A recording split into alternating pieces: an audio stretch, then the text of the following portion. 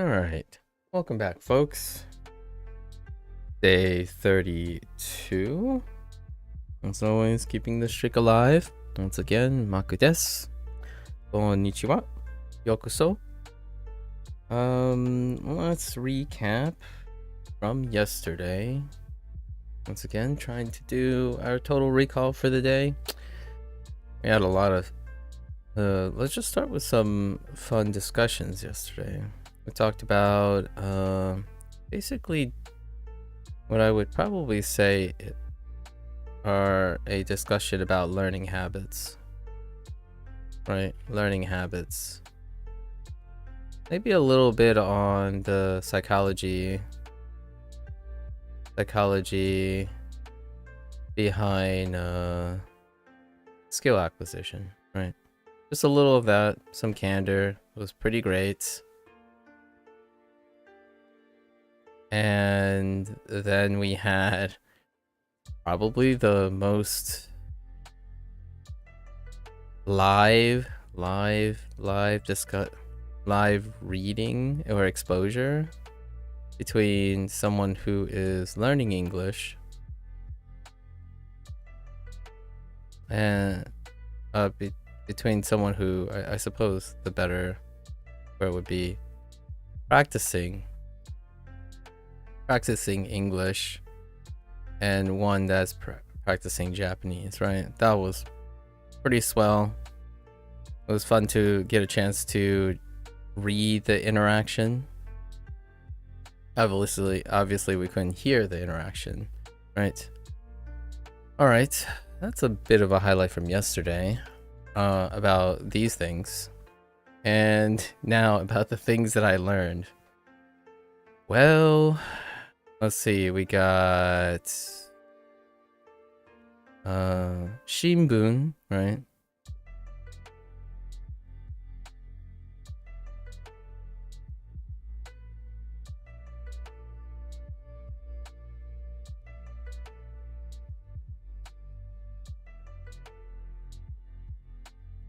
That they're so far apart.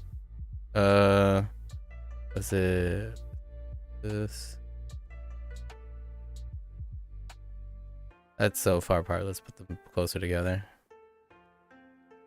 Wasn't sure if, pretty sure this closed off. So like this way, this, oh, it's, let's try that again. So it's more this way.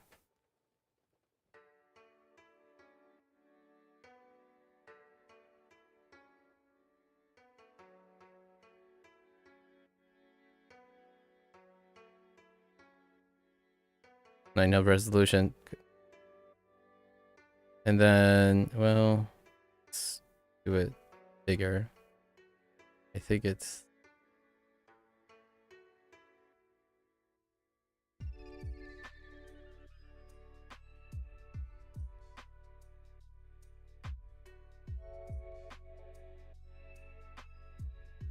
like that. And then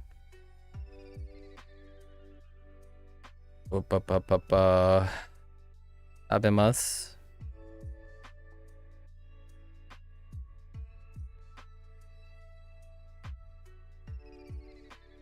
That's supposed to be one stroke, but I clearly screwed up. And then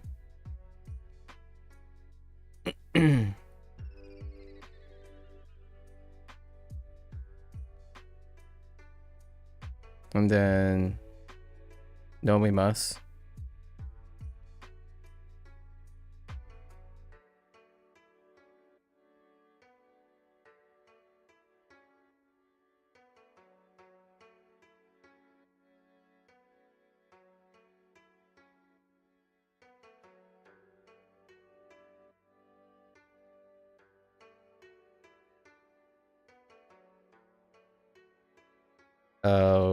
Oh, actually,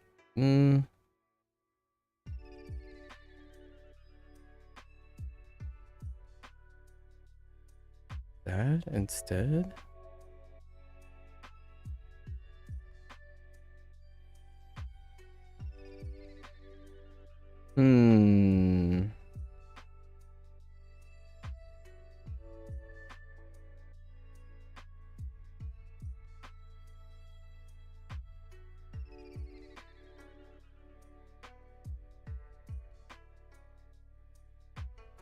something like this, right? Nomimasu. We didn't get our fourth kanji. So, newspaper.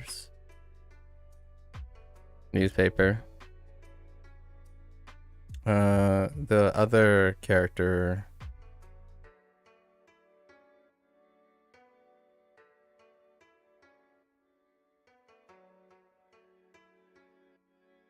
Oh, no, that's not the other character. The other character is...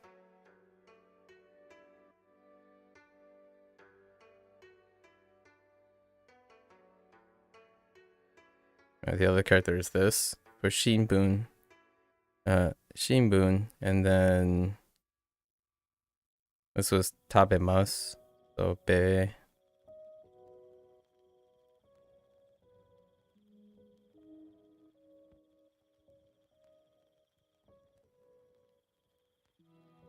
right. Tabemasu. I gotta draw these bigger because of the limitations of small movement. Or write these bigger, I suppose. And then nomimasu. Oops. Just kidding.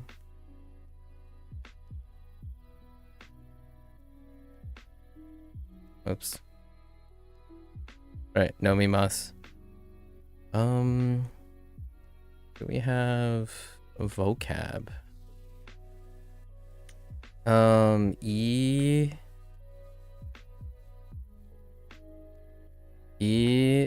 Itsumo?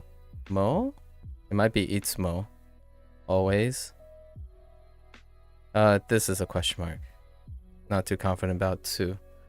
But itsumo kind of sounds correct out of the mouth, right? Itsumo.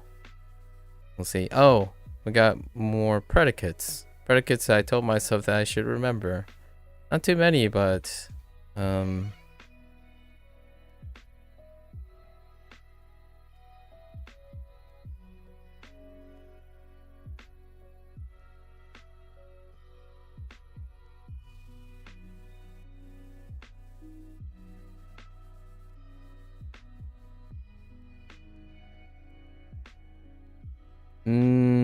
ooh, this is a question mark. Foggy here. I think it's Hatsuri. No, Hatsure. It's probably Hatsure. For all this.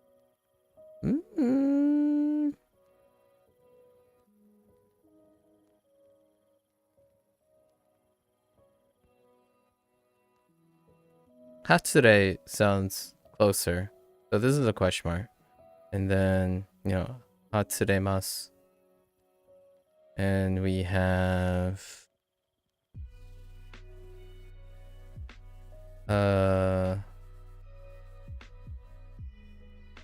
tsu. I see it.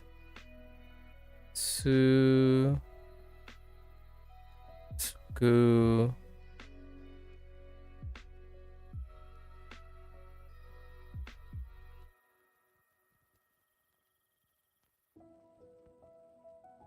Skureme? No, skurume? Skume. Skurume. Maybe skurume? No, skurome. No. Alright, I'm missing the kana here. So I'm thinking of run and make. There's that. Yo, guys. Happy St. Patty's Day? Is that what you're gonna say, H1? Yes. Happy St. Patty's Day. Oh.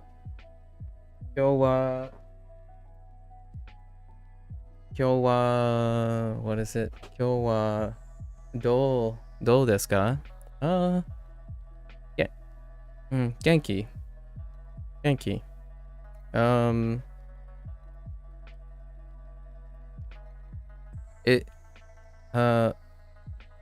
How do you put a pause between saying Genki then asking the person Genki without using a formal. You could say, I guess, Watashi wa Genki, and then you could say Genki. Or Kyo, I guess I would reflect and say Kyo wa dou desu ka? Back, I suppose. Kind of weird. I know in English it feels natural to say the same thing back, like, how's your day? And you're gonna say, you could say, my day is great. How's your day? So you're technically saying the same thing, although in Japanese you're kind of saying the same thing twice. En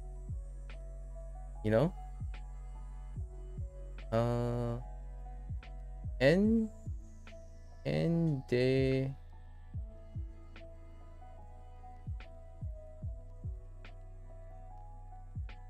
Okay, we got a. Yes, that's de.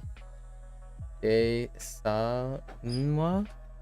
En de san. En de sanwa. Wait. Wait. What? Why do I have half and half? What is? Wait. And the. It's like NU. Oh, okay. So, oh, I see. So, okay. So, and then sun. Oh, and de sun. And then wa. The particle wa. That's why it's in hirakana. I see. Except you use my name if you know it. Ah, that's better. See, when I was thinking about reflecting, I was like, I'm okay with saying, today, how was your day, right? Or how's today? How is it today? Which is what you use a lot. Kyo wa dou desu ka, right? Except it's kind of weird if you reply with daijoubu, right? Daijoubu desu. And then you say the same thing again back. I suppose that's okay. Kyo wa dou desu ka? Instead of saying like and you or how about you? Oh, how about you? Is that like anata wa dou desu ka?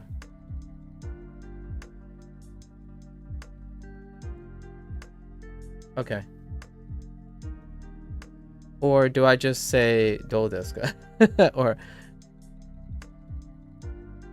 Or do I just say dou desu ka instead? Instead of saying anata wa dou desu ka? Does that emphasize you? If I say anata wa anyways?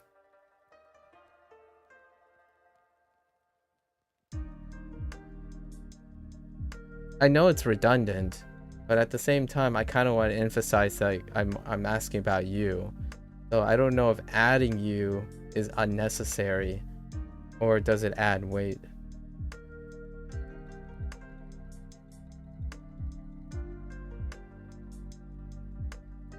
I really like the phrase "dou." Dou is great. What, how, depending on context. What about, how about.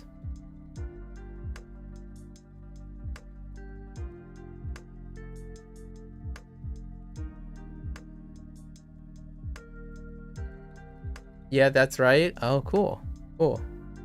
Neat. Hold up. Let me finish remembering the other things. So I forgot the third kana. We'll probably get it. The third kana, Sku something. Sku something. Skudemasu. Oh, it could be ore. It could be ore too. And then there are a few more that I told myself that I should get used to. Just to recall, like,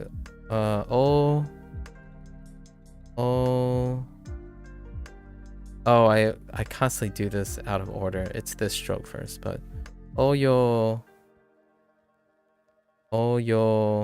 Or is it ayo? Oh no. See, this part is what I screw up. It's probably an a. Ayo. No, it's oyo. I think it's oyo. Oyo.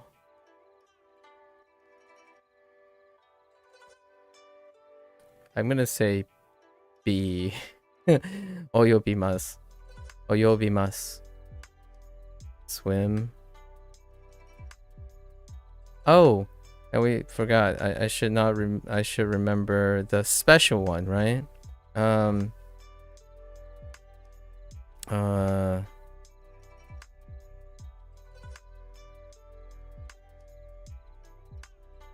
Uh.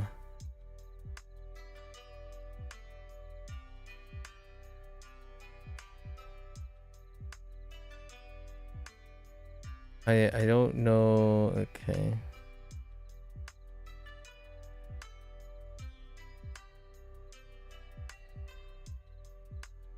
Oh no, is it something like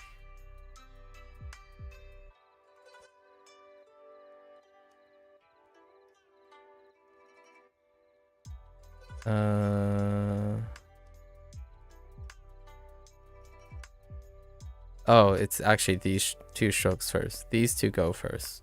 It's like this way. Oh wait. Actually, this doesn't, I don't do this. I actually used a particle for in the hiragana, if I remember correctly. Which is the weird one. The like, yeah. And then I'm gonna say this is ami me.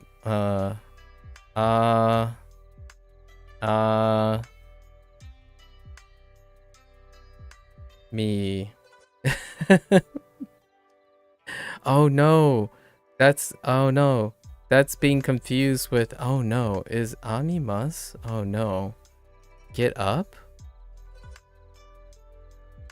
Okay, so now these two are confounding each other. So I'm gonna have to resolve this too. I'm gonna have to resolve these two. Yeah, so I'm not recalling get up and shower. Too many distractions yesterday.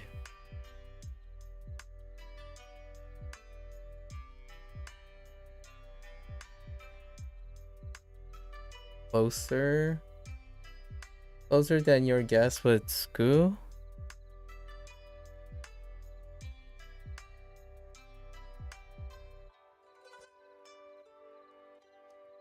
Yeah. Whatever it is, once I see it, that's the difference, right? This is about total recall. So I'm constructing as opposed to recalling. I mean, as opposed to just using memory techniques. It'll be obvious by once they show up. Usually the most difficult part of my day. The practice. I think you're missing a pattern with all mouse words. No, I don't think so. I'm not missing a pattern with all mouse words. I'm just not writing them.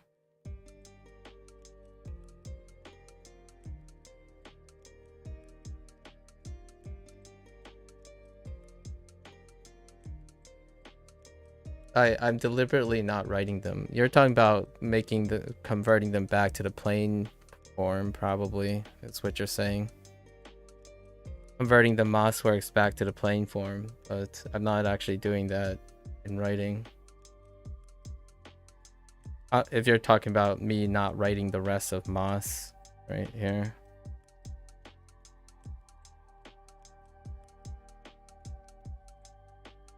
You're talking about the Moss form ending? What am I missing with the Moss form ending? Besides not actually writing them.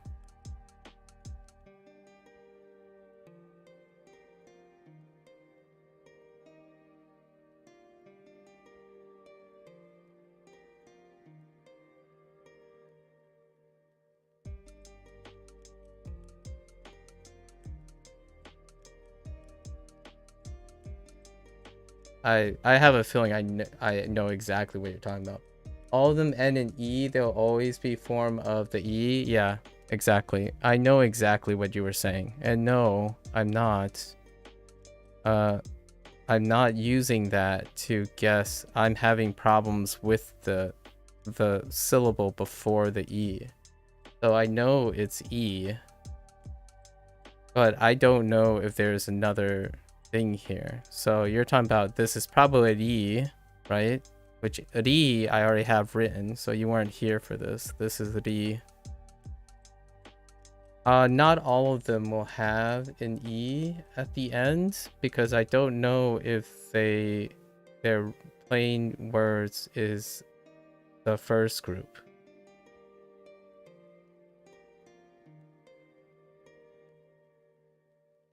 If that made sense.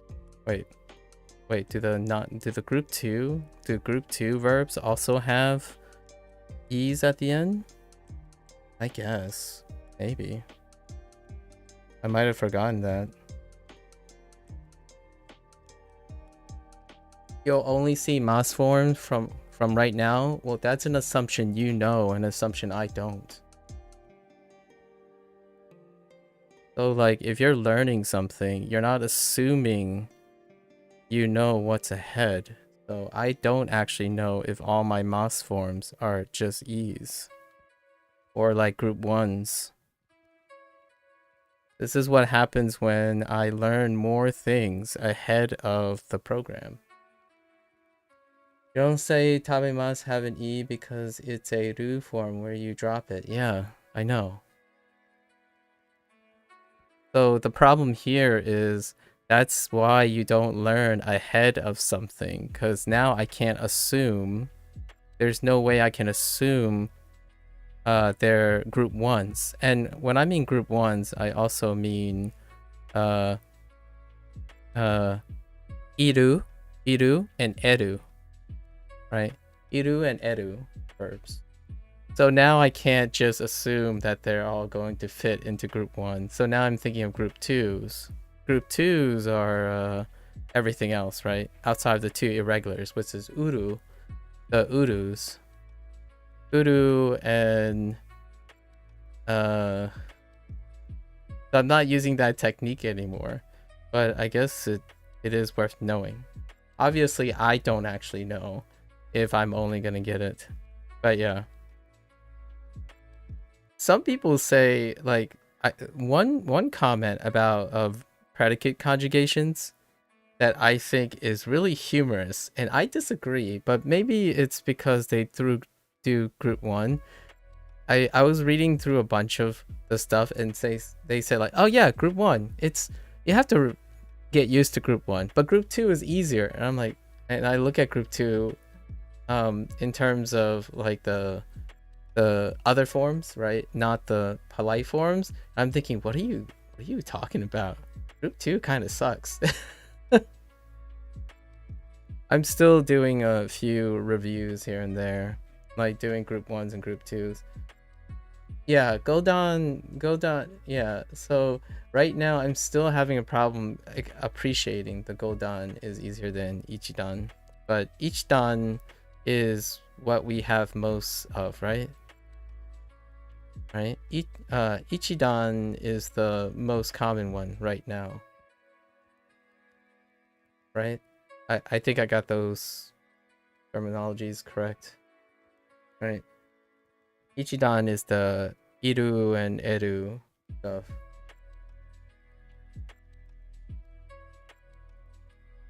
Yeah. Now I should not use that right now. However, I see what you mean though. It does make it a lot easier to, if you're assuming it's group two, well, you're just gonna find the E version of each of the things. So like for example, I'm guessing then hashiru is hashiri, hashirimasu, as opposed to hashire, hashirimasu, and this one's fine. I don't know if this is correct. This is more about this one. And then skurimasu, is probably it. Yep. Hashiru. Okay, yeah, it's a hashiru. So hashirimasu. And then I'm guessing then for this one, which is a great point, this is skurimasu then. Yeah, skurimasu. Yeah. Fair enough. Fair enough. I'll keep that in mind, actually. That's helpful. This is what happens when I juggle too many things and you kind of overthink too far ahead. Yeah, if you keep it simple and just, oh, you know what? And then oyogimasu. Yeah, oyogimasu. Yeah. Because I don't remember here. See, this part is I don't remember the root. I mean, I don't remember that it's a ku, right? I didn't remember that it's a ku. I couldn't pick up ki if I don't know if it's ku. And these ones I just don't remember. So it's I don't remember these. So we're gonna get that.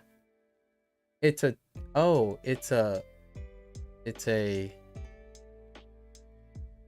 do. Oh. Well, that's even scarier.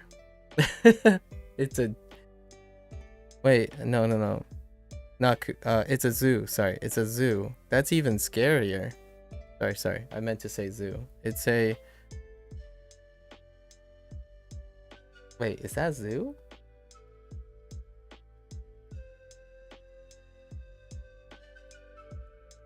Hold up. That's not zoo. Sorry, that zoo is. Oh no. That's not it. It's it's a do, right? Oh, it's a goo. Dang it. Yeah, it's a goo. Yeah, no, yeah. Oh, that's kind of funny that you went with that. So, oh, that. Yeah, I wouldn't know that either. I wouldn't have thought about if it was a goo. And then, yeah, I just don't recall these. So they'll come up as we go, I suppose. But yeah, I understand.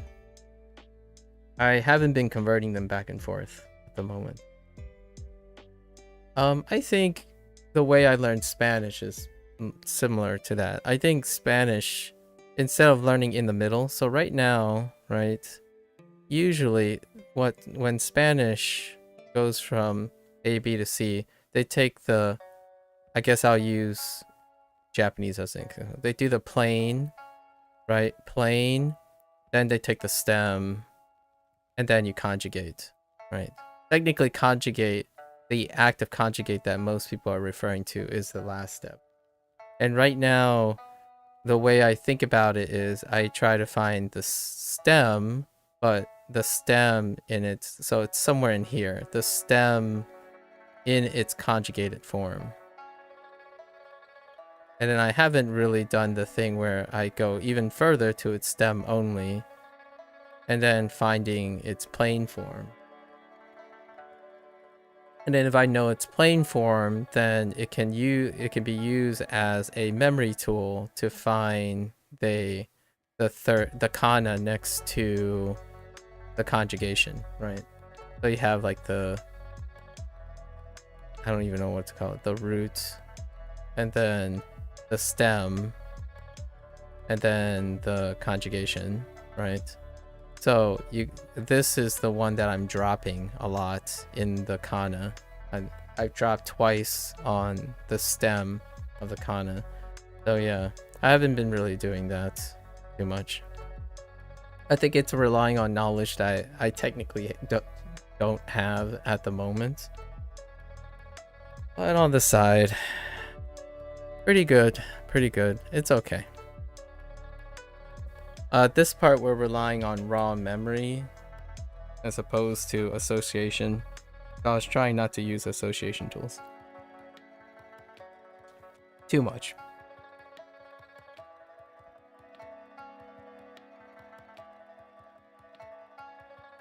Just different strategies. Oh, which by the way, in our conversation with Asterix yesterday. So there's always a chance to see Asterix in the morning, but today is Monday, so Asterix probably have school. No, I already know all the stuff. Now it's just practicing to remember it. Like I've already read a guide on, like I read multiple guides on the group verbs, their conjugations, and I wrote my own flowchart for doing the conjugations. The downside is there's a difference obviously between learning it and remembering it.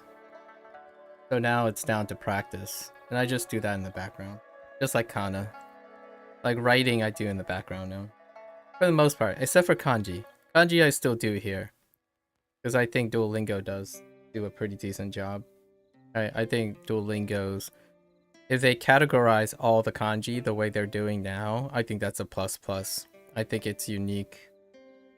It's so powerful if Duolingo catalog their entire kanji with that same type of approach, where you get like 7 voice samples plus, and then you go through using photo flashing. I don't know what I call it. Like the technique that I use a lot is you look at the thing, then you draw it back or write it back. You look at the thing and then you remove some of the elements. That's what they do, right? This stuff is pretty great for writing. It's pretty aided, but at the same time, pretty awesome. I think their kanji section is probably one of my favorite things now. Going into like the next 30 days, their kanji section is one of my favorite things to do. Without a doubt. It's one of the strongest. Yeah, unfortunately I don't remember too well the conjugation stuff. The easiest way I would say is not to take all of it at once. However, I have all of it at once, so that's in my opinion not the hottest. I don't usually advise people, not the hottest, to take in too much information at the same time. So while I'm practicing group 1s, right, the ichidans, I spoiled myself and went and looked at godans, and then the irregulars, right? The irregulars. So that's at a pace where, yeah, it's fun constantly learning new stuff, but then all that old stuff kind of crumbles apart. Which is why I do feel there is a place for Duolingo's approach. Because generally, if you're someone that is quickly picking up everything and you're forming associations, what you end up failing to do a lot of times is practicing raw output and in, which obviously I'm terrible at. I don't soak up things like sponges anymore. I rely more on relational stuff. So how I'm remembering godans is in relation to ichidans, as opposed to remembering ichidans separately from godans. I would say probably there are a lot of people out there who prefer to just raw it.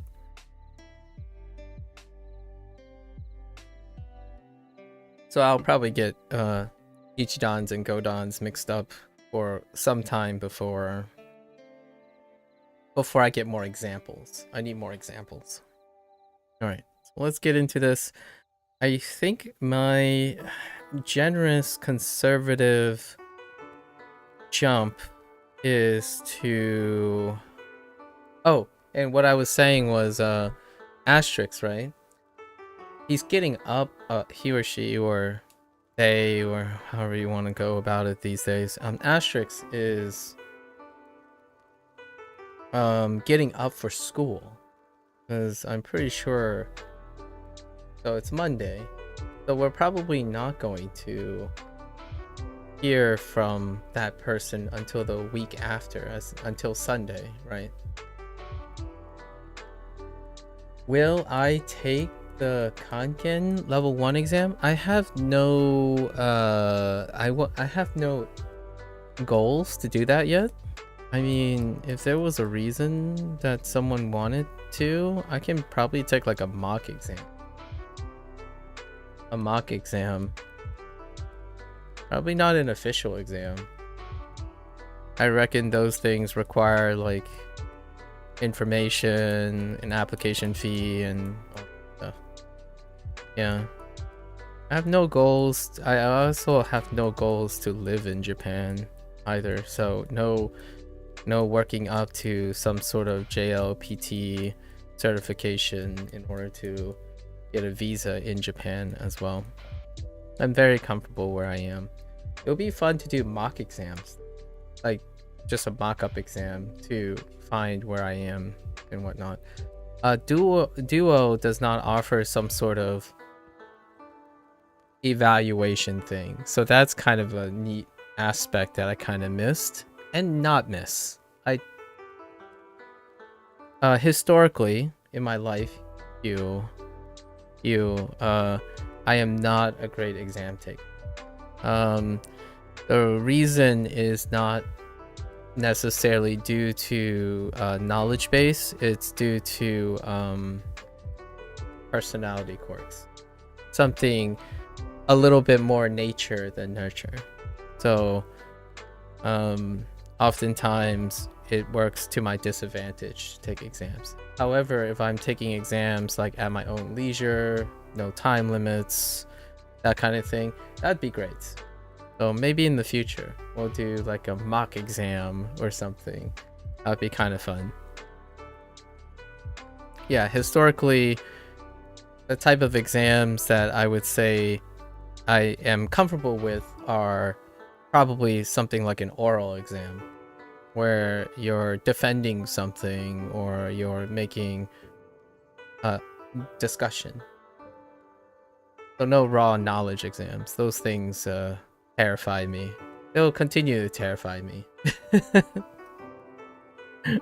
So things like as much as I like multiple choice and whatnot, or choosing the best answer things, I rarely ever feel compelled to answer those questions, but really talk about the nature of those questions. You know, I don't like yes or no questions, true and false questions, choose the best answer, that type of format. But I'm definitely willing to walk into a room filled with maybe 10 people who might be incredibly knowledgeable about Japanese and make my case about how much I understand about Japanese. That's a lot more my speed now. So I'm that guy who prefer not to give you my resume and proceed right to the interview. So I would prefer to just go to the interview and talk and exchange ideas versus writing all the things that I know on paper and giving it to the person. It's the weirdest thing, and I think it's very not Japanese. I feel Japan is a culture that is steeped in meritocracy, and I totally appreciate that. Meritocracy is fantastic, as in your reputation and what you do represents your legacy. Since getting older in the United States, there's quite another dimension that is filled with nuance. And one of the nuances is how to communicate and express things dynamically. So I love being on my feet, even though I'm not that great at it.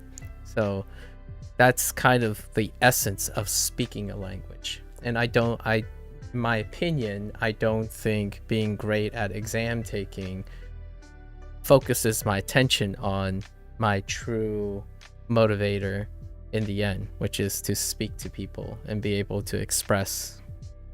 I'm probably not going to be great at the whole grammar stuff moving forward. I think English will continue to just be the darling of my grammatical and knowledge base. Actually, it would be interesting to take an English exam too and I would probably say I'm not going to score that well on an English exam.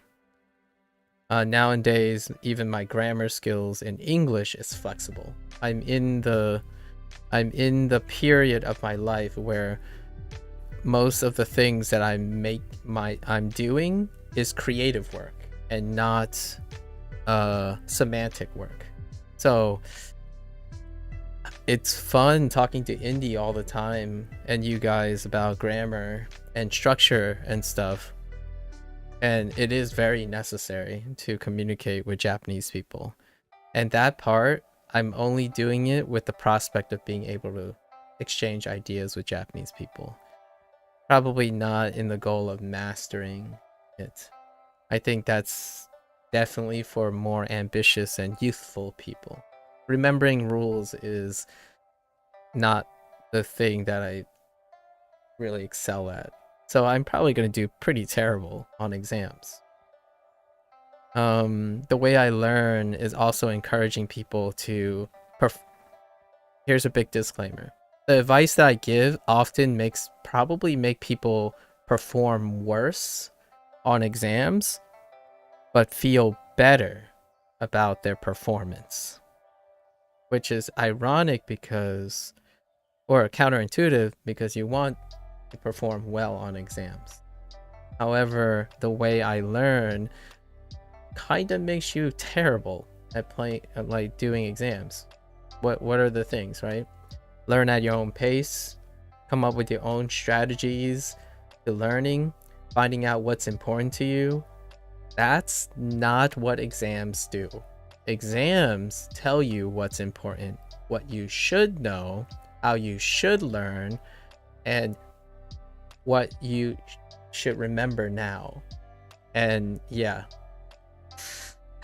there's a reason why I'm really terrible at exams. I will definitely do it for you guys and show you how terrible I am at exams, though. If you want to defeat me in an exam, just put a time limit on it, and I'd be screwed. That's about it. Like, it's without done deal. You put a time limit on something, and I'm gone. I will be overthinking everything with the time limit. It's not something I practice very often.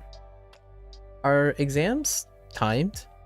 I'm pretty sure like those Kangen level 1 exams and those different level exams, I'm pretty sure most of those Japanese exams are timed. And I am hecka terribad with exams. Maku question. Oh, you're doing the familiar. I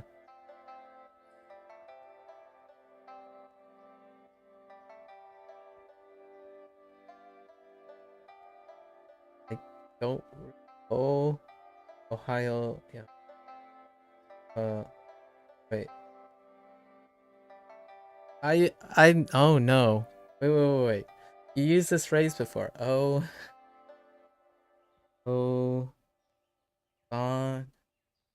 Okay. Why do I keep thinking it's I keep thinking okay. Genki. I keep thinking it's B. I need to get with the program. I keep converting K's into bays as opposed to ge. I keep thinking is be instead of ge. Yeah, thanks for clarifying. I did the same earlier with Indy when he used goo. I thought it was boo. I need to review my kana some more with the dakyons. Genki. Daijoubu.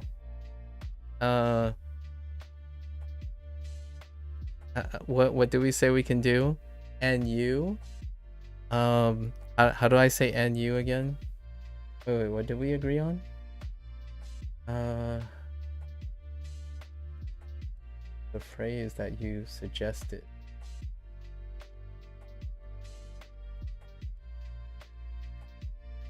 N? let's see if this works. Endasan wa? Endasan wa? No, that doesn't sound right. I feel like my... Oh, and then if I knew... Ana... Oh, anatawa? No, I mean, I would have went with anatawa, but you suggested e or en de sanwa? Ende-san. Indie-san. Oh, wow. Oh, like, oh. So what do we go with? Dosu, dosu, san wa. Oh, so you just go wa. Oh, now I get it. I totally get it now. So you're just using the name, but you just go wa. And huh. I'm not sure that's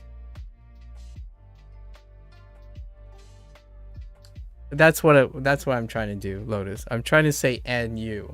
Like, how about you, but without saying how about you. And you. I don't think you use and, right?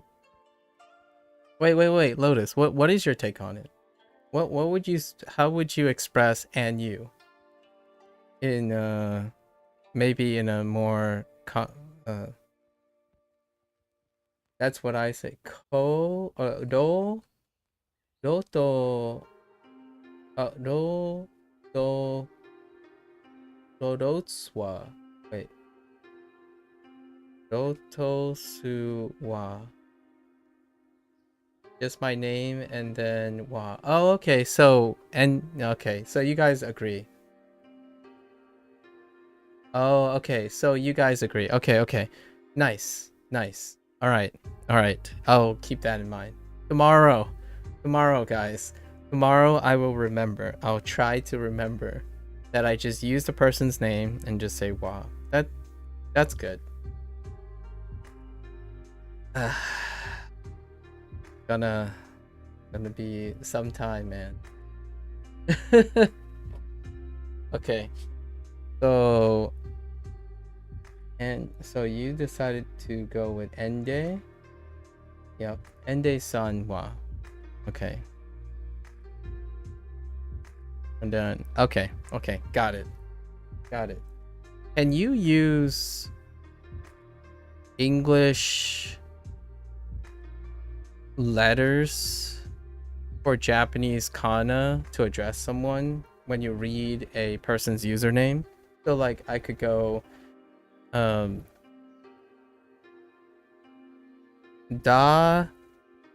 Dadi or Dadu. How do you do D and L? D. So D L Ru? D Ruwa? You know how they go like ATM and T Shatsu. I'm kind of curious because I'm curious how a streamer, right? Like if you go to a Japanese speaking streamer, if they were gonna address you in a not trying to read your whole name out kind of thing, right? It's usually just an abbreviation thing, so most people can't combine the sounds of English super well. Yeah, so what I mean is using abbreviations to help, right? So in English, what I would do is I would shorten someone's name to address them, right? As from this perspective. I think this is kind of like a unique perspective. So when you go up and say, if someone said, I get the inde, right? The inde, short for indie. However, I've already made the indie. I usually refer to you as Lotus. So that would naturally be implied. How does one shorten things if they don't want to say it? They could call someone like DL or H1. So how you go H1? Like one of the person's username is H1. So I guess you would substitute something like Haichi Haichi-san Haichi-san wa dou desu ka? or you know, or something.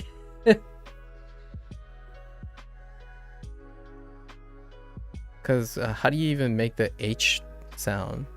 H.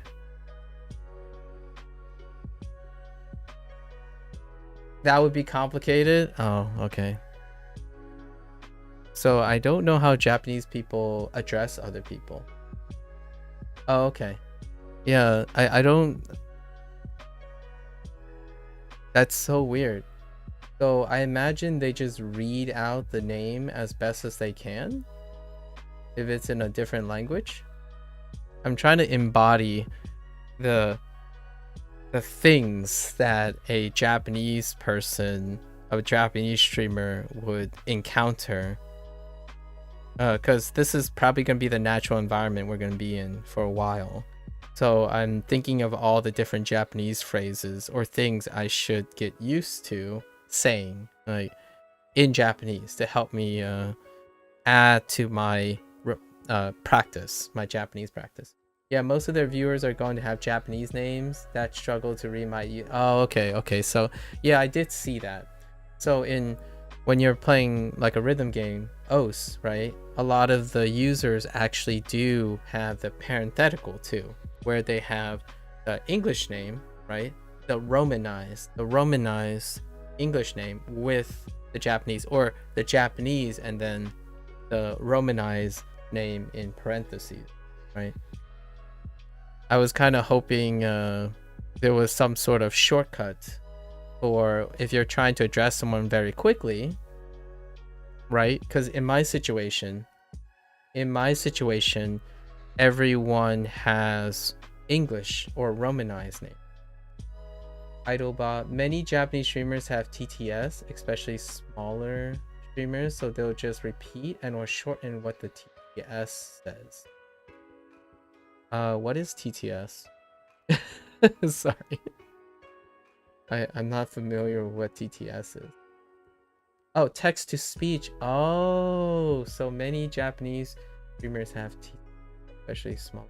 So they'll just repeat or shorten what the TTS says. Ah. Fair enough.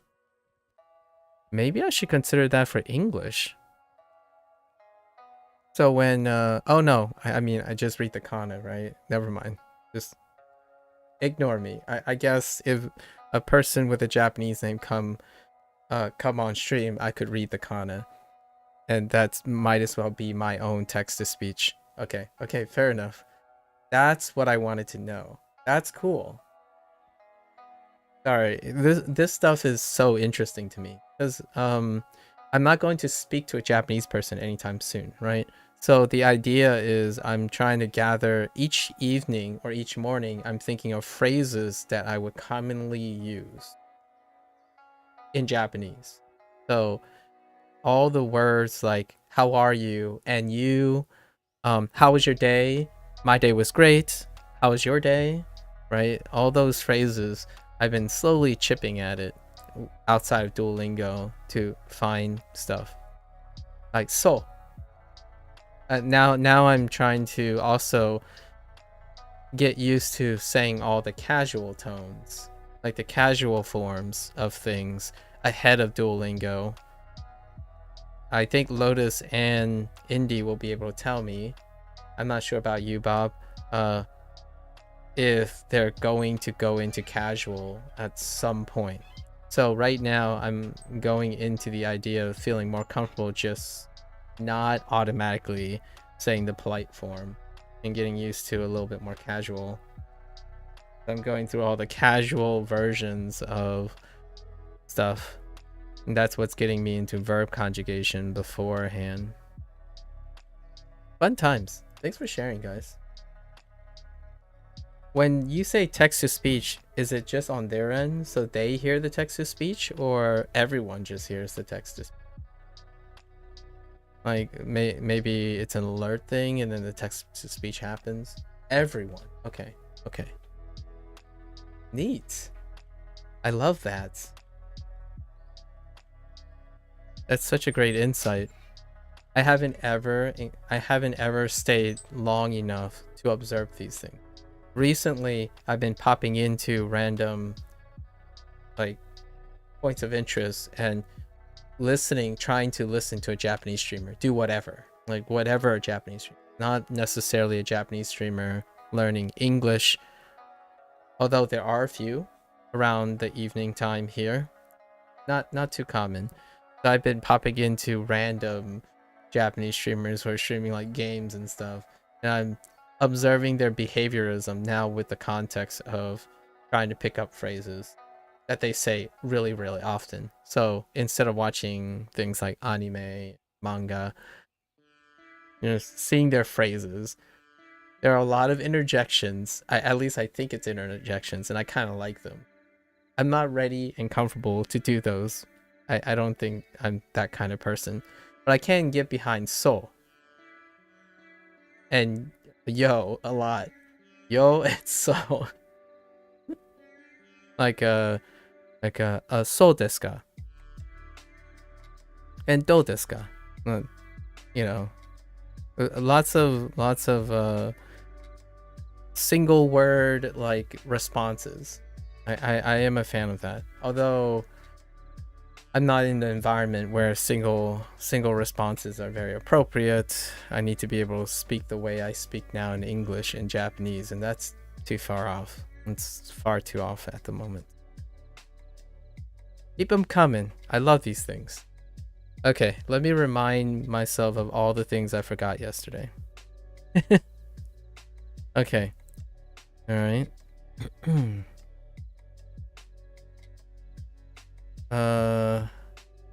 明日サッカーをしますか?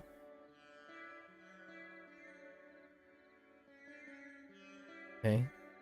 No problems there, I think. 明日明日サッカーをしますか?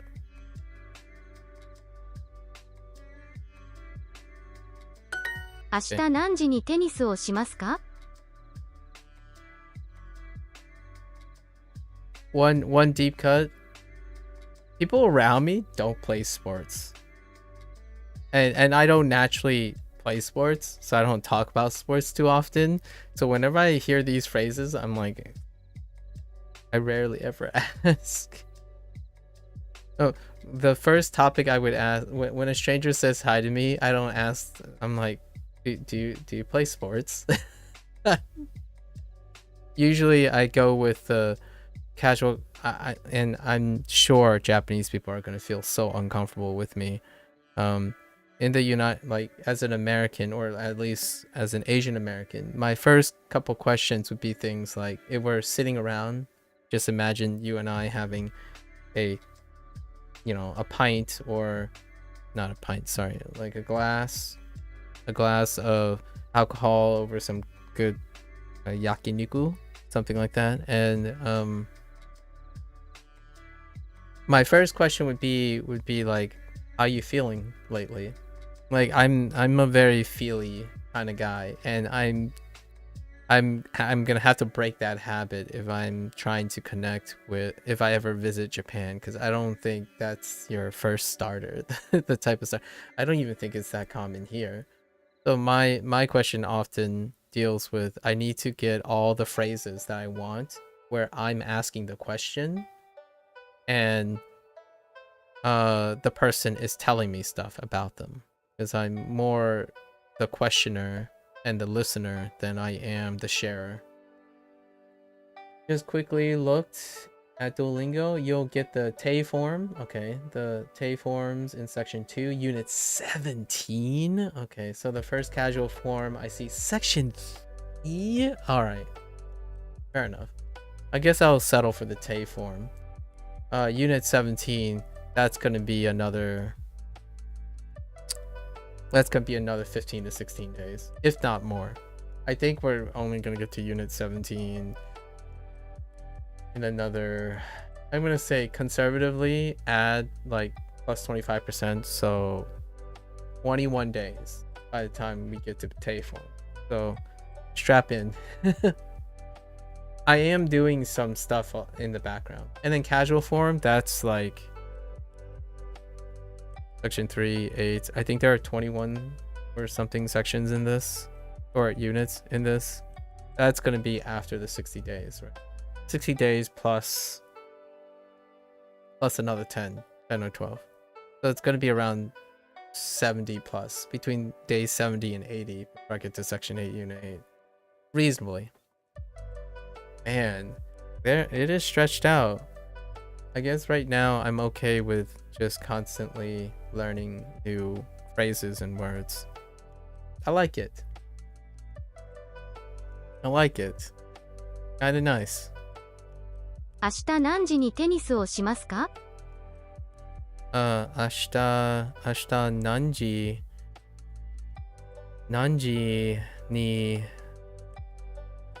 にテニスをしますか？ Okay. 明日何時にテニスをしますか？ Yes. 明日 I do need to focus today. So everyone in their closets, okay? I mean, everyone in the storage closets. All of you get to go back into your storage lockers and enjoy your time. 明日何時にテニスをします。明日何時にテニスをしますか？ Oh, ka. か Okay. Oh, which by the way, notice. I don't know why I said notice like that, but notice yesterday Indy and I met a newly minted middle schooler from Japan who wanted to communicate, use their English, and it was pretty cool.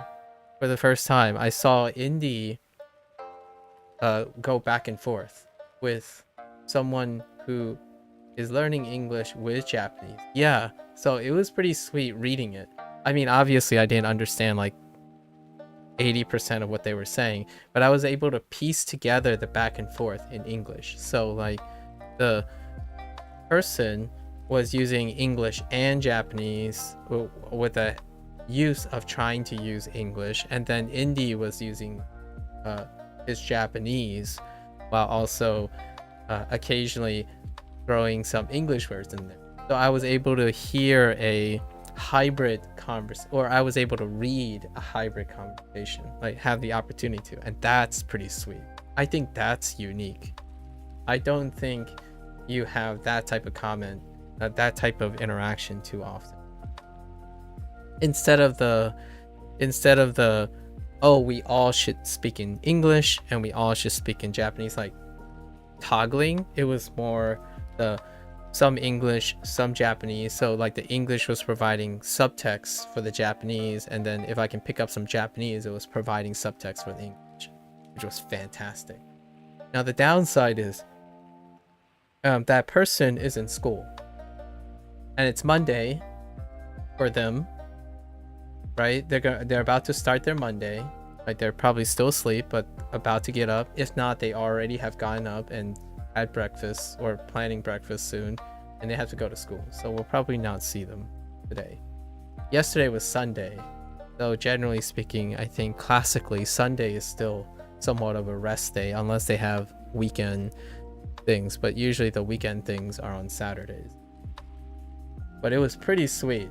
I think I felt really lucky and privileged that just by coincidence this person was around while Indy was. So that was pretty sweet to see happen. And I can't read that.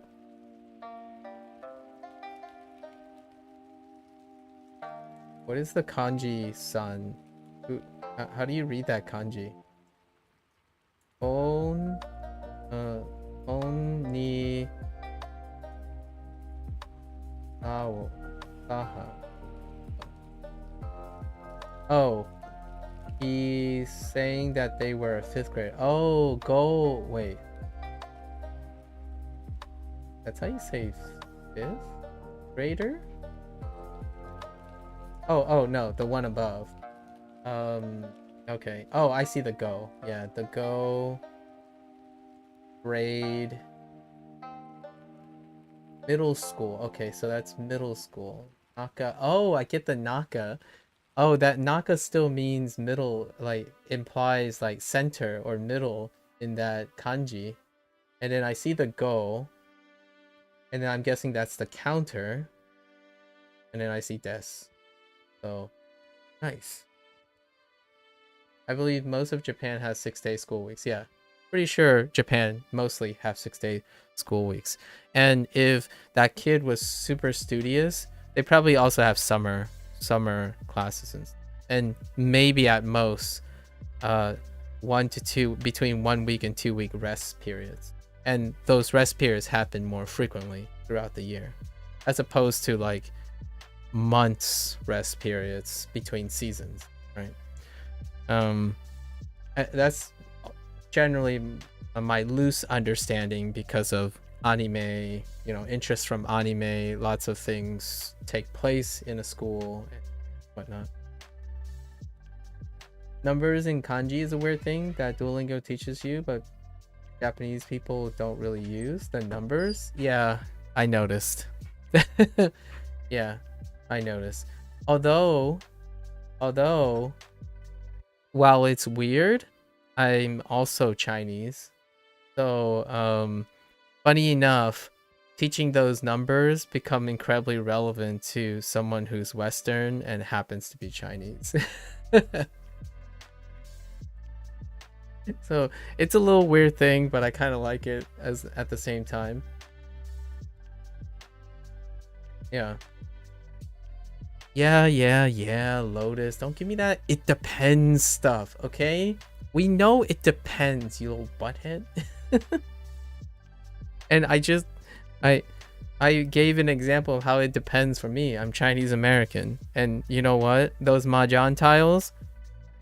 Thank you, Duolingo. Thank you for reinforcing that the mahjong tiles are the same kanji, which happens to be the same symbols for Mandarin. It's all connected, guys. It's all connected. Now go back into the closet. I want, eventually, if I can, I want to express. Wait, go back to the storage locker. Can I say that?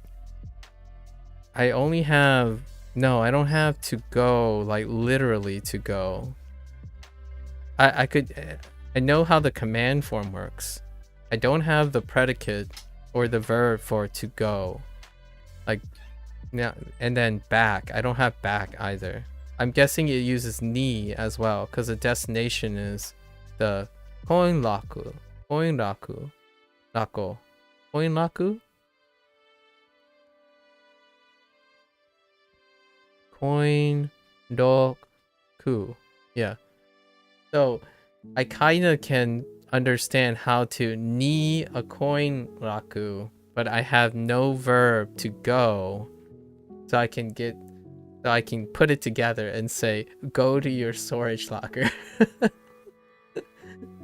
Like get into your storage locker. I have none of that at the moment. Sooner or later, I'm gonna get the phrase, and it's gonna be glorious. I'm gonna pull it out, and I'm gonna say it grammatically incorrect. All of you are gonna correct me, and I'm still gonna tell you to go back into your storage locker. Until I need you. It's kind of like a Pokemon. Pokemons. Actually, here's a question. Just tell me straight up. Don't be lying, guys.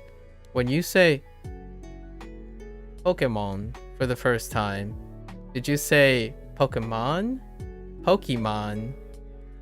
And do you continue saying those things? I actually say in between. I say Pokemon, which occasionally I think to myself, ooh, that feels kind of weird. And then now I kind of say Pokemon instead. We grew up in that time, right? Come on. Don't leave a pseudo millennial out on the cold. Let me know.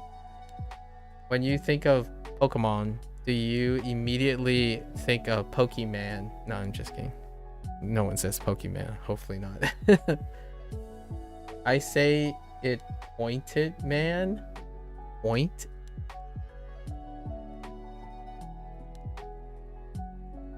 Pointed? Pointed?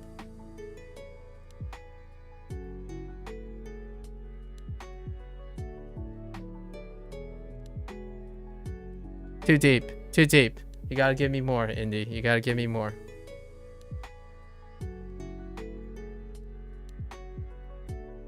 I'm going to buy a new manga. Meanwhile, I'm gonna do this. So, ashita... I'm trying to relax myself up now. Ashita atarashi manga o kaimasu. Yeah, like shorts? Oh. Oh. I see. Wouldn't you get it confused with poke? You know? Poke?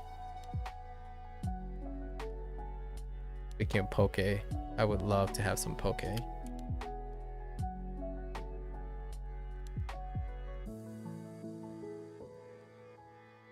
I have soup. That's what I have right now.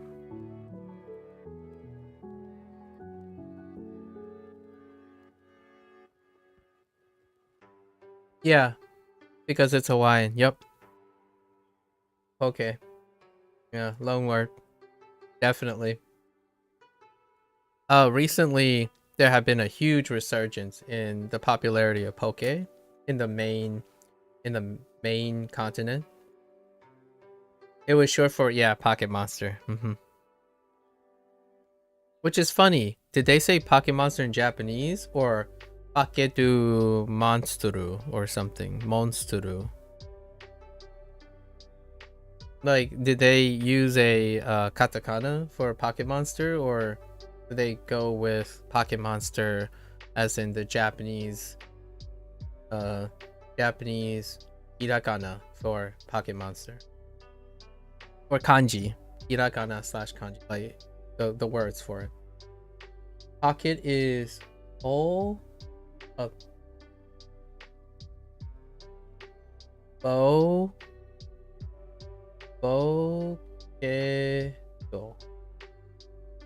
Or Poketo.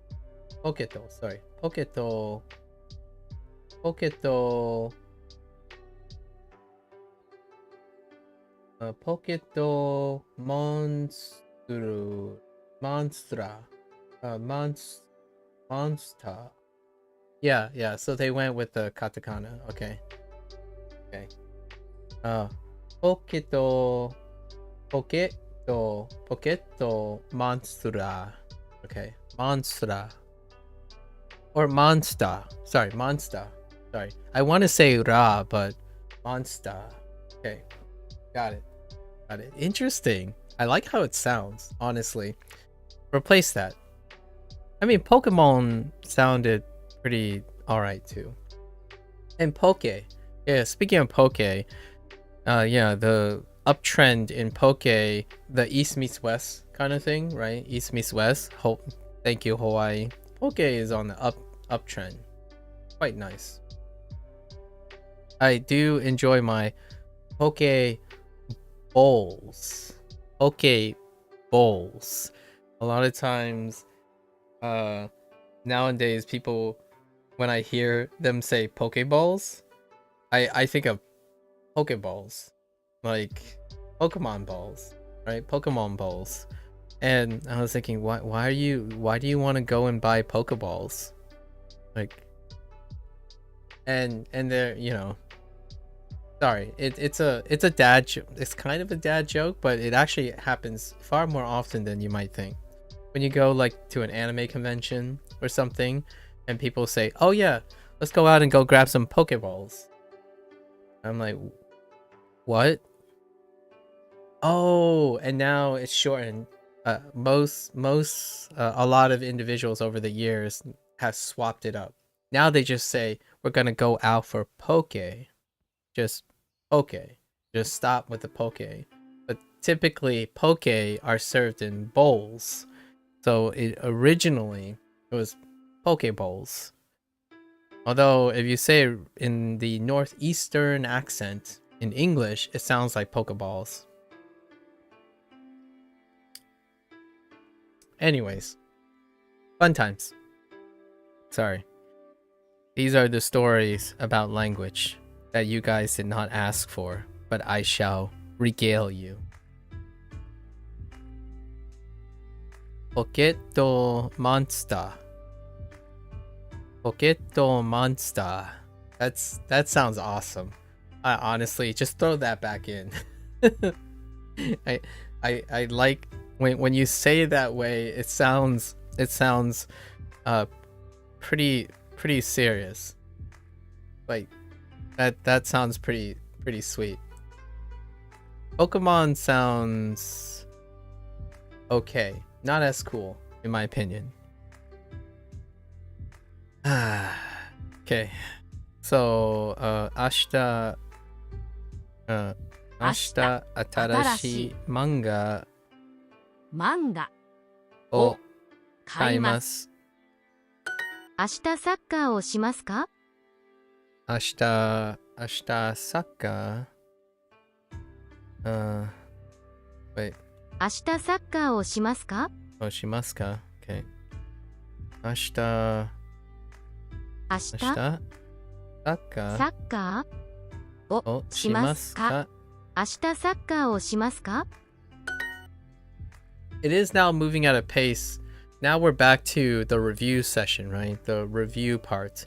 Until we complete this and the next group of lessons. Like Duo has this really traditional thing where the first group and the second group is pretty, here are all the vocabs, slap you in the face.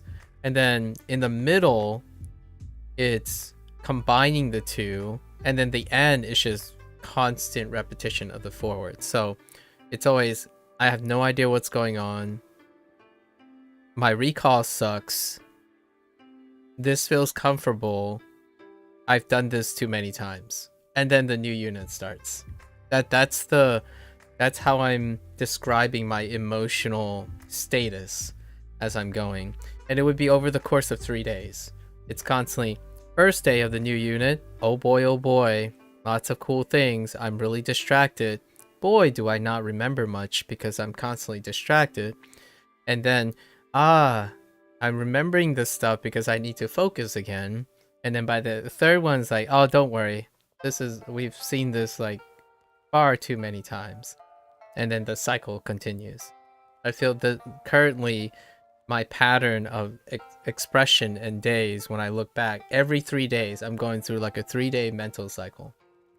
Sometimes it can be 4 days if there's enough kanji to have the 4 days. Unfortunately, the last 2 units, there were 4 kanji, so not enough. Not enough to distract me for a 4th or 5th day. And that currently is the cycle I'm going through. So today it's I know these words, filling in the blanks, trying to get all the nuances down, like the kana and whatnot down. Not too bad. Today's pretty relaxed. Day 1 and day 1 going into day 2s are kind of rough. And rough in a nice way. I expect it. I expect that. Okay, so 明日空手をします。Yeah. So 明日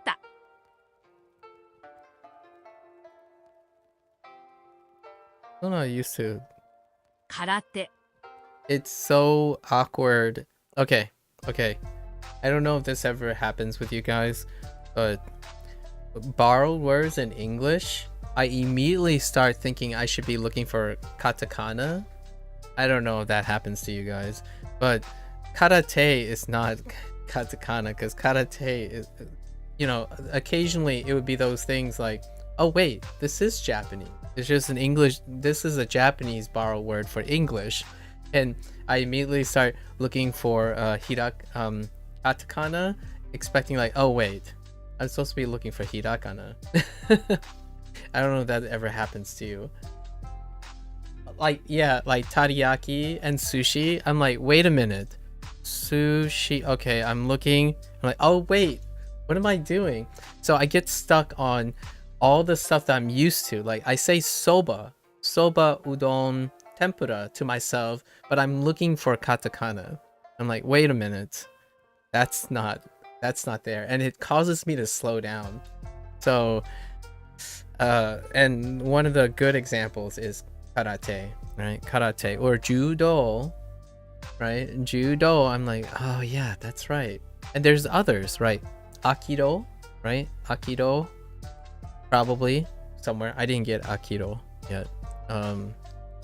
Or Kenpo, right? Kenpo. I was doing this because I'm thinking of the wooden swords. Kenpo. So that's where I was stuck right there. It took me like 10 seconds to realize I'm looking for hirakana. But teriyaki, teriyaki would be a great example. Yes. Or takoyaki, like even the nuances, because in English now it has been adopted, right? The stuff is slowly being adopted from the uptrend of Japanese culture. The weirder things are when they unnecessarily translate things like takoyaki or natto. Yeah. Or maybe that's just, no, that's exactly why I mentioned takoyaki and natto. Back and forth, because they're doing it the automated way, where if you do it one way, you're going to do it the other way. One way, the other way. Instead of asking if anyone ever does it the other way. So it's very procedural, and it does feel weird. I absolutely agree. It's funny because you mentioned takoyaki, and that's kind of that's exactly some of the examples that I'm thinking of, right? Actually, then you have the weird stuff, like you associate it with it sounding Japanesey, right? But it might not be Japanesey. Like, for example, katamari, like, or calamari, right? So then you start thinking, wait a minute, that can't be a Japanese word, right? So now you already learn, the phrases that you would describe calamari, like fried squid, right? And now you're thinking, wait a minute. I wonder if this happens with other language. It probably does. But the whole borrow word, I think, is really funny. Feeling the weirdness is, it makes me smile. So whenever I pause on things like karate, it kind of makes me smile that this is the fun part. This is when your memories and stuff overlap, and you realize how culturally you get to appreciate how culturally diverse specific languages. And karate was one of them. In fact, the first time I heard karate in that way was, I kid you not, that shocked me for a little bit. Was, as in, like, I say karate a lot after around in my 20s, and Cobra Kai, they brought back like an extension, the post Karate Kid, right? Karate Kid stuff, and I forgot the kid's name, the one that Miyagi, right? Miyagi Miyagi trained, and he says karate, and it's so out of place, but at the same time, it's so in place for me. Like, yeah, that it's karate. Like, now I feel like everyone's gonna stare at me when they say something like judo, judo. It's like, oh yeah, judo. You're right, right, judo. I already say I occasionally say anime, but I use anime and like manga, right? Manga as a and manga is okay. Like there's a shift in English pronunciation from manga instead of manga. I still hear that occasionally, but manga. Sorry. I'm distracting myself. I can't. It's so hard not to think of these things when you're learning a different language. If you're so paying attention to the way people speak, every single word you use over time reminds you of something. So, 明日空手をします。します。Yes. 来週新しい服を買います。Sorry. Right shoe. 来週 The right shoe. The right shoe or right shoe. 来週新しい服を買います。Okay. 来週新しい Oh no, what was the object? 来週新しい服を買います。服 Okay, 服を買います。So 服 yeah. 新しい服を買います。来週新しい服を買います。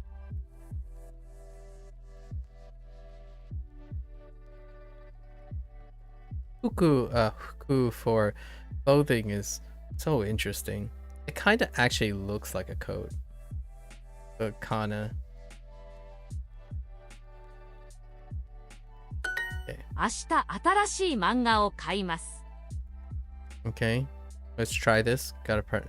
You know. 明日新しい漫画を買います。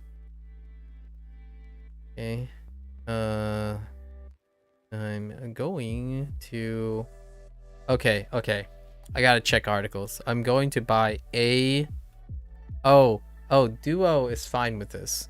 I like that Duo is fine with this. That manga is plural and singular. I'm going to buy, but they usually assume the singular. They default to singular over plural when there's a adopted word that is both plural and singular.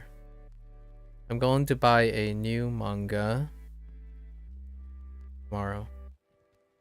And we tried this. We already did this for science. You can drop the article.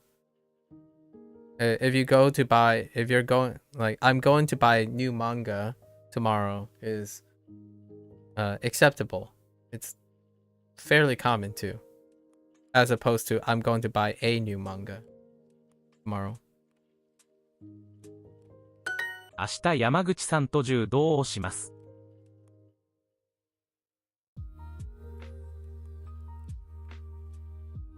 I lost the object. 明日山口さんと柔道をします。It's judo. That's what throws me off. Okay. I don't know if you do this, guys, when you do a listening exercise and you tell yourself what, you start saying out loud what parts you miss. I've been starting to do this. So this is a new thing that I've been doing as I'm going into 30 plus days. Instead of concerning myself with the actual word, now I'm concerning myself with what part of the sentence the idea that I keep secondarily prioritizing. So in that case, I was missing the object. The object is lost, which was judo. Okay, so let's start. 明日山口さんと柔道をします。明日山口さんと柔道をします。明日山口さんと柔道をします。Yeah. You disable listening exercises and completely mute the tab to force myself to read everything. Oh, that's interesting. Oh, that's a really fun exercise. I'll have to try to do that. I'll try to experiment with that sometime. Yeah, disabling listening is interesting too. For the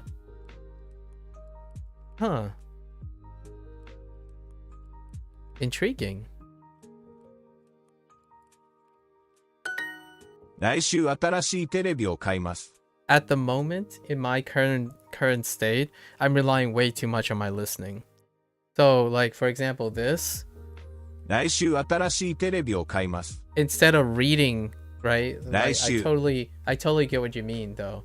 Like, just like you're saying here, like, if they're saying this, all I'm gonna do is translate what I hear, instead of actually reading this line. Sometimes. Like, and then the other exercises are great because you actually have to read it. However, forcing, like, just removing one of the aspects is an interesting approach. I haven't considered that.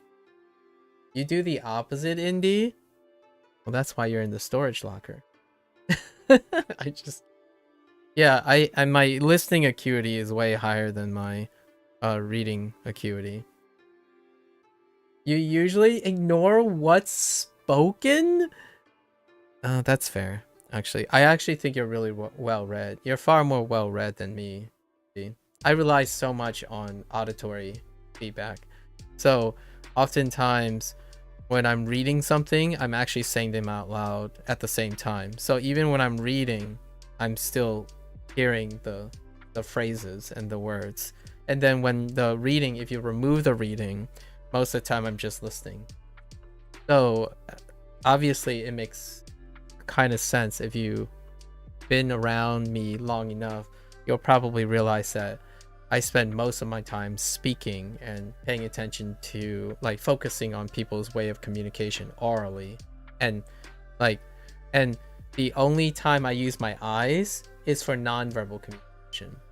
So I don't look at letters and numbers. I look at images all the time. So images of people moving their arms and moving around, and I have poor training in looking at characters and language, and that's why I keep messing up as well. One of the biggest weaknesses in translating is I keep forgetting I'm so untrained on reading the words. The words are, I drop a article here, I drop a preposition here, and it's been very noticeable.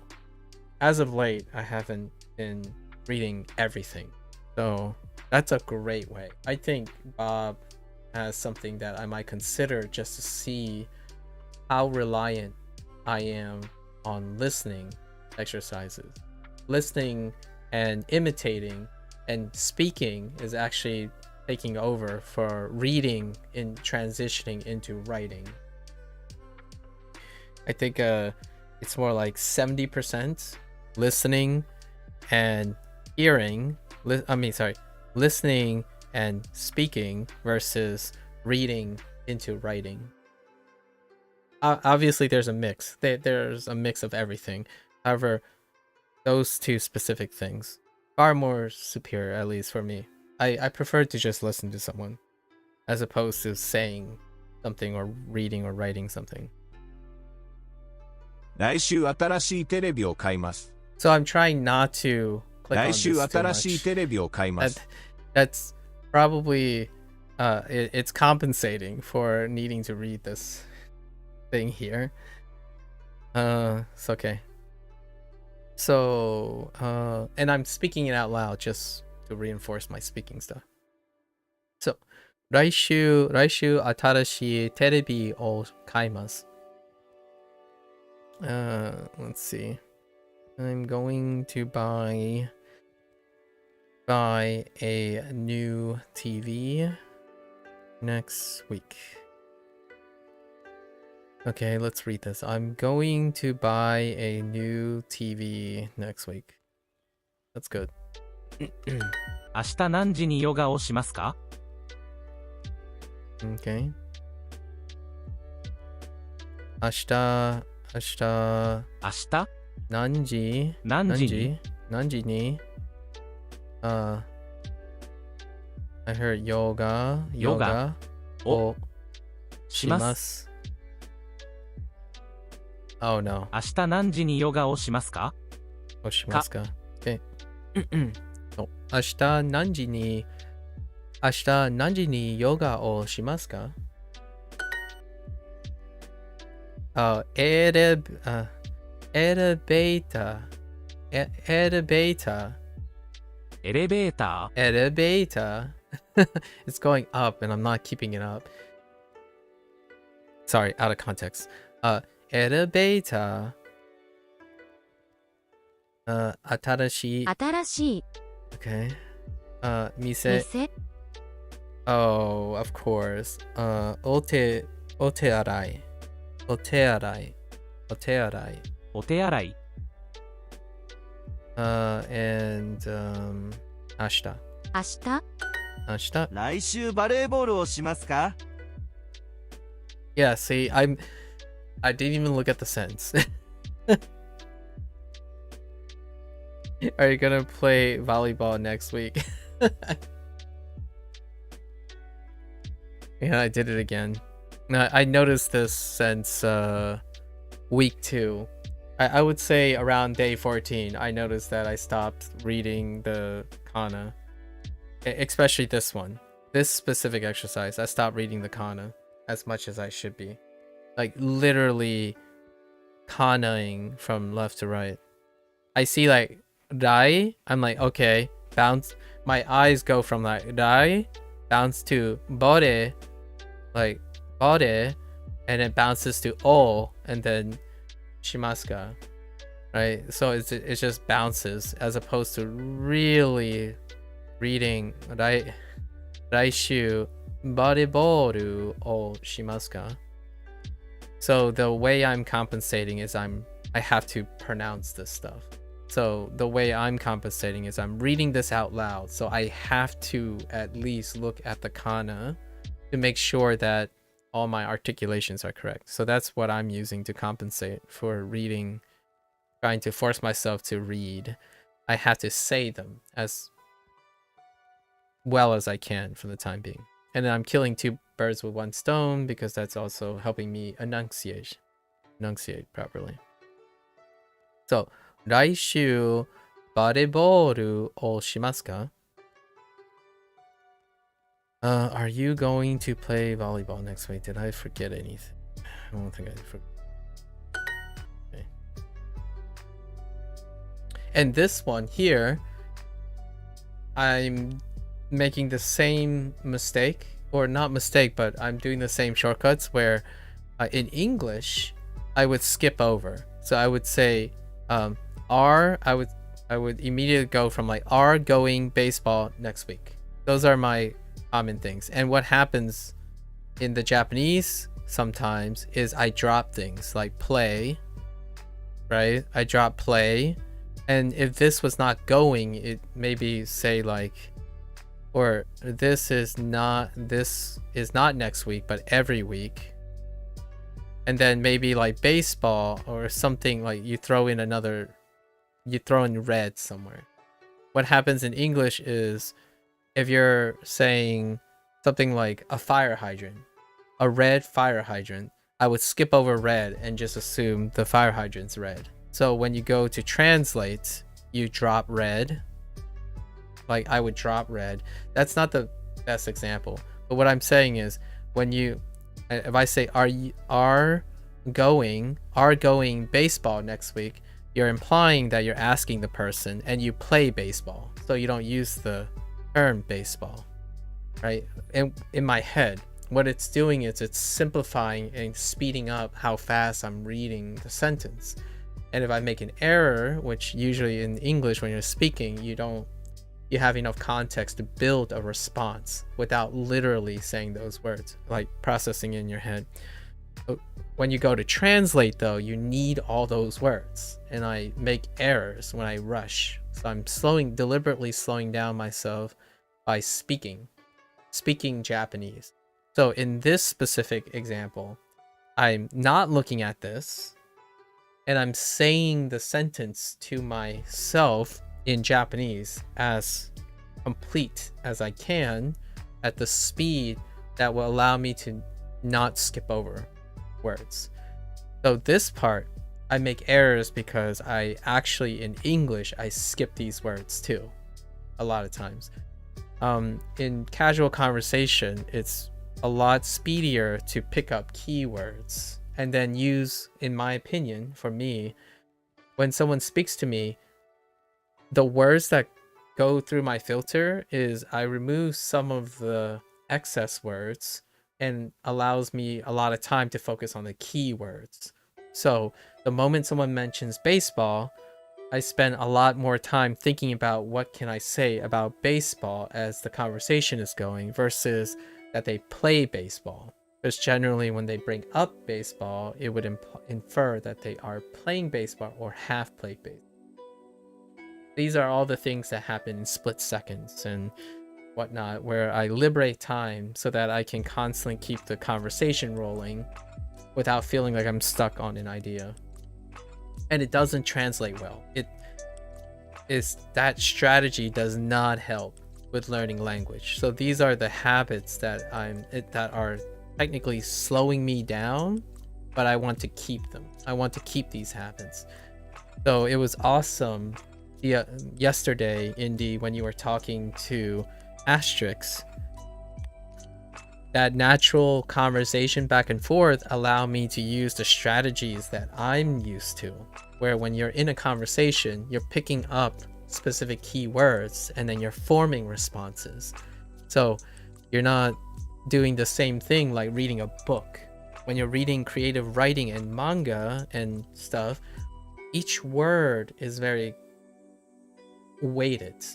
In casual conversation, there are lead-ins and lead-outs in conversation. So reaching the points and stuff makes it feel like you're coherent, regardless if you heard every single word someone said. That's why I suck at exams. I'm not a very precise person. I give it up for efficiency, I suppose.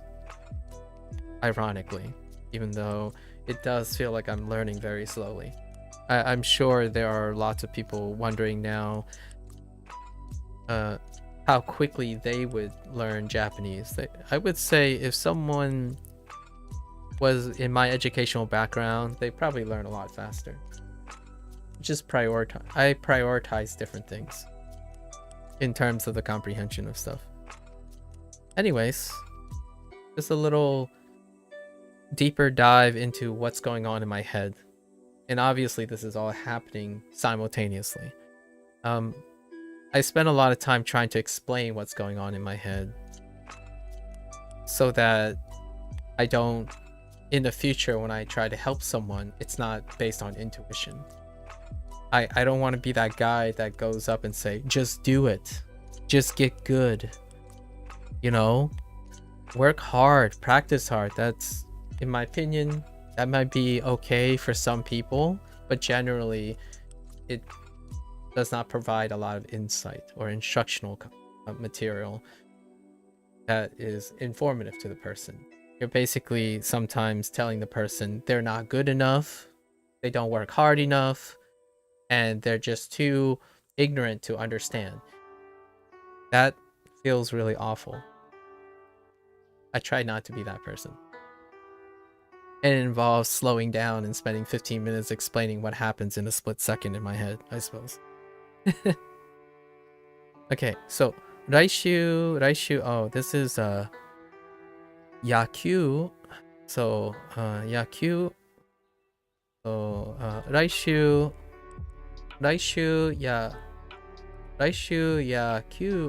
Yakyu o shimasu ka? Right? 来週 Yaku. 野球 Yaku. を Oh. Shimasu ka? しまか Yeah. I think it's cool. So, knowing how people prioritize different things makes things interesting again, in my opinion. So, like when someone says, yesterday I was talking to the Kaname, right? Kaname was talking about, yeah, they're gonna pick up Anki, right? And they asked if I suggested, they asked a question like, oh, so if I already know the stuff that I'm going to make on my flashcards, they made a comment, and immediately I said, well, you can do other things in the context they were talking about. And that's kind of the nice thing about being able to express. There are different things you can take from it. Like, for example, Anki, you can make your own flashcards on the things you know. You can also download things of flashcards you don't know yet. Because the person was asking about the impact of making your own flashcards.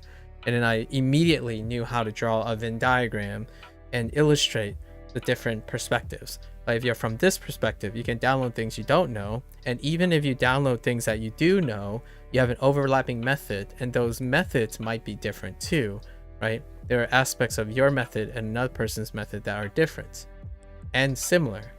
So even then, when you know the context, the semantics, you don't know the approach.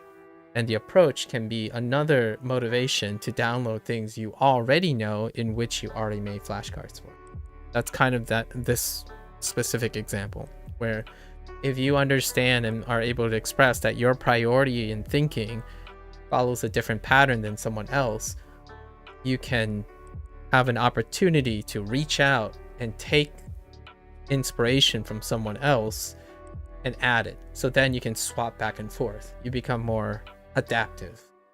There are tasks that may work to your disadvantage based on how you prioritize your thinking.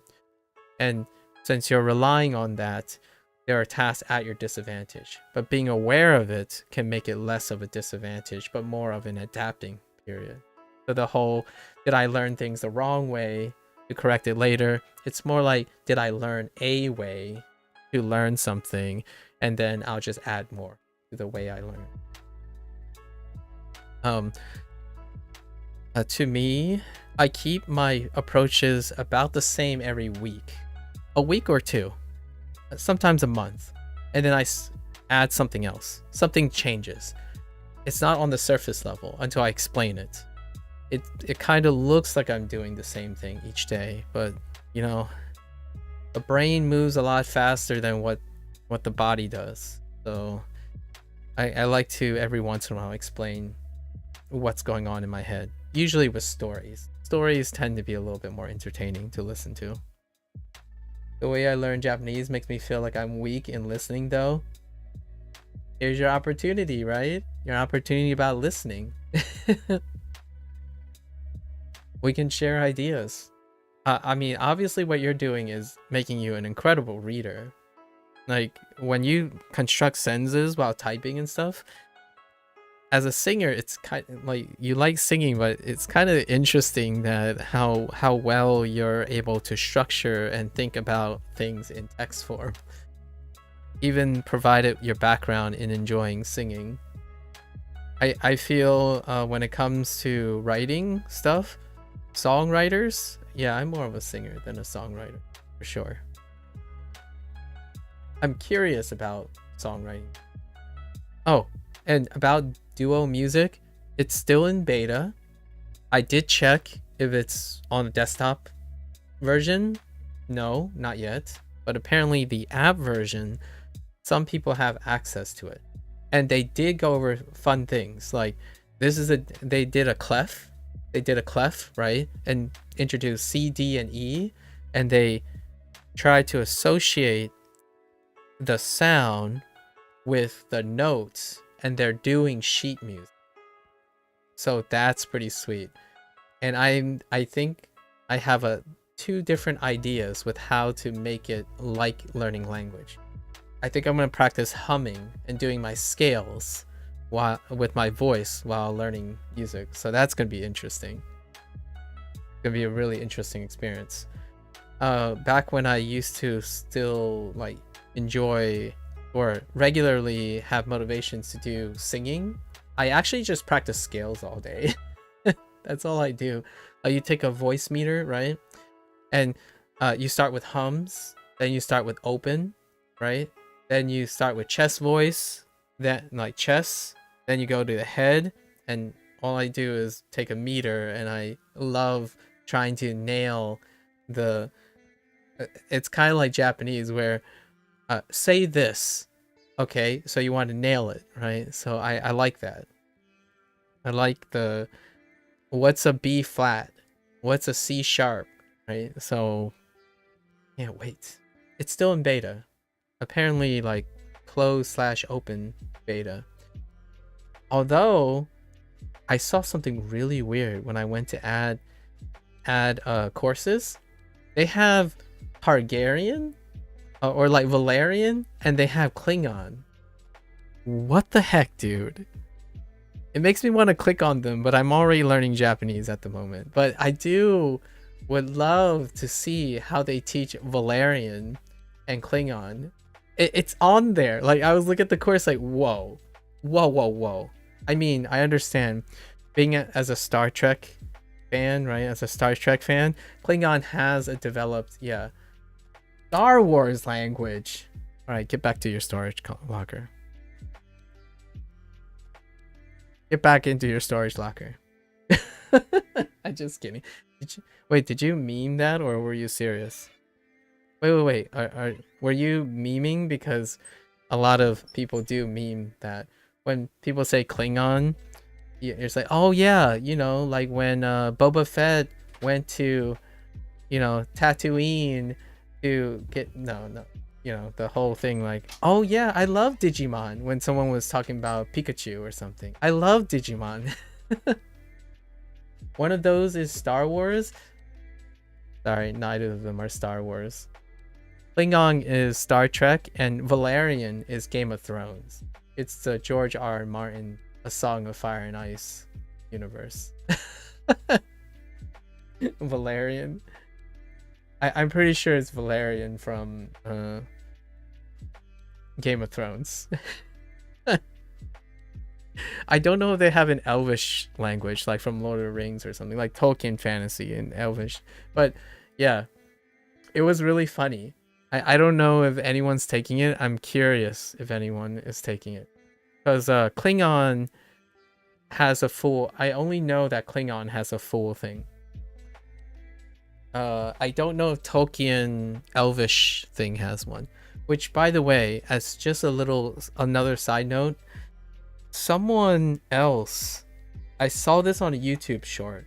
I also encountered this a little bit. Someone developed their own language where it is only communicated through the drawing of koi fish in a pond.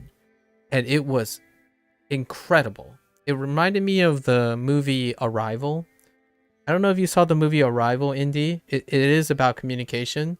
And, an alien arrived, extraterrestrial arrived, and they were trying to communicate. And their language was circular. And it kind of looked like a circular ink blot, right?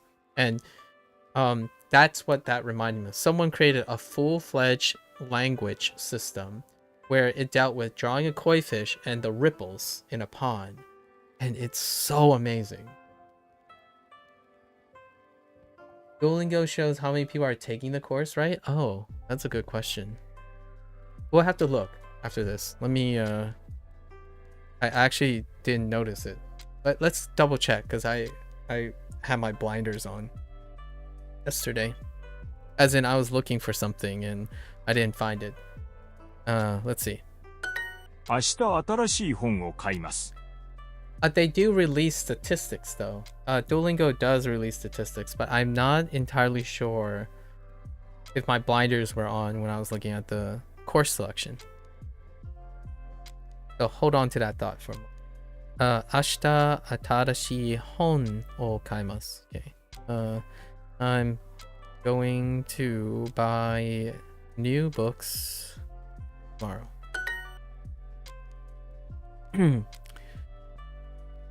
花さん、明日ヨガをしますか？花さん、明日明日ヨガをしますか？ Okay. Okay. 来週柔道をしますか？柔道 Oops. 来週をしますか？ Just double checking everything. Okay. ボレーボールをしますか？来週来週バレーをしますか？ Alright, let's check. So, it was... You click on here, add course. Oh, it does. Wow. I had my blinders on like a... It was right underneath. Thanks, Bob. That helps a lot. So, you know, you have like Yiddish, but here's Klingon, right? 382. That's a lot of people. But it's in beta, so it does mark beta. Klingon, and then High Valerian. Yeah, High Valerian is Game of Thrones. Or technically not Game, A Song of Fire and Ice universe from George R. Martin. Yeah. Those are the two like extra fun things. I think they can add Elvish for sure. Wow, Latin is pretty popular. Neat. I could learn Latin. Just back in the day, I wanted to learn Latin because of prefix and suffixes and like nomenclature, but that's kind of cool. Hawaiian, interesting. And then Gaelic is a very specific interest here because I live in a state that Gaelic would come into play just for fun, right? A heritage thing. But yeah, Klingon, beta. High Valerian isn't even in beta. You lost interest in that? Yeah, me too. When I was in college and I was still debating on science, medicine, etc., right? Latin came into discussion very frequently. Nowadays, not so much, since I'm more focused on conversational communication techniques. So Latin tends to have that specific type of studying and use case that I don't excel at, and I'm not going to probably focus too much on refining in the interest of time. But yeah, new one, Klingon. I've heard Klingon a bunch of times. I watch Star Trek quite often. Quite often. So anyways, yeah, I had to learn Latin in school for 6 years, but I really don't remember much, if anything. Yeah. So you Latin was part of your curriculum. May I ask like roughly your country and like your generational group for Latin? We had for my age and my generation, Latin was like a side note. It was kind of added here and there on English. Germany, I see.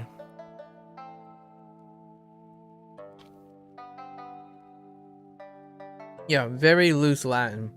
Latin is always constantly being added on, hey, as a mnemonic or something. Like when we talk about nomenclature and stuff, Latin is added as an extra layer of, hey, if you know this, then you know this kind of thing. As opposed to being used as a form of communication. It's often used as a form of like scholarly memory thing. The choice was between either French or Latin. Okay. And no Japanese option, I see. Me too. Me too. However, I guess the silver lining here is in the United States, it's Spanish, French, or German often as a baseline. However, Spanish is very important, right, in the United States. So, and interestingly enough, in terms of the enunciation and stuff, it was connected to my interest in Japanese. Spanish is, if there's any language from the North American region or the Western Hemisphere, Spanish, Portuguese, Portuguese, right, is a bridge between your American English and, interestingly enough, Japanese, at least. Not so much Mandarin, but so I kind of think it was a silver lining. But yeah, Japanese was not offered where I was as well. But Latin was not as well. We did not have Latin as a thing. Some people learn Latin on the side because of science, like scientific terminology and nomenclature has some, and medicine and stuff tends to have a lot of Latin roots. And that came up quite often. Unfortunately, you know, Latin is not one of the... It's cool. I think it's pretty sweet that something as popular as Duo at least gives you exposure to Latin. I think that is what is practical about Latin now. I actually think Duo serves as a reasonable tool to encourage. Like, you pick up vocab and roots and stuff. And I think Duo might be just efficient enough for that part, since your goal probably isn't to go around speaking Latin to everyone. Silver lining. I like what they're trying to do. At least that. Neat. Wow, 6 years of Latin.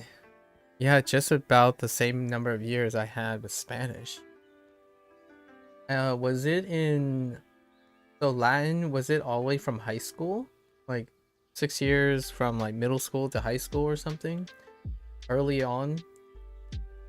For you, Bob? Or was it even into college?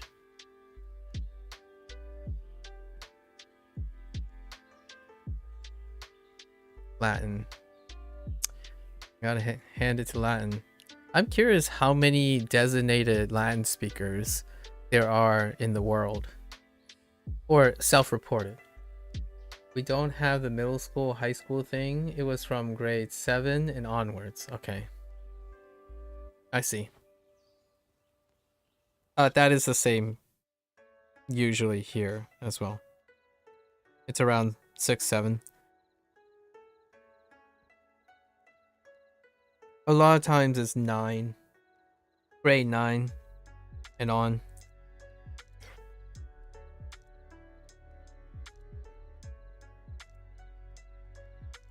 Which is 3 years.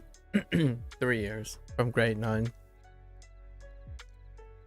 I learned 2 years in college at a uni. I'm going to hang out with friends tomorrow, which I haven't really explained to some other people. I went to universities that emphasize the liberal arts. So oftentimes what liberal arts mean is kinda in contrast to standardized things, where the education in liberal arts education often, a hot take here, teaches and creates people that say it depends a lot more than people that come out of the liberal arts education saying this is right, this is wrong. So it's a hot take, but generally the style in which liberal arts places teach is very individually variant. So a lot more variant than a standardized place where there are knowledge that you must be accounted for and has to be learned in a specific approach. So more of a one-size-fits-all thing. The liberal arts tends to be away from that. And that's why that illustrates a big reason why the way I approach things and when people ask for advice or my opinion on things, it comes off as something that doesn't have a direct answer. The answers are very nebulous, they vary, and it should, for all intents and purposes, spark people I talk to by saying it depends. Largely in liberal arts places, you focus on it depends, as opposed to you focus on what are the semantical rules that are set in place, because those rules are dynamic. They can change over time. So you're asking more for the harder, less clear questioning and answering and problem solving than what you have to do. Much like examinations. They still have examinations, just the examinations are not, it doesn't quite make you very great at knowing what everyone else knows and how they learn, make you learn like everyone else learns on average. So I learn very differently because of my liberal arts background. I've solved problems variantly all the time because of my liberal arts background. So oftentimes in liberal arts, they emphasize that you take other things. So in college, I took logical systems, a music theory class, classic British literature, empire building, the philosophy behind modern contemporary empire building. Like that's kind of what makes the liberal arts education a little bit different for those who don't embrace it. So if you go to like a place like this, if you're someone that says, why do I need to learn music theory to appreciate biology, right? Like, why do I need to spend and quote unquote waste time or distract myself with other cultures and other disciplines in order to add to my career? That's the drawback, the pros and cons. And I come from that background. I come from embracing that background. So whenever it feels like I'm learning Japanese and I'm spending like 60% only talking tangentially about learning Japanese, it gives me the motivation and the salience to continue learning Japanese. The whole 80-20 rule, right? Sometimes there's a deeper cut here. 20% of the effort can lead to 80% of the results. There's a deep cut. It's not, I don't usually take it literally. What I'm saying is when you're focused 20% of the time, you might be surprised how much you can get in that 20% of the time when you complement it with all the other things you do with your time. Like stories. Like when we talk about Latin or Klingon or Valerian. That's kind of the thing. So if I sound like I'm scatterbrained, it's all connected. It's my social norm. Everything seems scattered to someone who's very focused, and I totally understand. I might seem very distracted. Don't worry. At least this is a trust me bro situation. It's all connected. The more I talk about other things, the more likely I'm going to remember all the Japanese stuff. As opposed to the other way around, where you grind the same things, right? When you practice the same things. I used to do that quite a lot when I was in public school, in public high schools, where you grind. You grind like everyone else. Keep grinding, keep practicing. And that's what Duo does, by the way, grind and repeat. However, I don't grind and repeat. While I'm doing the same thing, I'm actually not doing the same thing. New stories, new discussions, new topics every single day. I come on stream not to half effort everything. What does that look like to a lot of people? Some people approach me like, well, you're not putting too much effort in it because you're not grinding and, flipping through 300 flashcards in a minute or something. Like, well, I'm putting in a lot of effort. It just doesn't look like the way you think effort is. My effort is when the stream starts, I do not stop thinking. I do not stop talking out loud. I'm always ready. If I'm not ready, you'll hear from me and say I will not be streaming because I have nothing to say. You know? I appreciate for those people who are all about when the stream comes on, they spend like 10 hours like perfecting their shot and say absolutely nothing and think nothing outside of that shot. That's a specialist, not the liberal arts education. Right. I haven't explicitly said anything about that. How my educational background changes the way I learn quite a lot. So I'm trying very hard. It just doesn't seem like it's focused on Japanese at the moment. It's a loss in translation most of the time. A linguist would come in, someone who's really focused on the mechanical linguist would probably say, no, that's a sorry excuse. That's a euphemism for distracting yourself and being lazy about doing the hard work. I mean, it's fair from their perspective. It really is. 明日 Right? And hopefully they find someone who's just as nitty and greedy and grindy. I think it's getting close to 7 years since I felt anything is grindy. Anything at all. I mean, sleeping is probably the grindiest thing I have to do. Oh, maybe eating. Eating is probably... no, that's pretty loose. Sleeping is probably the grindiest thing I have to do in my life. And it feels kind of awful. It's... Okay. Relatively speaking. I know how people will say like, wait, what do you mean? Sleep is like the best thing ever. It's great. It's just not great compared to everything else I have. I like going on runs now. I like feeling breathless and tired or working out and stuff. So sleep, if sleep is good, it's the grindiest thing that I have to do. It's very hard to be conscious about improving something where you are unconscious about. You can certainly help prep yourself for sleep, change your routines before sleep. But sleep is one of those things. It's not as intellectually stimulating because you're technically intellectually not conscious about it. I do have lucid dreams though. Lucid dreams, oof, that's a wildfire. When I wake up and I remember like 80 to 90% of my dream that I had. It doesn't happen as often nowadays. But generally speaking, that's kind of a weird experience too.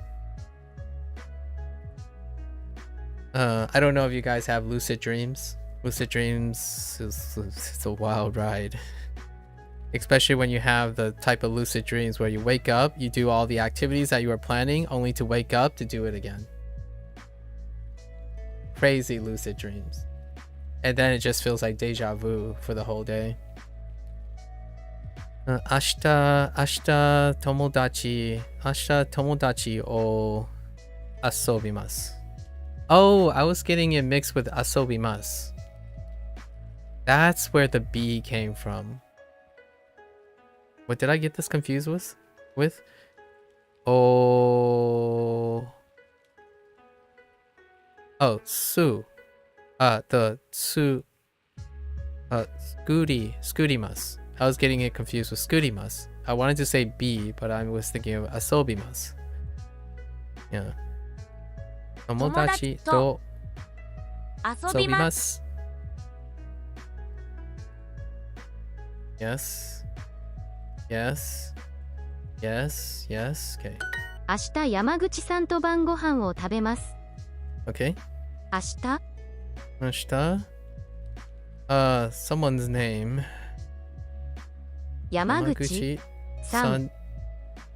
To. So, I heard Asagohan or Hirugohan? I think I heard Asagohan. 朝ごはん They have all three. Asagohan, Bangohan, and Hirugohan. I might have lost the object though. I'm pretty sure it's Asagohan. Oh, 食べます Abemasu. 明日山口さんと晩ご飯を食べます Oh, it's Bangohan. 朝ごはん Dang it. 晩ご飯 Yeah, I lost the object again. 3 And you... 3山口 Okay. 明日山口さんと晩ご飯を食べます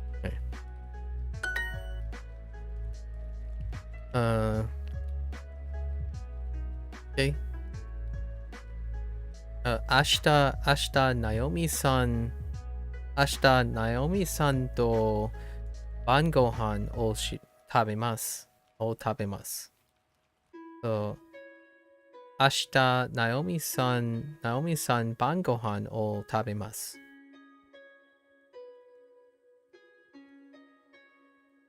I'm double checking the English sentence because I skip over English words all the time too. It's bite me in the butt a couple times already.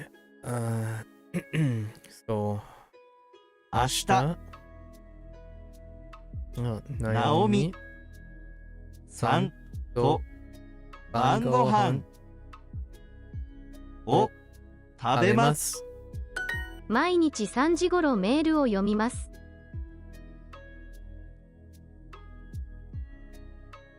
Oh, that's the new verb.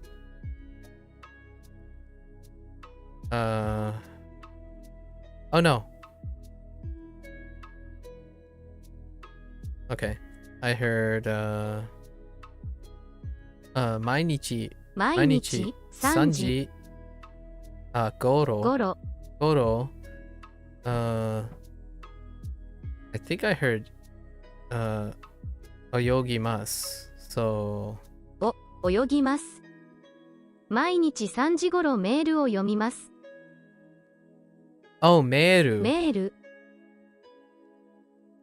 ル Oh my gosh. I totally forgot about メール泳ぎますを as a 泳ぎます vocabulary word. 毎日3時頃メールを読みます泳ぎ So ます it would be 読みます 読みます then. 毎日3時頃メールを読みます毎日3時頃メールを読みます毎日3時頃メールを読みます Okay. I was just double checking. Sometimes when O is next to another O, or it's next to another yo, or no, I'm really trying to just to hear these two. When O's are really next to each other, it's really closed off in my mind. I was just 毎 making 晩 sure. 12時頃寝ます 毎日12時頃 wait 頃寝ます Oh, is this the get up? 寝ます Oh, sleep. Name us. Oh, I didn't even remember name us either. I think it came up a couple times already. Name us.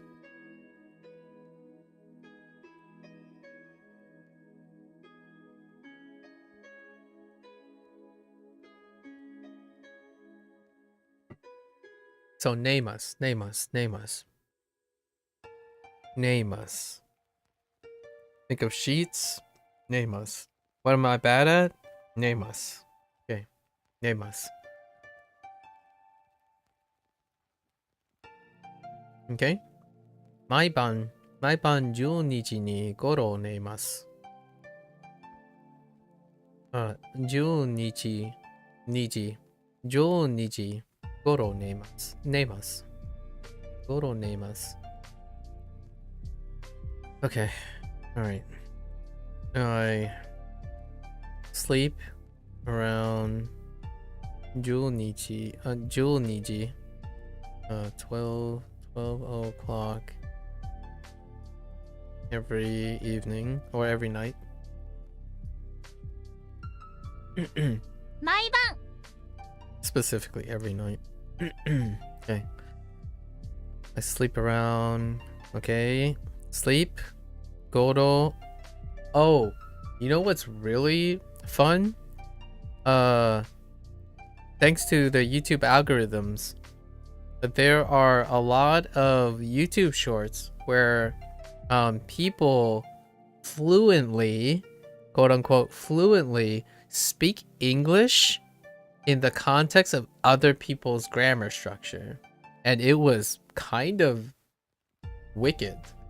So the specific YouTube short that came to mind yesterday, the first one that I saw, was a guy speaking English in Korean, in a Korean grammar structure.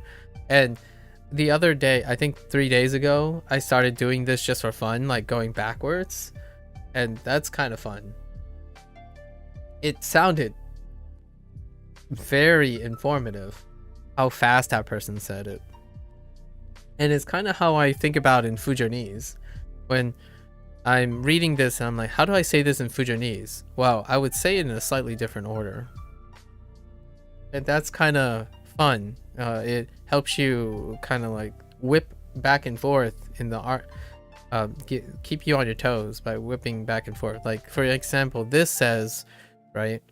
This says, every night, 12 o'clock around, I sleep.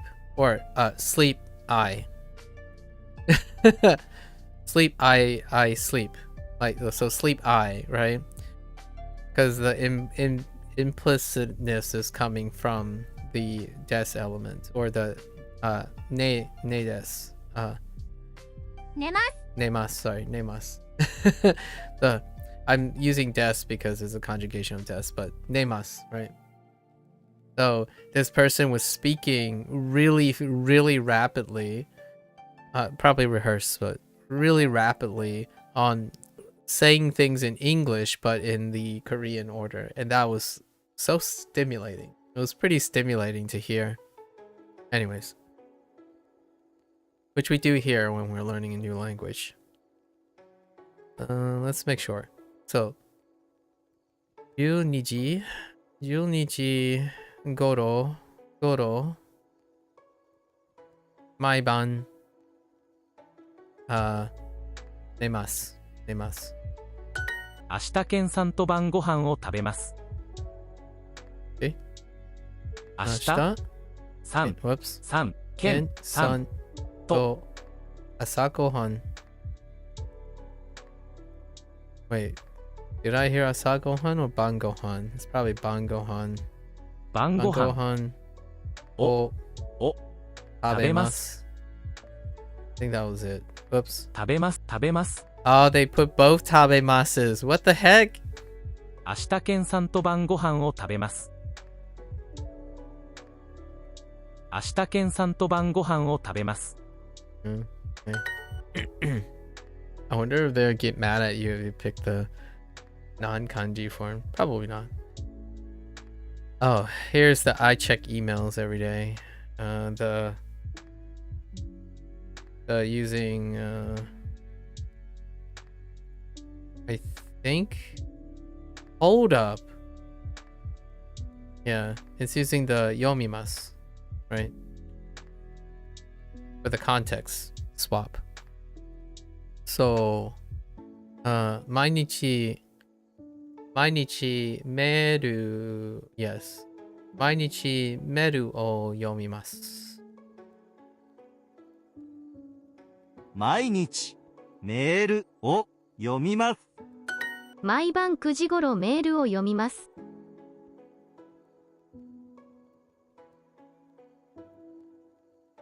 Okay. I had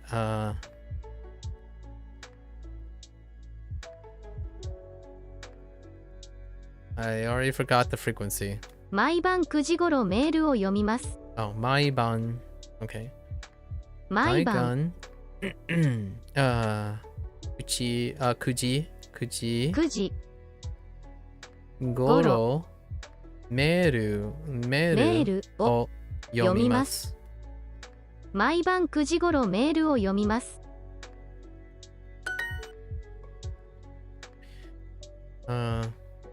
Again, 毎晩メールを読みます。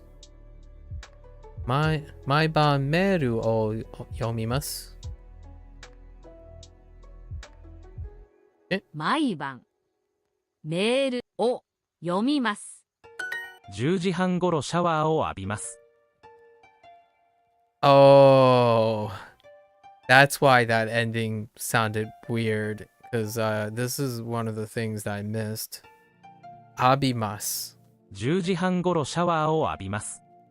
Yeah. Okay. 10時10時半10時半ごろシャワーを浴びます。半ごごろろシャワーを浴びます。10時半ごろシャワーを浴びます。Okay. シャワーを浴びます。シャワーを浴びます。シャワーを浴びます。How can I make this interesting for myself? 浴びます。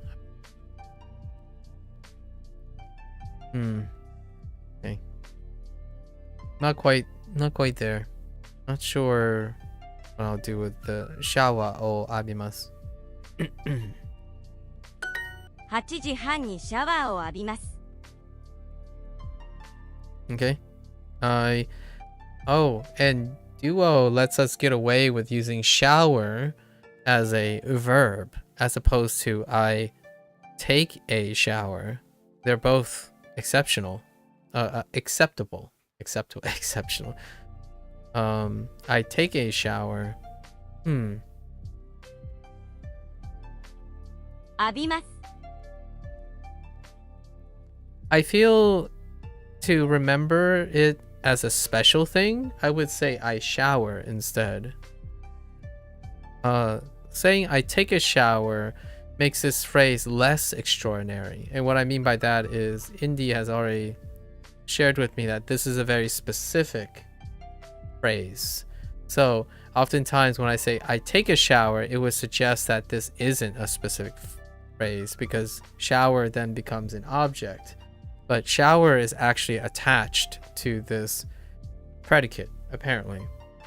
So honestly, I probably prefer in English that I see this as I shower at 8:30, just based on the discussion we already have about it.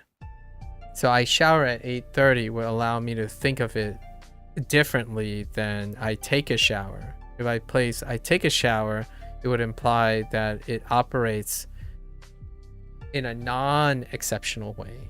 Like, I don't know, the other predicates that we know, right?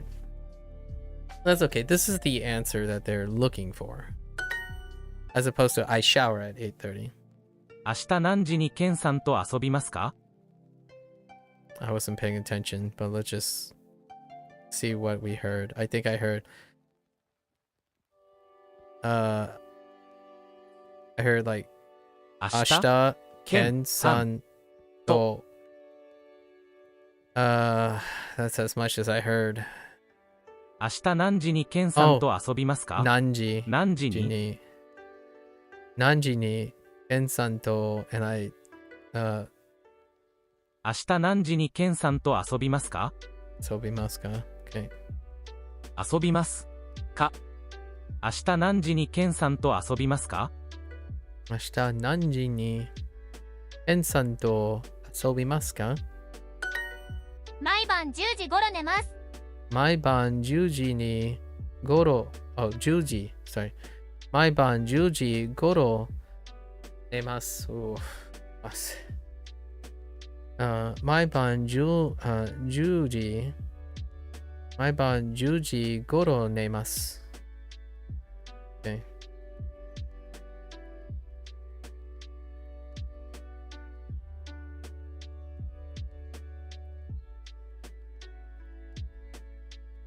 No.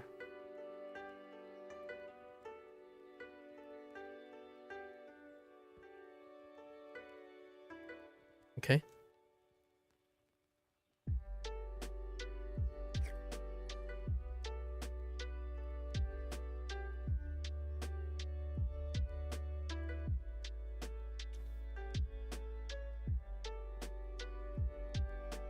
I'm kind of reminding myself what I'm tripping up on, or what I'm pausing on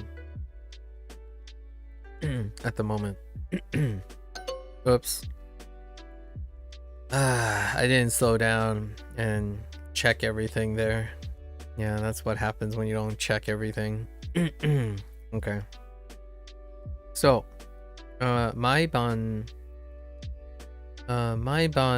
シャワーを浴びます。浴びますか？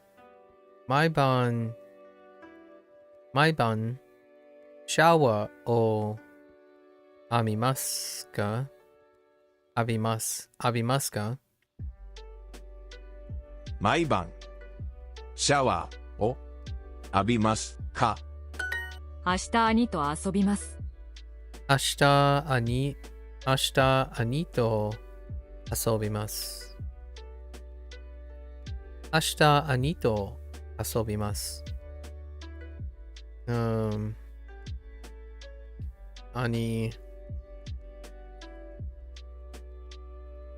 I'm 遊びます。I'm going to hang out with my older brother tomorrow. Okay, we gotta double check this though. I'm going to hang out with my older brother tomorrow. Okay.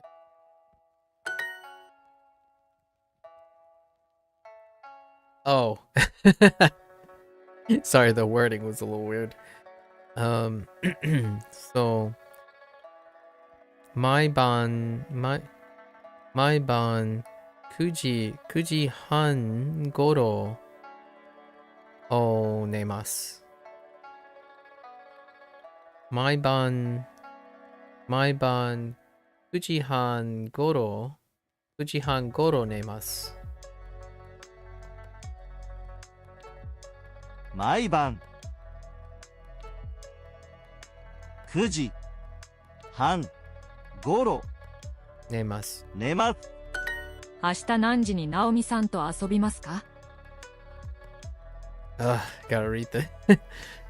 明日何時に直美さんと遊びますか？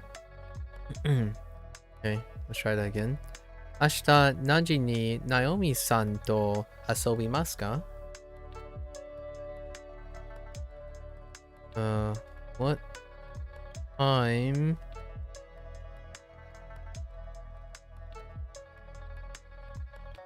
are you going to hang out with Naomi tomorrow? Okay, now we gotta really look at this. What time, Nanji are you going to hang out? Asobimasu. This is asobimasu. Oh, Naomi-san, ashita. 毎晩10時頃寝ます。 What did I do here?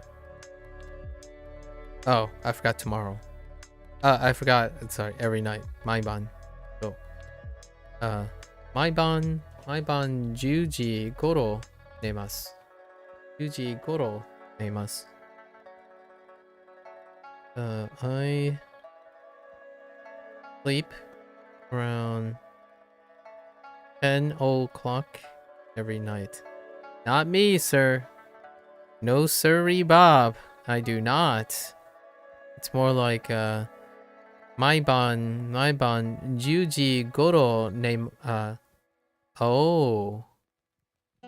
How do I do that? Wait. Total. I guess I would need to know. Oh yeah, it's like no. We're not doing that. We're not doing that yet. They'll probably show us how to do that. Basically, conjugate it in the past, in the continuous negation, in the polite form. So it's like probably like ne deshta or something. I don't know. I've already forgotten. No, well, let's not worry about that. I sleep around 10 o'clock every night. It's like denshta. Whatever. Not for now. Thinking too far ahead. Okay. Okay. 4 hearts. I think we're a lot more consistent today. So let's go. 飲みます Nomimasu. So the kanji for nomimasu. 飲みます Okay. 来週新しいドラマを見ます。ドラマ。来週新しいドラドラマを見ます。来週新しいアニメを見ます。来週新しいアニメを見ます。来週新しいアニメを見ます。来週泳ぎます。Hey T, how's it going? Genki?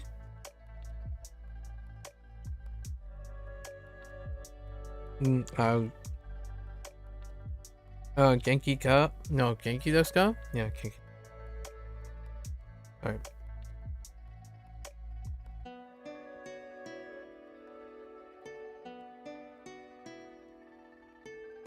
Howdy. Howdy, hey. Yo.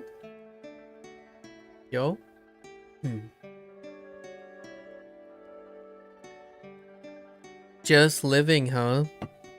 How are you just living? Was there anything tell me something interesting about just living that I don't know about. Tell me something that I don't know about in your just living. Do you do backflips off your bed, out of your bed? You know, something like that? Do you breathe 3 times before you eat breakfast? Those are wildly specific examples. However, you piqued my interest with the phrase just living. Did you do anything learning today? I phrased that in a yes or no question. That's not very helpful. Did you learn anything today? You don't know? Not much to living? I don't think. I wake up, eat, study, breathe, survive the day, eat, then sleep. You watched a podcast. Ooh, what kind of podcast are you watching? Now that's interesting to me. Give me some like hot takes or out of context hot takes that you got from your podcast. Maybe 1 or 2 ideas. Curious. 来週泳ぎます。Oh, this is swimming. 来週泳ぎます。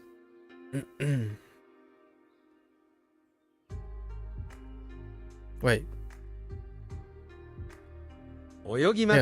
Yeah. I'm going to swim next week. 来週私の弁護士とコーヒーを飲みます。 Okay. So I heard 来週私 Wait. 私 I heard kohi o nomimasu. So I lost a topic. 来週私の弁護士とコーヒーを飲みます。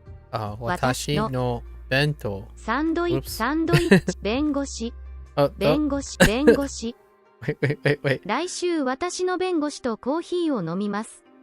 Oh, yeah. 弁護士と kohi o nomimasu. 来週私の弁護士とコーヒーを飲みます。 Interesting. 来週私の弁護士とコーヒーを飲みます。 What's this saying? My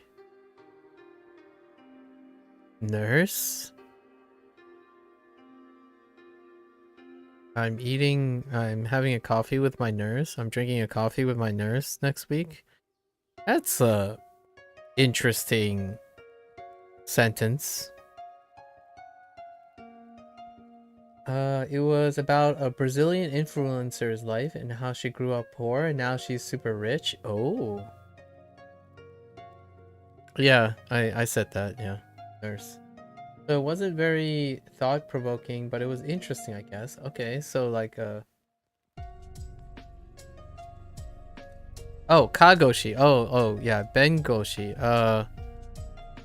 Wait. Sorry, bengoshi, lawyer. Sorry, lawyer. My bad. It wasn't very thought-provoking. Interesting. So you didn't find anything resonating with the Brazilian influencer, rags to riches, huh? You're not Brazilian, are you? Wait. Are you? You're Brazilian, right? Someone's Brazilian. I don't remember who though.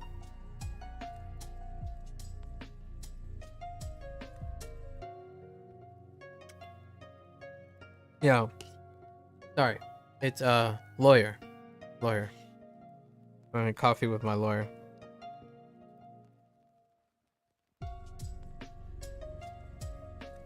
And Kangoshi is nurse, yeah.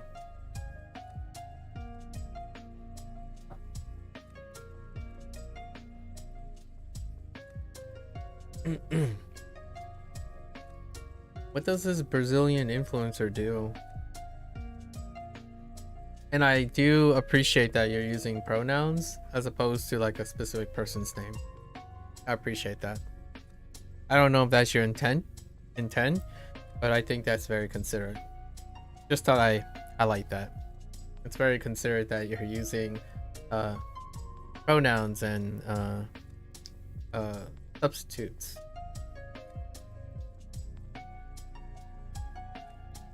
Do you know this person? Like, what I mean is, do you know it from a parasocial relationship? Oh, you went downstairs? That's alright. What I said was, you're Brazilian, right? See, I might have you mixed up with another person. However, do you know this person, by the way? Like a parasocial way. Also, I do appreciate that you used pronouns and you referred to the person in the third person, as opposed to like using a name or something like that. Either you're doing that subconsciously or automatically. That's that's something that I noticed. Kind of nice. You're not, and you don't. Okay. I have you confused with someone else who has Portuguese as a language. There are a lot of... I'm trying to keep people straight, obviously, as much as I can. And it's always nice just to ask. That's not... yeah, that's me, not Brazilian. Oh, you're half Angolan. Oh, so you're the one that mentioned Portuguese. Okay. So, whoever like that is Brazilian, I'm having identity crisis in sorting out all the people. But thanks for reinforcing some of the details that I'm sorting in my head. I spoke about it once. I think unless someone who follows you, there are a lot of people who are Brazilian that I've met. I think you're the one that specifically mentioned Portuguese before, like in the recent memories. Those people who are Brazilian are no longer here, so oftentimes it's difficult to know if the people turned over or not. It's tough when a lot of people are not, frequent, right? So you don't get to reinforce your memory, but at least it's nice to know that I can always ask the person. That's why I typically form my thoughts in the form of a question most of the time. Yeah. So Brazilian influencer, rags to riches. What does she do? I ask. Did they talk about her career? I imagine they talked about her career. I watch quite a lot of documentaries, and lately YouTube is no short of exposés and interviews with rags to riches stories across social media platforms.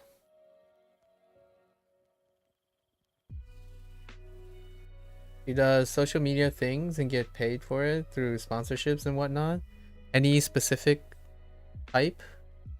She got really famous through TikTok. Oh, okay. Unfortunately, I am not embedded in the TikTok universe. I only know it third hand from other platforms, so I don't have any particular follow-up questions for that. Interesting. Was it more like a celebratory podcast, or was it more like a deep cut thing, like interviews with Dr. Mike or dare I say Joe Rogan?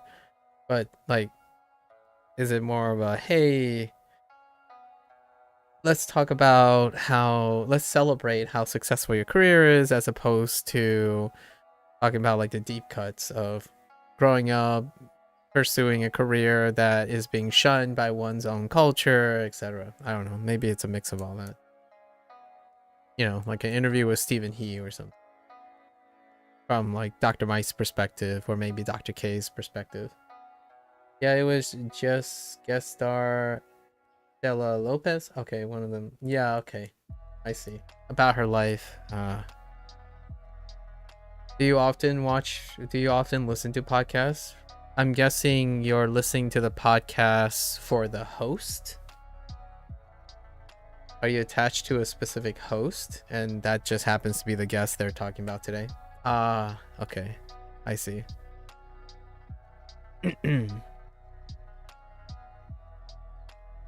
I'm going to talk to Ken next week.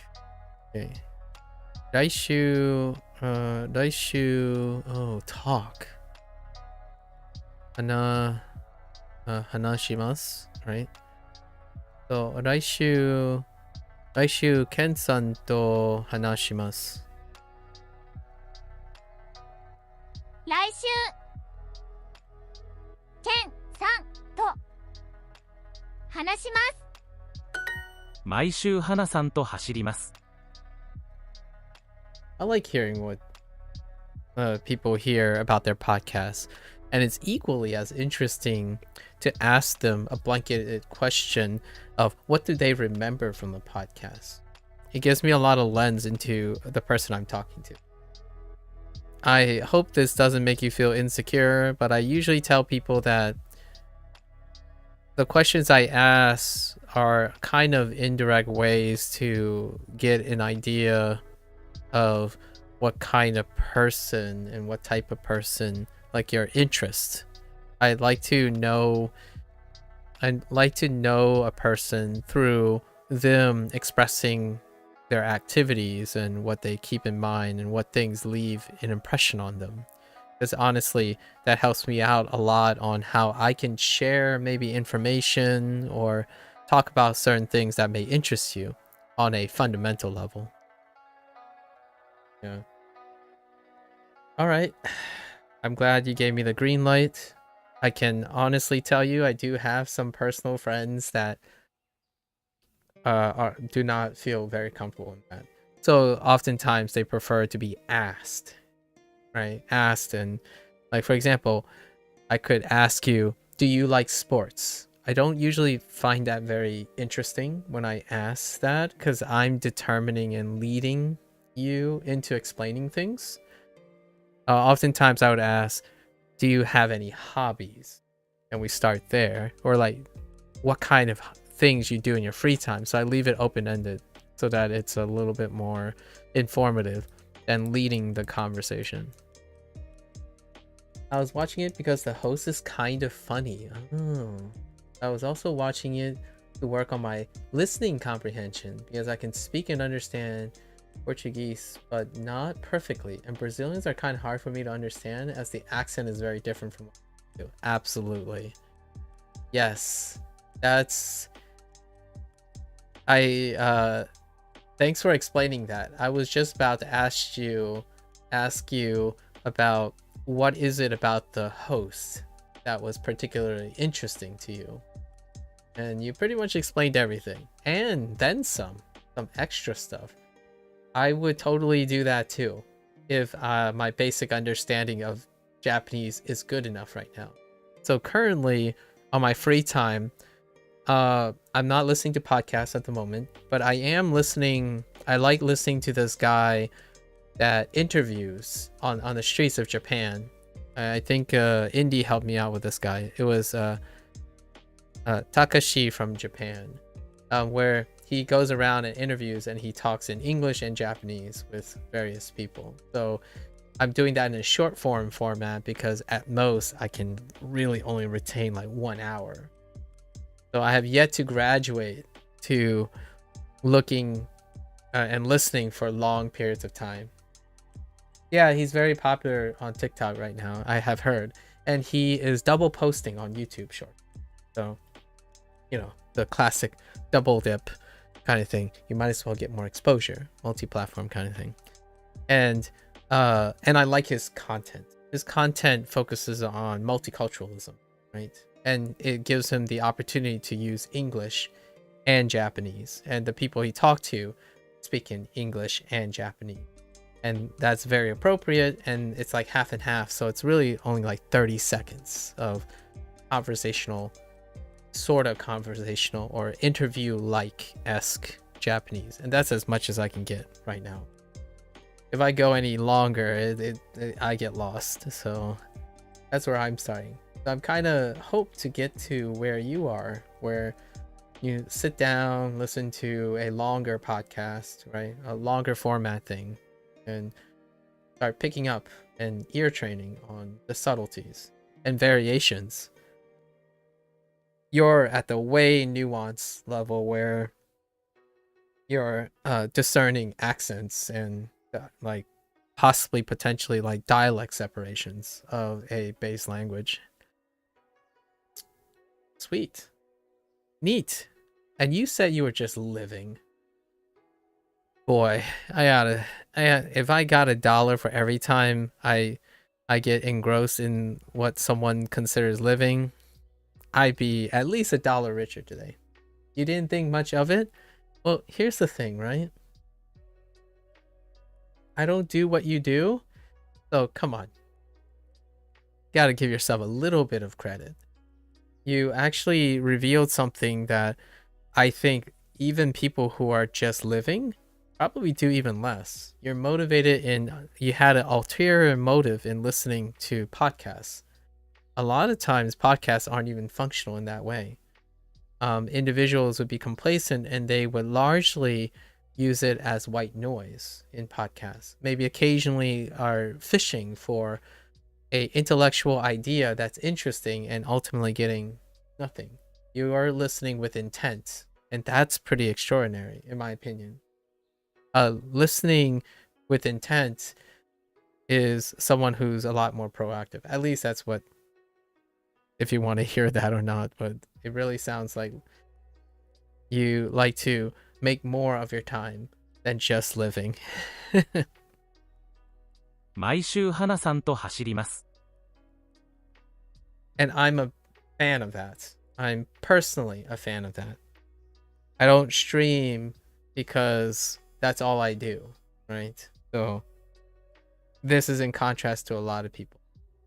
I also, here's a hot take. I don't stream things I want to stream as well.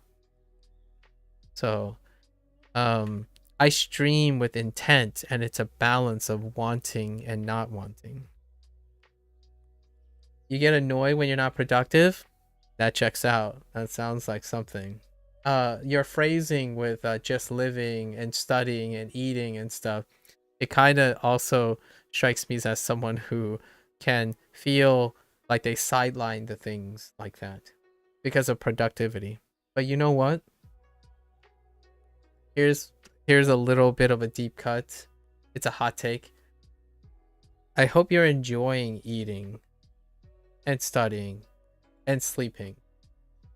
I know productivity doesn't eating, sleeping, and chilling doesn't sound as productive a lot of times for productive, heavy focused people, but when you eat and when you sleep well, you naturally also aid in your productivity when you are in productive. Just living can be very productive in a different way. That's just a hot take though. Some people don't even know how to eat and rest properly in order to be productive. Hopefully you're not one of them. Yeah, I hope you're not one of those people that burn yourself out. You used to burn yourself out, but as of late, I'm trying to take it slower. You're eating right now? Okay, fair enough. Phrases like, okay, and this is me being a little bit presumptuous, so you're confirming some of the things. When someone says just living, and then they pile just living with eating and sleeping, and then, you know, phrasing it in a routine like manner, it often strikes me as someone who's very goal-oriented, very proactive. However, at some point, if you are like 20 years old or older, you likely have gotten close to either burning out or have burnt out before. And oftentimes, that's the first life lesson about chilling a little bit, you know? And being happy about it. Being happy about sleeping. So, sleeping and eating. And that's kind of where I was going to go with this. It's the digression that I usually have with people who are very productive and intentionally actively learning with every minute of their being.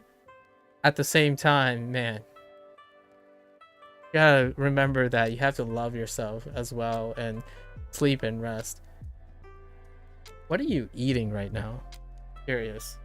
毎週花さんと走ります。My shoe. Sorry. 毎週花さんと走ります。毎 My 週 shoe. 花さんと Wait. 毎週花さんと走ります。 Ashirimasu. Oh, that's run. 走ります。 Yes. Pork fried rice and chicken? Are we talking about Fujonese, popularized, Americanized Chinese pork fried rice? Is a rice like soy sauce colored? That's probably a good first start. And is the pork chashu, is it red? Okay. Or like slightly red, or it could be string pork, which is brown, but slightly brown, but it could be either. Like you can have diced pork that's chashu with the characteristic red outside.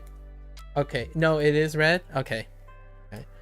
The reason why I say this is my parents are Fujianese.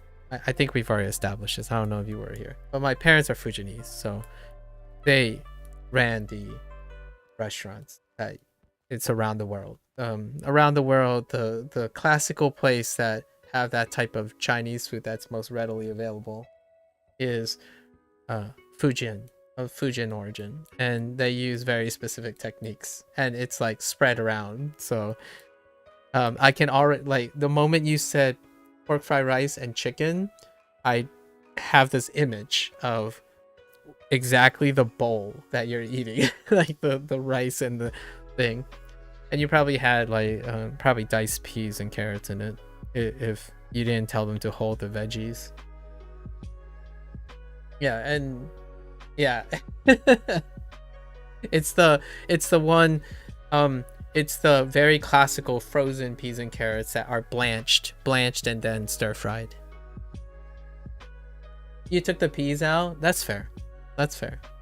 Peas have this residual taste that may not agree with it, and also if you're not into the mushy texture. But yeah, peas are a little bit rougher.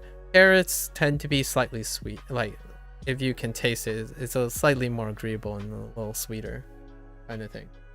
But it's the frozen peas things that get blanched and then stir fried, which is very easy. You hate peas with every fiber of your being? Did you just make a science joke? I think you just made a science joke.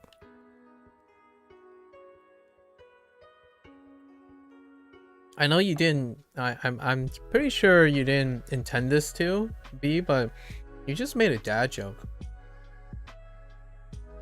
Peas are a good source of fiber, so it's kind of humorous, in my opinion. It's kind of humorous when you said you hate peas with every fiber of your being. But dumb. Some say you have an old soul. Well, welcome to the Old Soul Club. Or the Asian Club. Asians, I'm gonna say, this is kind of a hot take, but Asian humor, a lot of times when you want to get that high wisdom thing, it's usually word puns. Lots of word puns, right? Turn of phrases. I mean, if you look at Japanese, right? Like Japanese, some of like Osakan humor, it deals with a lot of wordplay and turn of phrases. And my parents love puns as well. Not that because they're parents. I did enjoy my celebration of language. your 4-generation back Asian genetics kicking in. That sounds about right. Honorary Asian. Yeah. Your ancestors will be proud. Like, look at that. Our kid is all grown up making word puns. I do like word puns quite a lot. I'm not very good at them. When the opportunity sees it, I go for the groans. I go hard. I go for the groans. Like right shoe. Right? Right shoe, my shoe. I'm never gonna forget my shoe and right shoe. My shoe is the right shoe. 4時 And every Japanese person is probably gonna hate me. Okay, 4時 食べます。新聞 新聞 or 新聞. Okay. Alright. I have some kind of pseudo burping. 飲みます. And 何時 I make pasta. Oh yeah, I forgot pasta. They Japanese are particularly good at saying pasta. That's one of the vocab words that I didn't even bring up. So make is surimasu. Skurimasu. So my shoe pastaをskurimasu. 毎週 pasta テレビパスタ pasta をを作ります。作ります。Do I have the particle day? The only particle I use for day is by myself, hitori. Hitori. That's the only instance of day. And then kara, no kara yet. No kara. And no made. No made yet. The only day is hitori day. So far. Hey Cozy, what's up? Hello Cozy. Wait, Cozy, you speak Spanish? Yes? Or like you use Spanish? If I remember correctly. Not quite the same. But I don't know if you knew T. T is listening and messing around with Portuguese right now. Don't know if you know Portuguese as well.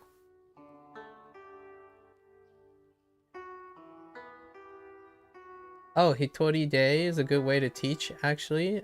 Like the day form? Let's see. Or day particle, sorry. Just chillin'? What are you chillin' with? What are you chillin' with, Cozy? Your name is Cozy. Are you cozy as well? I guess it's not. Depending on where you are in the world, I guess it might not be cold right now.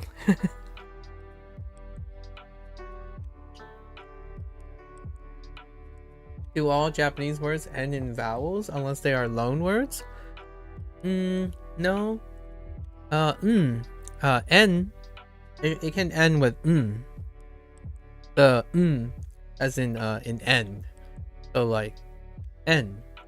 N is a good example of something that ends with not a vowel or a vowel sound per se. So yen, the word for yen is N. You know some Portuguese? Interesting. So T here also probably a lot more, but T here is listening to Portuguese. So I just figured maybe there's a slight possibility, there's a good possibility that you probably know some Portuguese, being a Spanish person, like a Spanish speaker. You can give me a huge cozy bear if I want. Cozy bear hug? Aw, thanks. Which, by the way, I'm going to probably buy a Falstaff and a Duo plushie. So I will legitimately have a bear in my collection, I guess. And that it'll be the first one that I bought for myself, I suppose. Because here, all these things are actually good. I haven't bought a knickknack in so long. I call plushies knickknacks, but knickknacks are more like for trinkets and marbles, but close enough. I'm not sure if you guys are familiar with the idiom knickknacks, trinkets and marbles. Things that only serve for sentimental reasons as opposed to pragmatic function. Collectibles, if you will. Although, not the same in the sense of the collectibles. I'm not sure of Duolingo. I just want to give back, I suppose. And also get something adorable in the meantime. I like adorable things. Don't mind me. My shoe pasta or skurimasu. So uncomfortable saying skurimasu. How's the Japanese going? It's going pretty well. We actually kind of, in terms of the literal Japanese learning yesterday, I totally slacked off yesterday. However, we had some fun things happen yesterday. I'm getting the if yesterday was something go off on, no, not really, but it's still a lot of fun. So that's kind of nice. I had the fortunate time of hearing and seeing one of the people that hang out here talk to someone who is Japanese and learning English. And there's a little kiddo who just got into middle school that is wanting to use English, and Japanese is their primary language. And then when I was trying to read it and talk about it or talk with the person, that didn't happen. So it was a very humbling experience. However, it was still a lot of fun watching the interaction between someone I got to know pretty well now, and that student, that person that we met for the first time. That's what happened yesterday. It was a highlight. It was a really great highlight. I think that it was far more highlighted than the last 31 days of learning Japanese. Actually seeing a conversation happen in actuality with like English and Japanese going back and forth. So that was cool. Still working on getting the hang of Japanese. What are you doing right now, actually, in terms of language learning? Or maybe even something that interests you? What is currently interesting you? Piquing your interest? Chizu?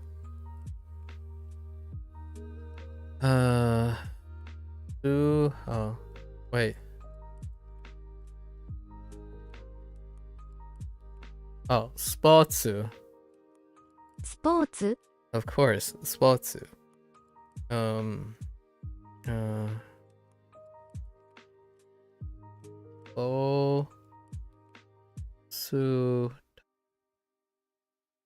Oh no, pasta.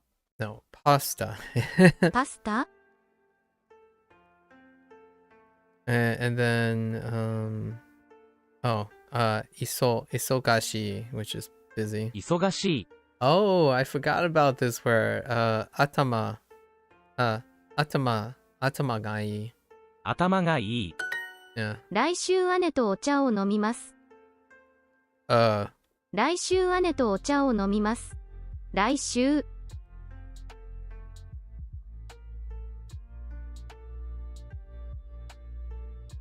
I lost an attributive form, I think. So, I think it, 姉とお茶を飲みます。来週姉とお茶を飲みます。okay. 来週友達と出かけますか？ Okay. Wait, I heard tomodachi to. 来週友達とが欲しい。Wait. Oh, dekakimasu. Dekakimasu ka. Right. The other phrase.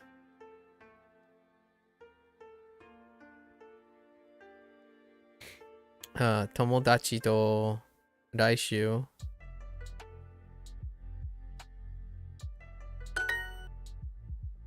I run with Hana every week. Maishu Hana-san o hashirimasu.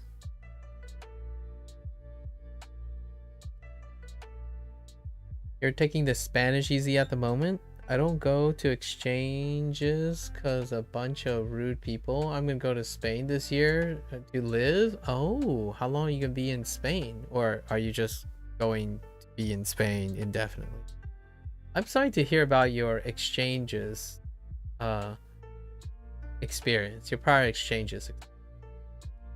Yeah, it happened here, as in the Twitch chat.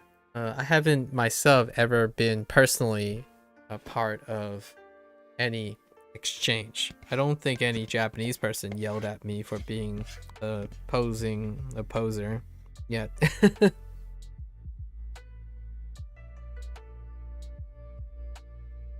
Hopefully you'll get the language down easily when you're there. I hope so too. When are you going? Like this year, like soon? Easy equals chill. Oh, chill when I'm oh. I see. Fair enough. Is this a permanent thing? Or like indefinite thing?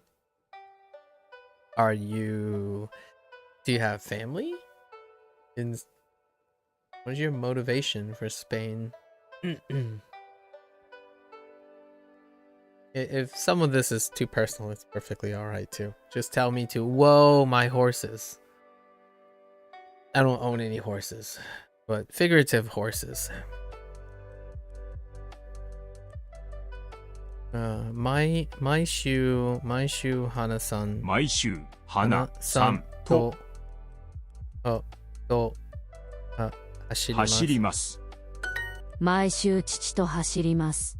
毎週父と走ります。I run with my dad. Never. My father hates running, so just I run with my dad every week. Says so little people in the world.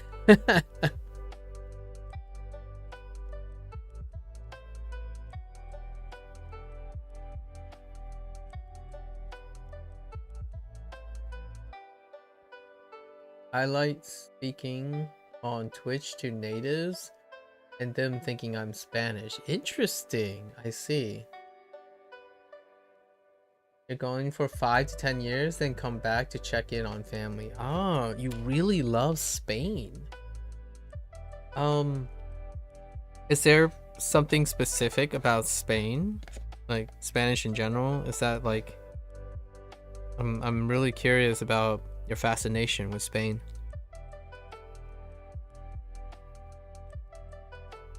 Fill me in. Unfortunately, I don't speak Spanish in any comprehension in a way that would be able to distinguish between someone who is skilled with Spanish and not.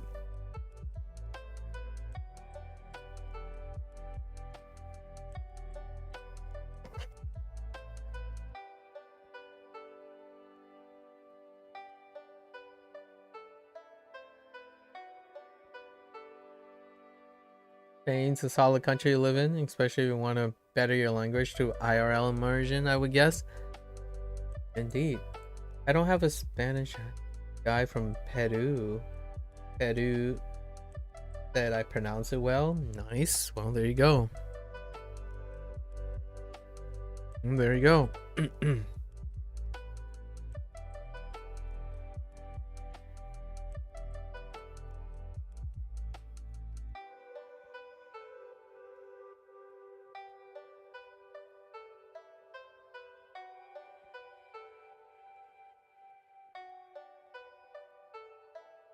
Pardon me, allergies.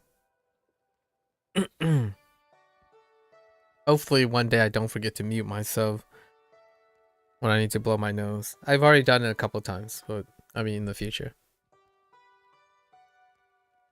It's also significantly safer than all the other Spanish-speaking countries, objectively. Interesting. I don't know of all the countries that speak Spanish. So, not enough for me to comment on the data behind that.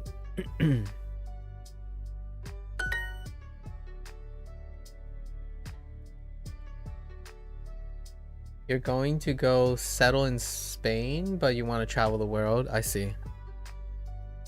And your current place is not that appealing? Or is Spain just that much more appealing? I'm gonna go out with Hana next week.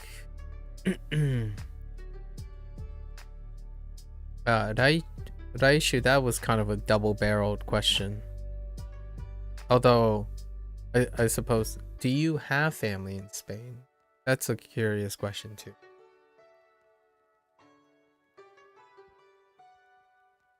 Raishu, you've been to Spain many times and fell in love? Ah, okay. So this isn't... I see. Nice. You have any friends, family in Spain? I mean, it sounds like you fell in love. You might as well. Probably gonna have new people. What are you gonna do in Spain? I'm kind of curious. Like, what I mean is, what are you gonna do in Spain as like living in general?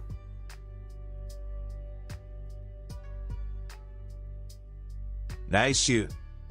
来週花さんと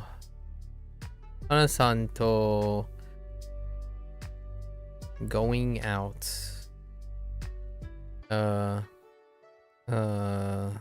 出かけます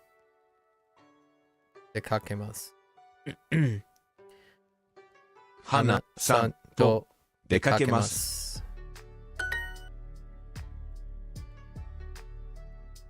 来週出かけますか？来週出かけますか？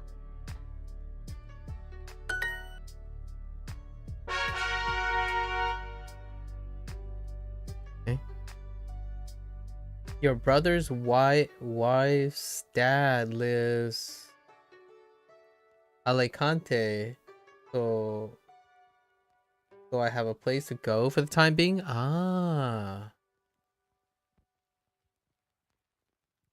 I imagine you know this through depending on what region of Spain you move to. People use their regional language more than Spanish. Yeah, true. She fell in love. I'm sorry, not. You, Cozy fell in love with, Spain. Anything goes, right?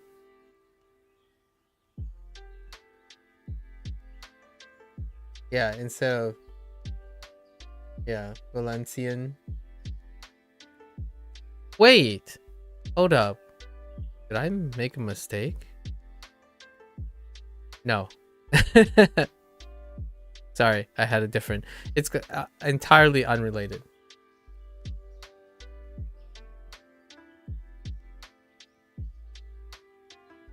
New country, new adventures, new regional dialects, new regional languages. Spain is quite large. Okay. Let's go. 新聞 Shinbun. 毎晩10時頃寝ます I'm looking forward to hearing about your adventures, Cozy. I am definitely looking forward to hearing about your adventures.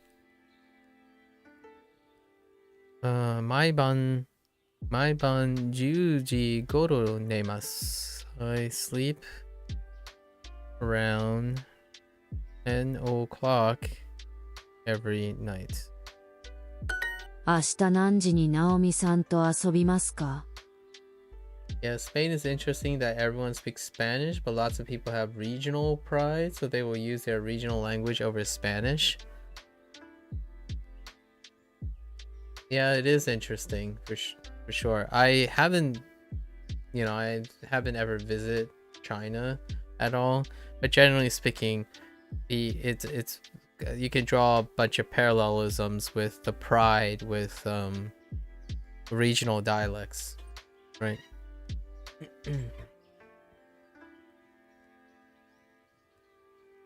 Oh, you're a pranic healer and a reflexologist, so you can get clients there. Spain is, with a lack of a better, lack of harping on cliches and representation, that is definitely somewhere that you can thrive as a reflexologist.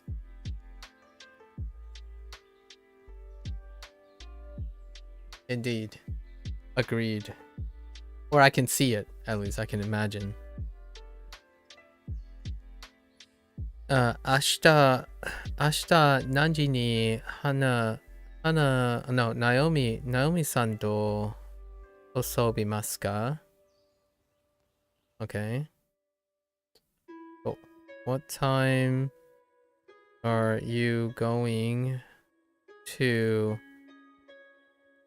遊びます hang out with Naomi tomorrow? What time are you going to hang out with Naomi tomorrow? Okay, we're good. 10時半ごろシャワーを浴びます。 Yeah, that is the region.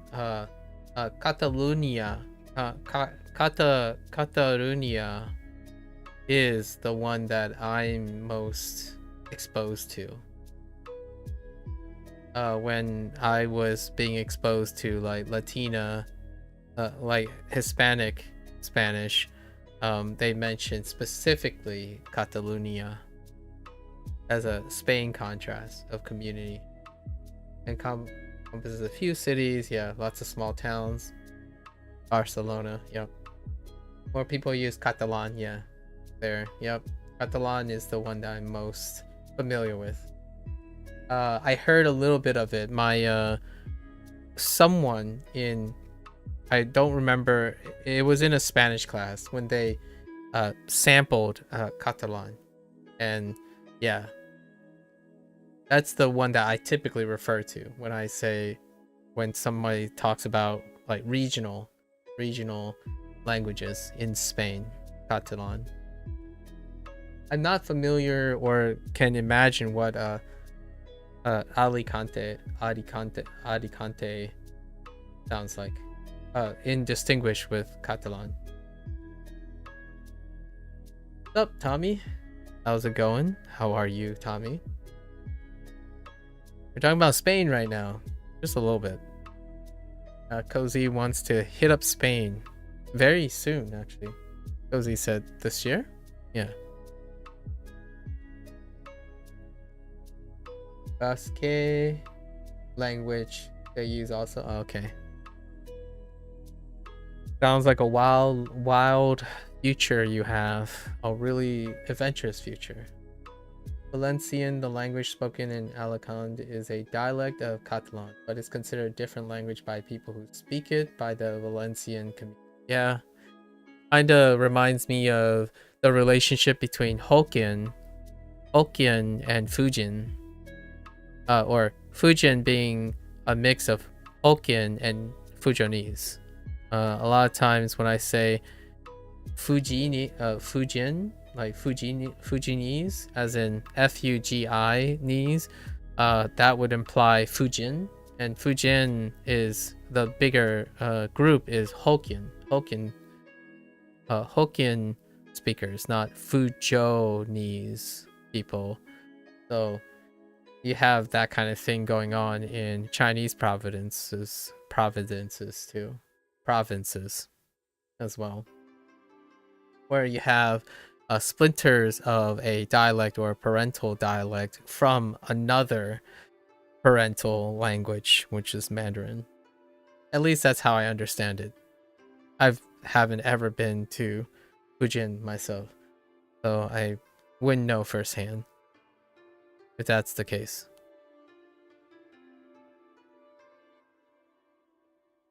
Basque is a language isolated spoken in the north of Spain. It's the only living pre-Indo-European language in Europe. I see. Well, T, it seems like you definitely know your thing.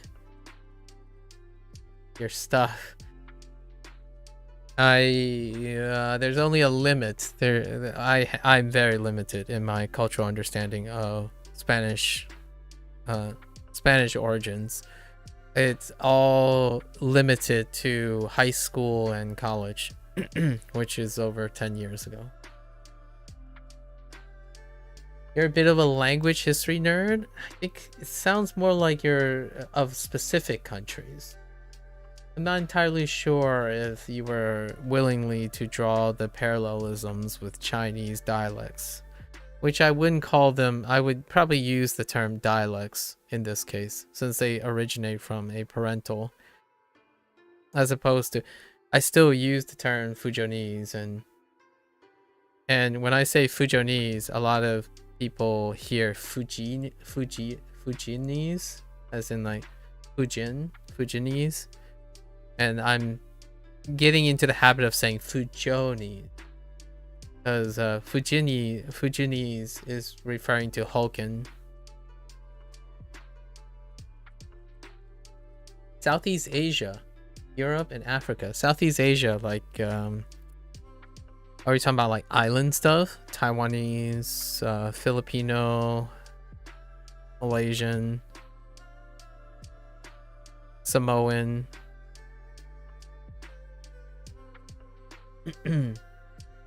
I see. I guess technically Australia. Sorry. Sorry, just whenever I think of Southeast Asia, it's like, well, there's this big mass. Well, Australia and when I said Samoan, I was thinking of Maori as well, which New Zealanders, right? In New Zealand, not necessarily all like Kiwi per se, but the Aborigines, the Maori people. I had some time in a study abroad program to hear some of it, to hear some of the Maori language. 10時半ごろシャワーを浴びます。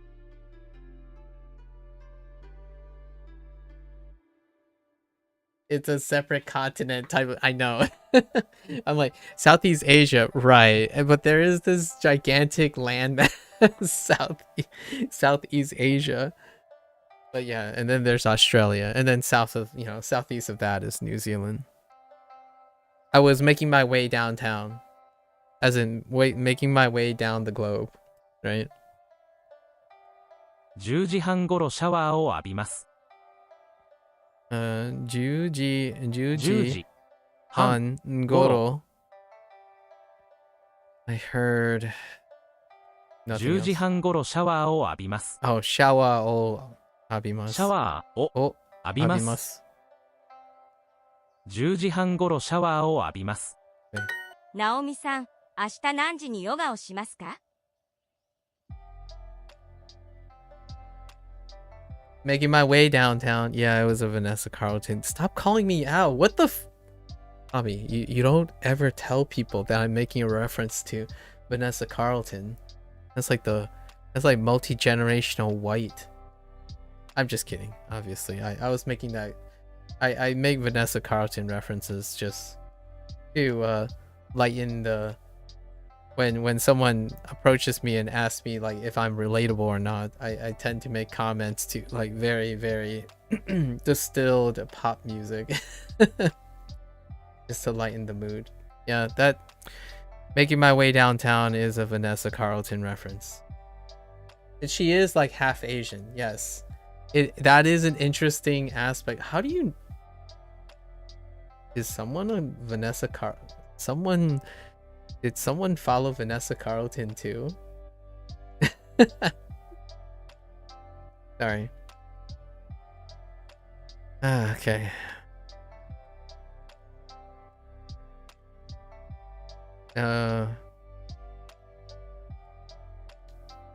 We're not gonna go into Vanessa Carlton right now. It really does show that you're older than me. Maybe slightly, but if someone caught a Vanessa Carlton reference, you're at least a millennial plus. You're at least a millennial plus, especially an American who mentions a Vanessa Carlton reference. What do you think was playing on music TV in the early 2000s? Yeah. Like, yeah. It's all over. Like that got played out so fast. And I still like it when I hear it again. And it does have a twinge of nostalgia. That's only after my 90s punk band phase, you know? Because growing up in the... Born in the USA... I'm sorry. When... then the 90s punk rock scene. Well, right before the early 2000s, you got the 90s punk rock scene.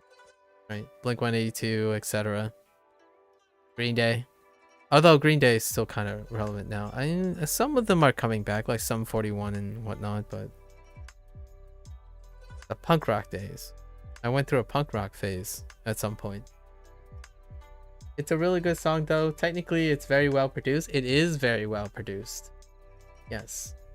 The song is really, in terms of the production side, yeah. Like even more so, I would even say.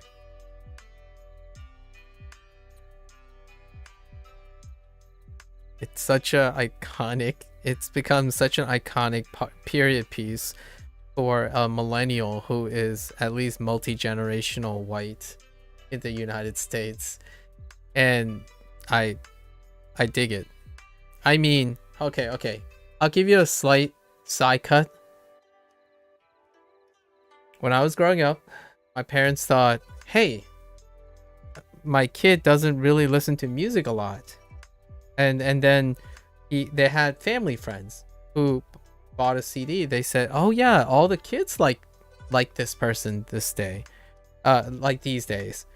And I think this was around, I think it might be middle school. It's either middle school or high school, or close to high school, right? I'm between the ages of 13 and 16. And my parents came home. So this is a female artist. Who do you think the female artist is that they gave me? There's only a few. There are only a few choices. You might be thinking, holy heck, it could be anyone. Like, but this is a family friend growing up in the United States. And we're talking about a teenage boy. What year was this? It's kind of hard to pin down.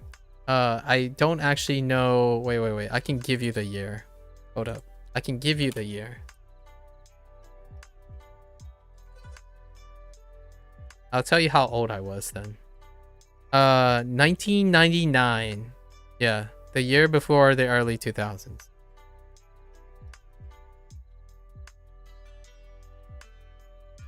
If I hadn't had tape, you don't know. Well, I had tapes. There were cassettes. I have a few cassettes, but this is the early. We're talking about the CD era, and this is 1999. And this, there's no way, not even people out, even internationally, there's no way people have not known this. However, it's a very Americana thing. And there is a fun trivia about this particular artist too. 1999. How old was I in 1999? I was yeah, right around yeah, around going into middle school. I was 13.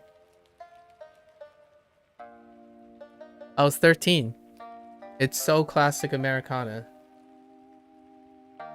So this artist is popular around the globe and continued to be so. But this was her first album in 1999. And my parents didn't really know anything about my musical taste, right? Or any taste at all. I don't even know if I developed musical taste when I was in middle school, because I was an Asian boy raised. There you go. Take a coin flip. Do you think it's Britney Spears or Christina Aguilera? Yeah, there's no other two names for a kid growing up in the United States. That's a boy. Aguilera, it was Britney Spears. It was Baby Hit Me One More. No, not Baby Hit Me. Oh yeah, it is. What is it called? Baby Hit Me One More Time. I forgot.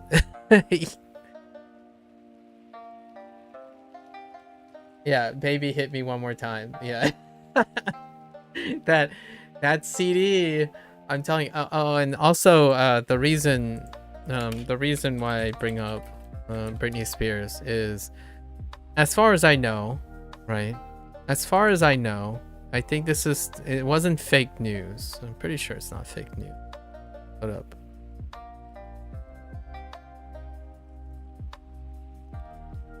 Let me make sure. She has some relations to the state. She has some relation to the state that I grew up in. And that's why it came up.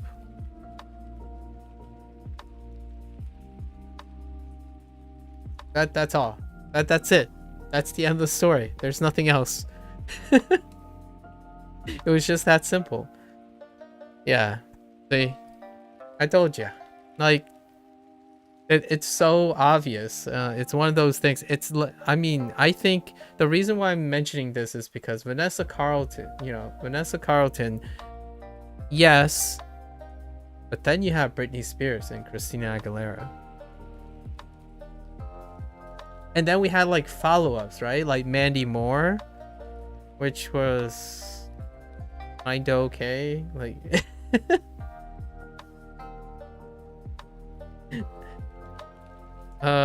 here's another one. Oh no, we're getting distracted so badly. Hang on, what was her name?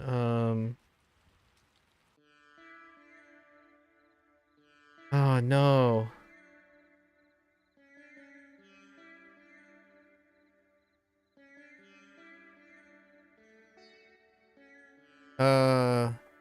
Who am I thinking of? Oh, Michelle Branch? Man, Michelle Branch. Her song Everywhere. After that, so there was a phase. There was a phase there. Sort of a phase. Or like, I guess... get back to work. Yeah, we gotta get back to work. So did it work? Have you started listening to more music thanks to Britney? So here's the thing.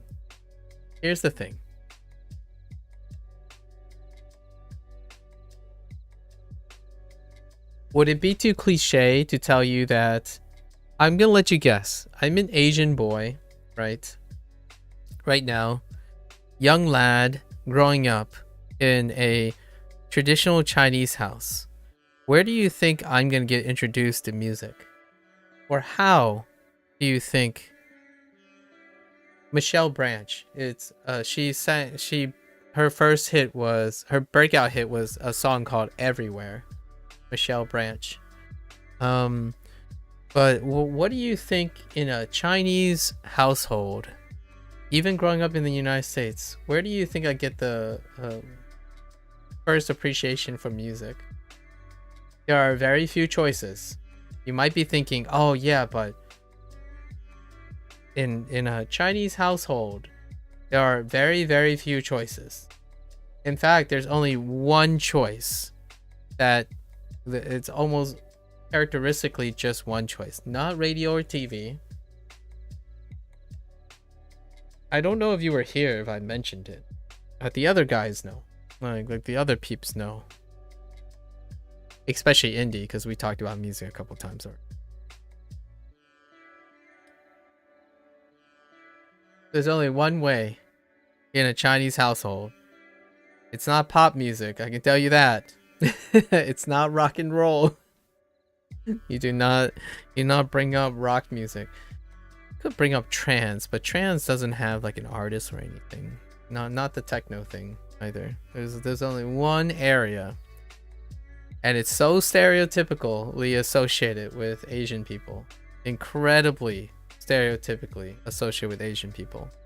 Everywhere, internationally. I think it's still stereotypically associated with Asians now on the internet.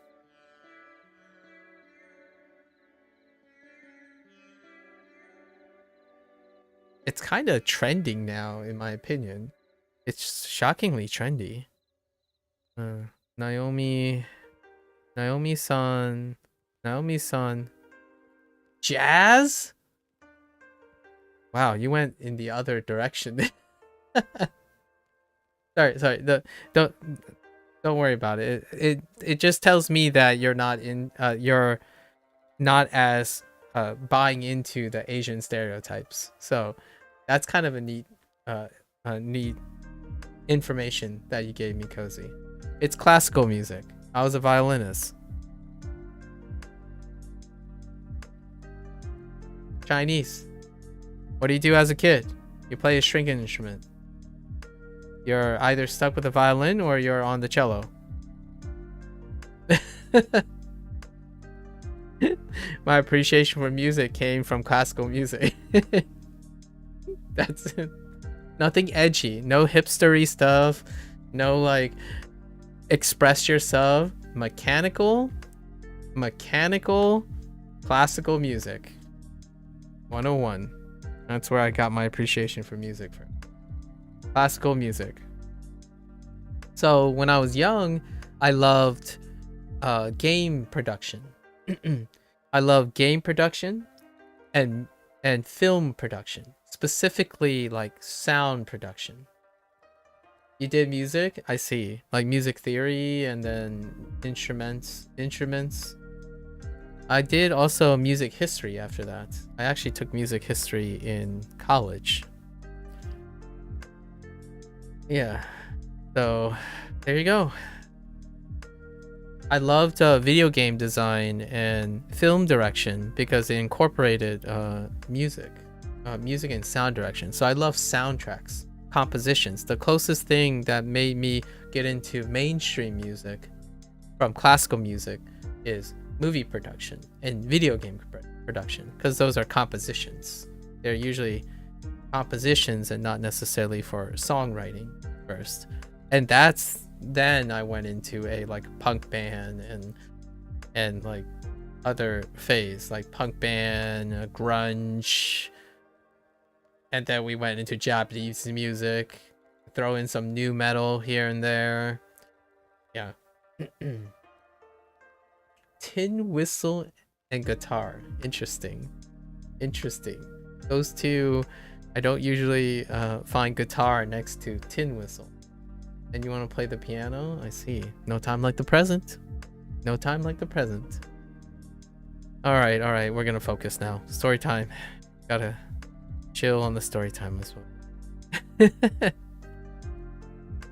What time? Oh, and you continue. And drums? Man, you're practically your own band at this point. No time like the present, Cozy. No time like the present.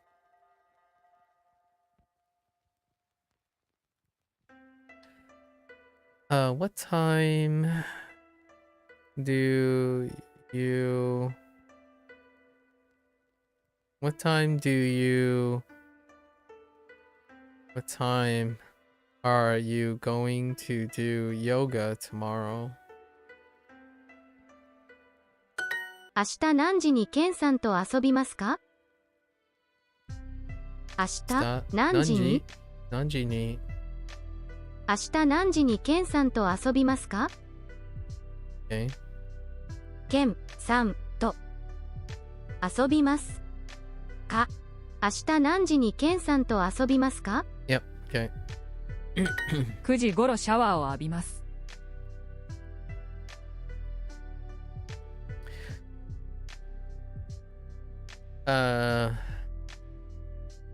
I shower around 9 o'clock. 9時頃シャワーを浴びますか？浴びます。Whoops, 浴びます。I was gonna look for a question. 来週中どうしますか？ Oh, that's a weird question. Never mind. 来週柔道をします。Oh, I think it was... am I asking 何時？来週柔道をしますか？ Oh, no. か。Oh, しますか？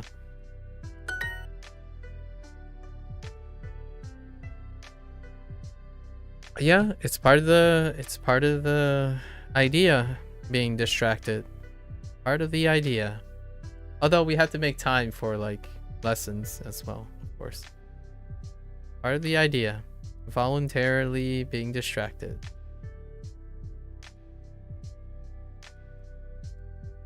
Uh 11時半頃 No, actually even before that. 毎日11時 han goro asagohan o mimasu. Or o tabemasu. So let's put that all together first. 11時11時半goro ごろ goro asagohan 朝ごはんをを食べます11時半頃朝ごはんを食べます。And I missed something. Oh, I missed a knee. No, I didn't miss the knee. No. What did I miss? Oh, every day. Whoops. I even said mainichi. Fine. Not reading the full English sentence anymore. Feels bad, man.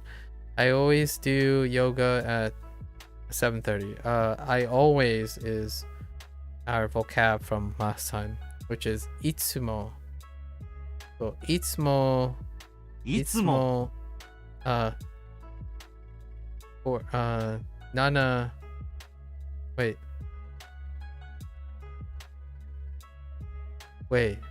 Why does this have nana-ji written? It's shichiji. 7時 That's an error, actually. In my opinion. Writing it this way is actually an error. That's a no-no right there. Yeah, it says nanaji, but it's shichiji.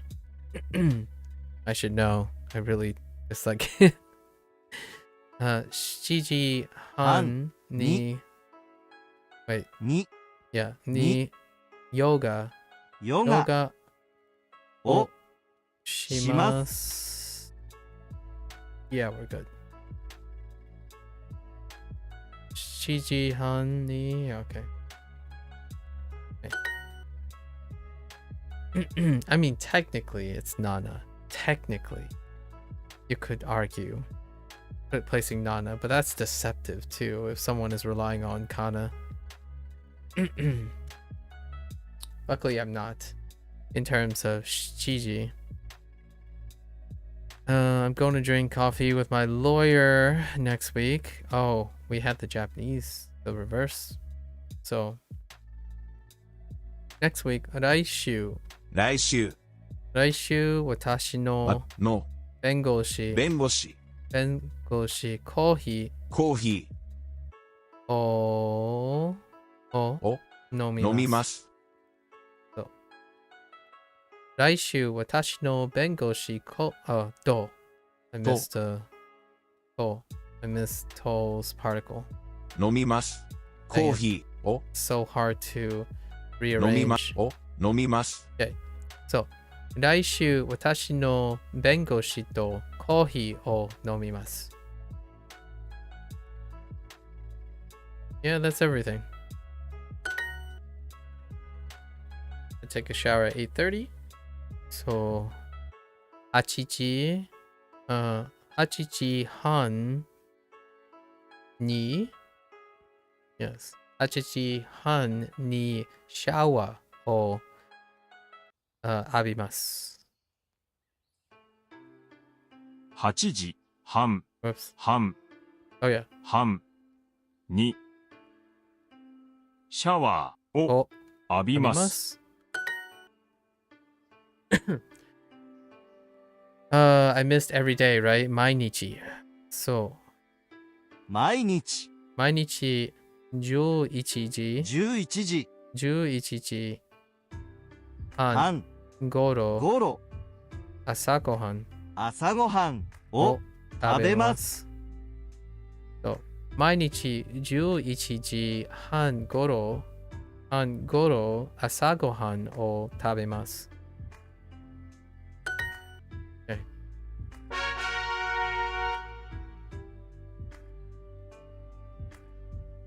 All right. Let's take the gems and run. And then let's go. Gotta get it in our 言います。 imas. Oh, hey, new New one. Imas. Is it just me or the second stroke is thicker? Alright, so we got our last kanji at least. So, 11. 11 4. 言います。言います。5. And G. じ言います。言います。私の彼氏です。 Their font is cursed. This is Windows font. So yeah, Windows font is cursed. It's not Duo's font. I don't know if you noticed that, but if you remove your IME, Windows IME, it is actually a different font. So I had to get adjusted. The top stroke is often tilted down. Oh yeah. I had to get used to this font, and I'm gonna hold your thought for a moment, Lotus. When I go to the kanji section, the kanji when you write it out is not gonna be the same because it's their font then. So Duo actually have a different font, but you can't turn off. I don't know of a clever way to turn off the IME without and keep the keyboard input of Windows 10's version. So yeah, it is cursed. I agree with you. It is definitely cursed. Duo though, Duo has a different font. And it's kind of a little bit more like stroke-like. It's a little more painterly. Even in the small ones. The small ones, it's a little bit more bubbly.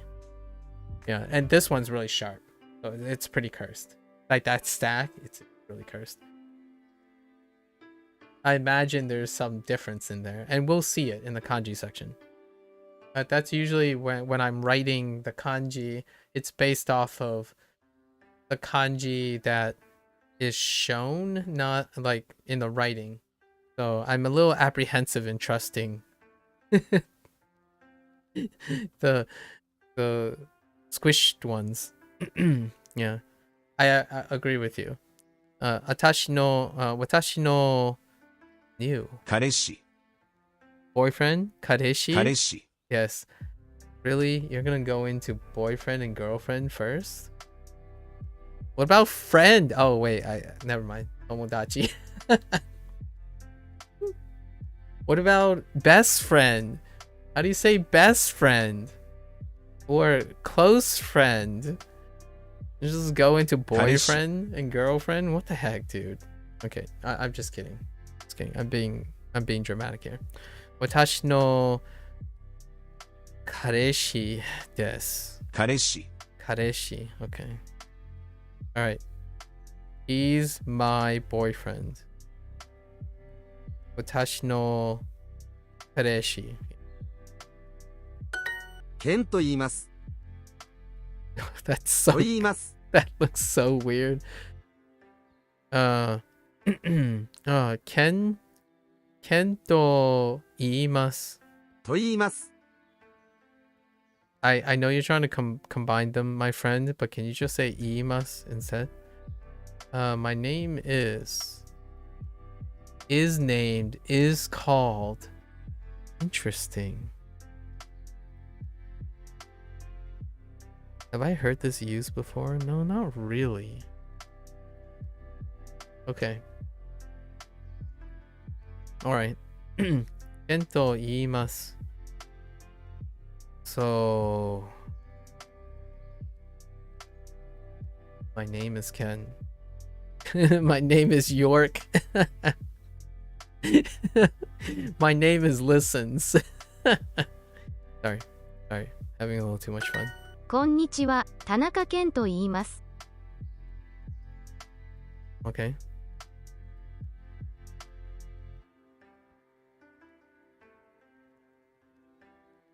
趣味はありますか？ Sorry, I just wanted to 趣 know 味はあ what りますか？ I just wanted to know what that sounded like.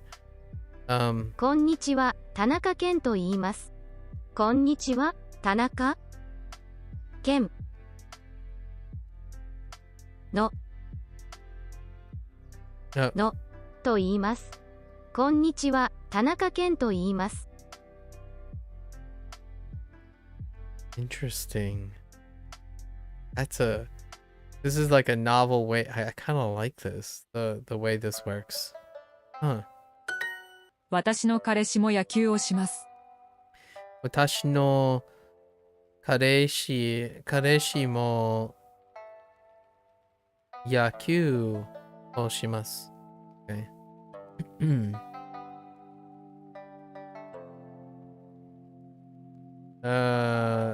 My boyfriend also plays baseball. こちらは花さんです。こちら。Very close to Gojira. Gojira.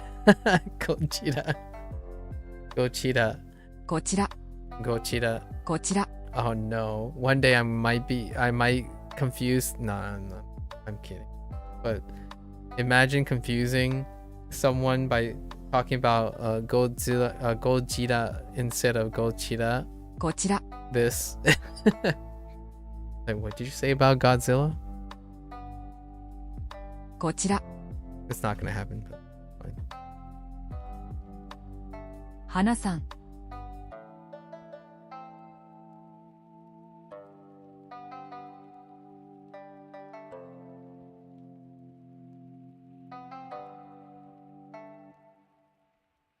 Godzilla's name is Hana? Really? Oh, I see what you mean. 花さん。I see what you mean. Godzilla's name. That's funny. That's actually really funny.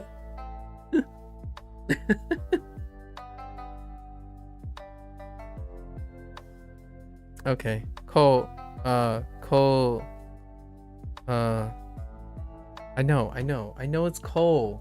I'm saying that I can get it confused because I close off my K's. You need to calm down, Lotus. Butthead. Kochira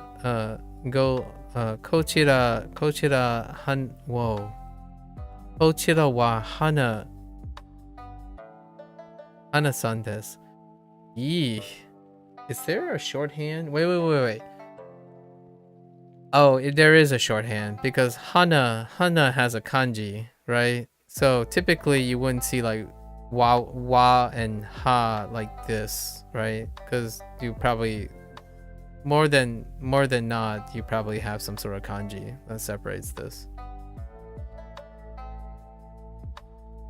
Do I know? No, I don't. Oh, I kind of know, but is it the same one? It's not the same one, right? Is Hana alone the same one as the Hana in Hanashimasu? It's not, right? The Hana for nose or flower. Oh, it's in... Oh, so you would use katakana? And that would be the name? I see. So what are all the versions of Hana? So we have katakana.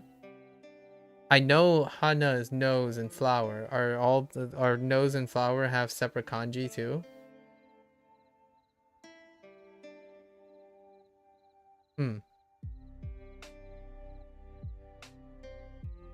That's flower. Okay. I see. So, kochira wa Hana-san desu. And that's the nose. Wow. What did they do to the nose? Well, it kind of looks like a nose, really. But a lot of things look like a nose when it's shrunk to that size. I need to write a mental note to myself to find out if I can increase the font size of Twitch chat. Actually, let me try to do it now. I might break Twitch chat though. There a ad appearance. Font size. Wait. Oh no. Hold up. Oh, the window is too small. Alright, well. Oh no.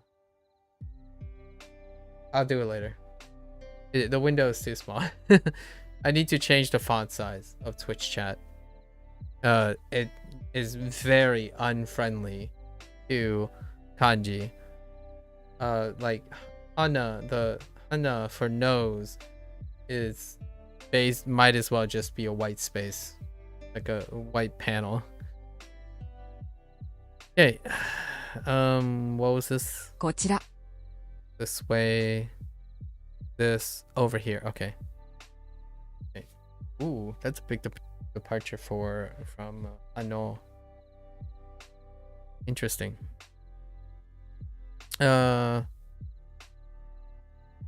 This is hana.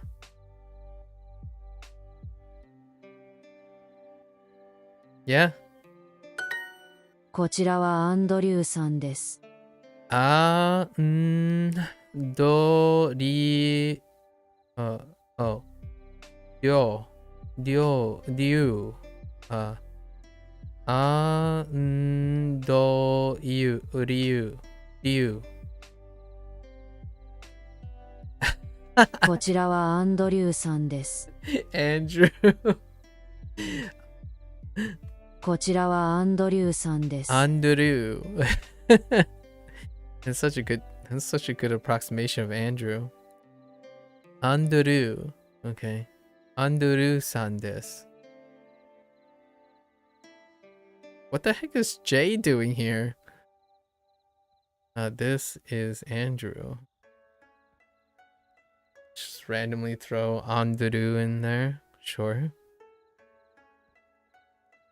Okay. こちらはアンドルーさんです。ダニエルさんはエンジニアです。ダニエル。Danielle? Danielu. Sorry. I'm not laughing at the word. I'm just laughing at it's just I find it very endearing that how using katakana for approximating these names, because I actually did that with my name, with my actual name. So yeah, it's actually surprisingly easy. Danieru-san wa. Oh, of course you would put engineer. Engineer desu. Engineer desu. ダニエルさんはエンジニアです。Is an engineer. Okay. Sure. こんにちは、エリカと言います。Erika. エリカ。 Fair enough. Erika works. エリカ。 Whoa, Erika works really well, actually. Why are they throwing... They better stop with 3 names. So we're gonna stop with Andrew, Danielle, and Erica, right? They're not gonna just continue just... They stopped with like Naomi, Ken, and Hana. You better stick with 3. Okay. Konnichiwa, Erika to iimasu. Okay. Hello. My name is Erica. はじめまして、エリカと言います。Ooh, they're finding another way to reroute back greetings, right? Oh, はじめまして。はじめまして。Classically, I keep omitting May, so May falls out. So that time, I heard it first, but I need to get into. はじめまして。I keep saying hajimashite as instead of hajimemashite. Kind of like surimasen, sumimasen. See, I skipped something. Sumimasen and hajimemashite. I often skip one of the syllables, like using probably as an example. はじめまして、エリカと言います。エリカ？エリカと Oh, it's grouped together. と言います。と言います。はじめまして、エリカと言います。I was looking for so like separate. こちらは私の彼氏です。こちらは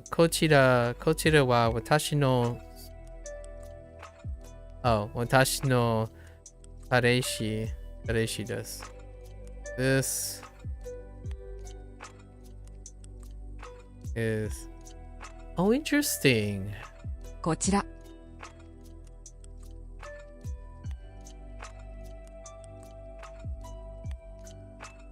Ah, I see.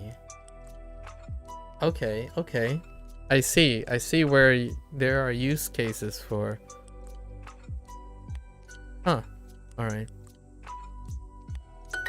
こんにちは、アンドリューと言います。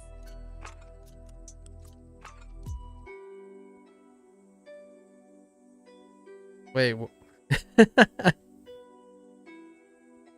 Sorry.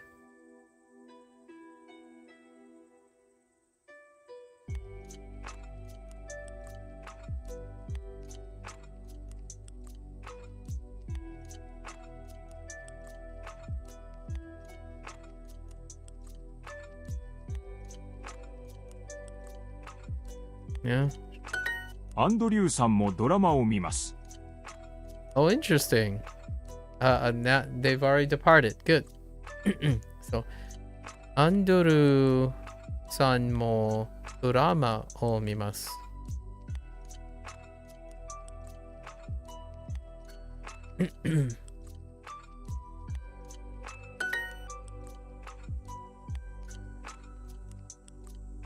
Erika is also from New York. Okay. Oh, hey! Wow, they're really mixing it up now. That's kind of nice. Because I was waiting for them to see how they're gonna bring back all the other stuff.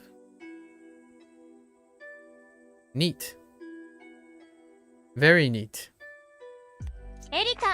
Erika さんもニューヨーク出身 Yes.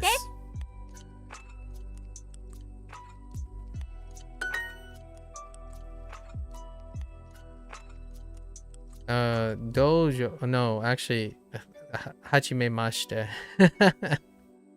I was gonna say dojo yoroshiku, which I mean, sure. はじめまして。はじめまして。ダニエ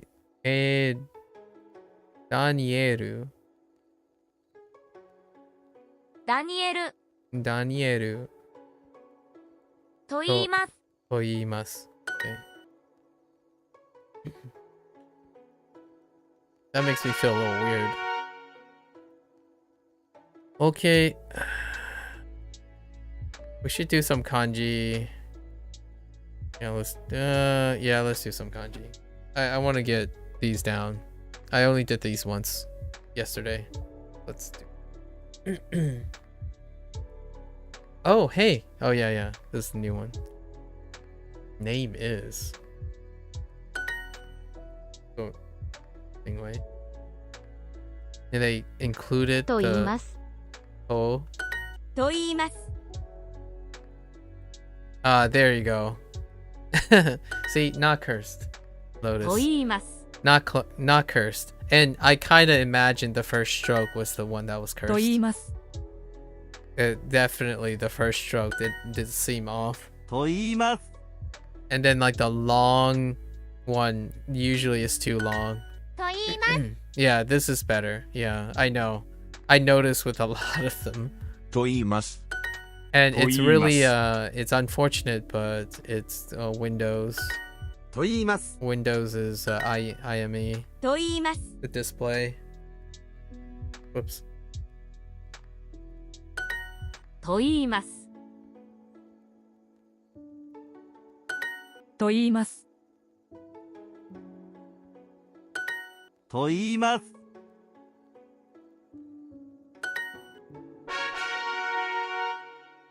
All right. And と言います。we're gonna have to catch up. So it's gonna be like toimasu for the next two, probably, before it catches up. Oh. Oh. います。と言います。と言います。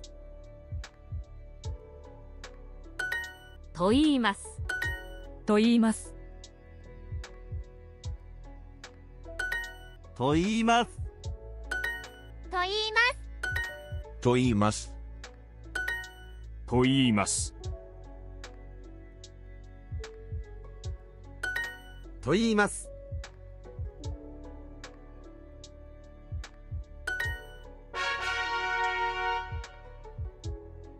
え新聞。新聞。新聞。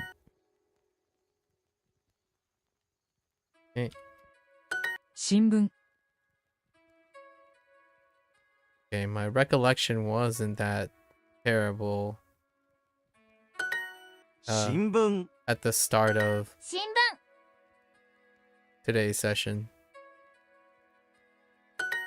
新聞。新聞。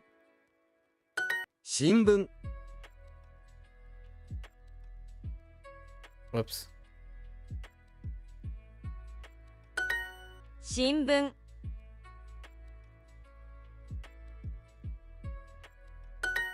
新聞。新聞。 Oops, that was too hard. Oops. 新聞。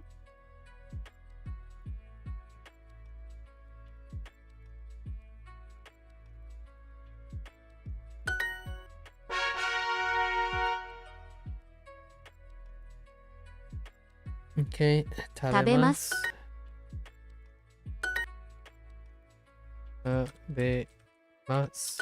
食べます。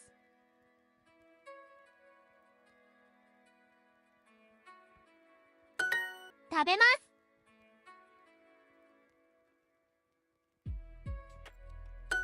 食べます。食べます。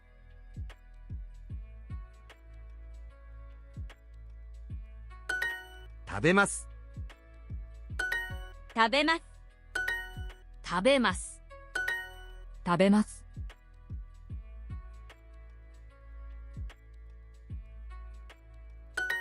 食べます。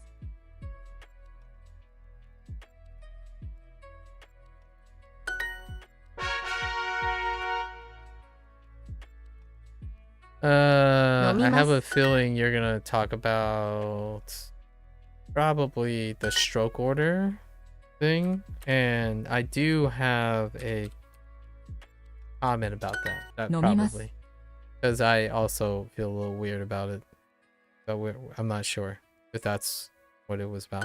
Oh, I definitely got I added an extra stroke to nomimasu in my recollection. One extra stroke. When I was recalling it. 飲みます。 At the beginning of the session. Oops. 飲みます。 Yeah, and it's also very difficult to talk while doing this. But I messed up this stroke. I doubled that stroke.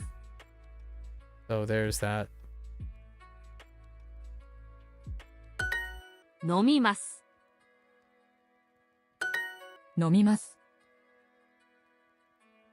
Good to know. This is just day 2 of me with these ones. But that's okay. Just day 2. No hurry. Kinda hurry. Not quite in the right height. I would like.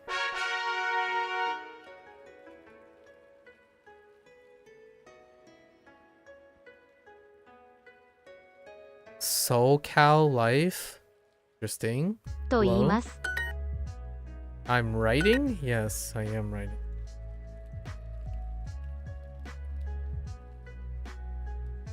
と言います。 Gotta get used to kanji.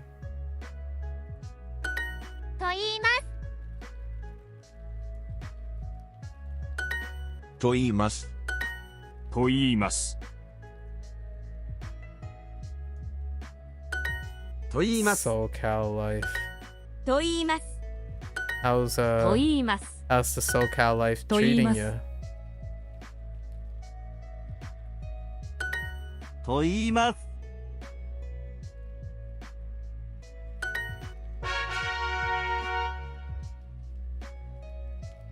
飲みます。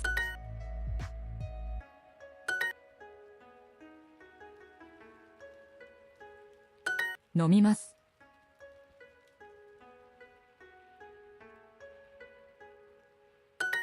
飲みます。飲みます。飲みます。飲みます。飲みます。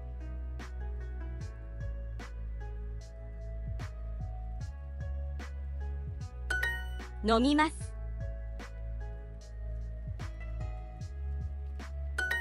飲みます。飲みます。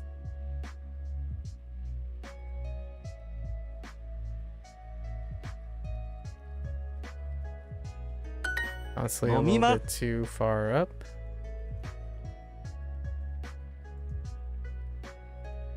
Nope. Go a little too far up. Honestly, I regret the names these days. Oh, well, you have time.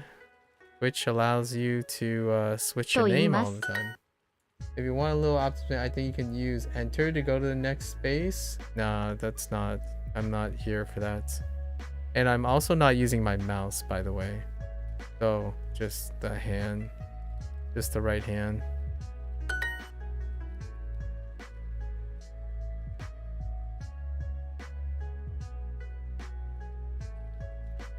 Writing position.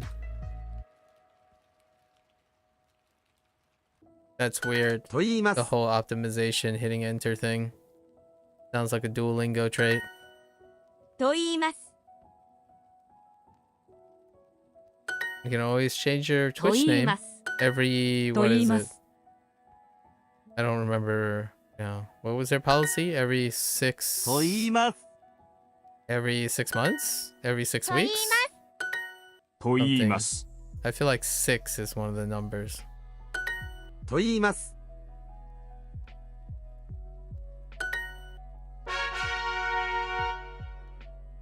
You had it too long, you gotta stick with it.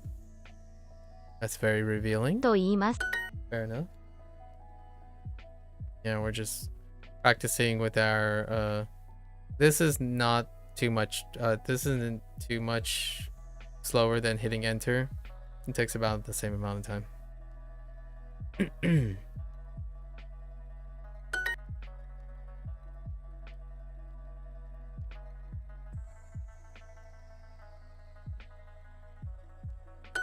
と言います。と言います。と言います。と言います。と言います。と言います。と言います。 と言います。 So what are you doing in what are you doing in the language space? That's good enough. We were looking at this character because it's kind of cursed. Oh, it's not that cursed over here though. It's only cursed in the Windows style. Yeah, see? Lotus. Like the Duolingo ones. If you're looking at here, when it's like expanded a little, you can kind of still see it. It's a little tiny line. But yeah, Windows sometimes do be. You lurk a Japanese stream a lot? I see. Are you learning Japanese at the moment? I don't know if you can tell from my accent. I'm obviously not from SoCal. You like to pretend you're studying by watching? Fair enough. Is there anything that engages you in picking up stuff? You've been learning for about 5 years? Hey, there are some people here that would definitely be up for exchanging Japanese things. I haven't done anything beyond this, so it's only been 32 days, technically. Whack windows, yes, Lotus. 私の彼女です。 So if you ever want to like practice stuff, SoCal, I think there are a few people here that definitely wouldn't mind practicing. Well, it's all good in the neighborhood here. Watashi no, I'm East Coast. Probably, I don't know if you lived around the United States long enough where it's pretty obvious that I have a northeastern accent, so I'm from Northeast, East Coast. SoCal, that's a region. That is definitely a region. Watashi no, 彼女。 yeah, there are very fine idiosyncrasies, right? There are at least, I'm gonna say, 7 extensive regional things, at least to someone who doesn't travel around the United States. There are at least 7 regional dialects of American English, or accents of, actually they're almost getting close to dialectic, but yeah, SoCal is definitely one of them. Watashi no ka no. Oh, you also live in SoCal, Lotus. I definitely get spotted fast. I'm a classic Californian, yeah. And just so you know, I'm not saying it in a derogatory way. I don't know if you find it offensive. I actually love accents. So when I went and visit San Diego and then San Francisco, I actually quite like when I'm surrounded by different accents. So I'm the more of the New York City kind of guy, or like a cultural hub kind of guy where you're surrounded with people with different accents. So where I am though, Pennsylvania. So most people sound incredibly standard Northeastern. Not south enough to sound Virginian, right? Or West Virginian, which is one of the regionals in between. And then you have the South. And then not north enough to sound Bostonian, which is the other bigger region. The Bostonian accent. The dropping the R's with the A's. Boston. You know? Wada. Yeah, it kind of makes me they kind of sound aggressive. I kind of like it. And if you want to hear like a Boston accent, Family Guy, Lois has a pretty kind of Bostonian accent. Oh, and then Wisconsin, yeah, it's the upper I forgot what Wisconsin, it's called, like upper Midwest. The regions are kind of have weird names, but yeah, upper Midwest accent. Yeah, that half Canadian kind of talk with the what is a good example? They like combine their O's. Their O's are really long. Like, I can't think of an example right now, but 2 syllables become 1 syllable and their O's get carried and closed off. Is it weird that Boston accents sound Italian-ish to you?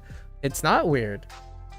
It's not weird at all, actually. And it actually sounds more European. Lots of... I follow 1 or 2 European transplants, as in people who lived in Europe and came here, and they made comments about when you get to Bostonian accent, it kind of reminds them of European origins because of some of that stuff. Yeah, and I kind of like that. Although for me, I'm a little biased. The Italianish accent that I would say is like the Long Island accent, the New York Long Island accent. Sorry guys, but kind of sound like Mob Boss, but the Long Island. Yeah, the Long Island accent. I kind of dig it, and I'm also scared, but I kind of dig it. Yeah, and I have a very, very standard northeast accent. No yins and y'alls here. I'm sorry. I mean, y'all is kind of carrying around now, but no yins and y'alls. There is an accent that I don't have, which is Philadelphia. Philadelphia, if you say something like "Did you eat yet?" G, "Did you eat yet?" Like you, have you eaten yet? Did you eat yet? Philadelphia, for sure. Did you eat yet? You catch someone saying "jeet," like Geet, Philadelphia. That's probably the closest city. I'm on the east side of PA. West side, Pittsburgh. I feel like Pittsburgh has something. I don't remember what was the deal with it. Yeah. Did you eat yet? Did you eat yet? Yep. Classic. Oh, Pittsburgh, L's disappear. All the L's disappear. So when they say like Philadelphia, Philadelphia, right? There's no Philadelphia. Oh, I am familiar with some of the dialects in Japanese, actually. So far, the most familiar is the Kansai, the Kanto, Kyushu, and whatever the thing they call Hokkaido. It's because of video games. I like a Dragon series games, so you can pick out the definite difference between the four accents that they use. They typically only contrast between the Kansai and the Kanto accent. And of course, being someone that I use Duolingo, they're usually Kanto accent. All these like synthetic voices are Kanto accent voices, or Tokyo accents, right? Or dialects. Sorry, dialects. Dialects. A Kansai, you can pick that off from, like, after playing so many Like a Dragon games, you can pick a Kansai voice actor out from a Kanto accent really, really obviously. Anyways, and there was one game that had Hokkaido and Kyushu. I don't know what the dialect's called in Hokkaido anymore. Unfortunately, I can't read kanji, but I do see ne something. I see the particle for wa.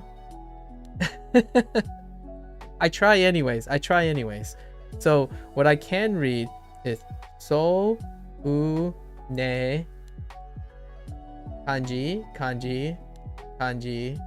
the particle for wa, kanji, na, kanji, particle to, kanji, and u. That's all I got so far. And I'm going to do this. No worries though.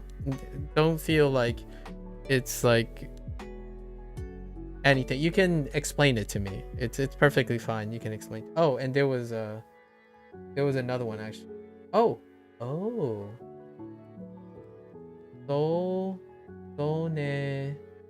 Ne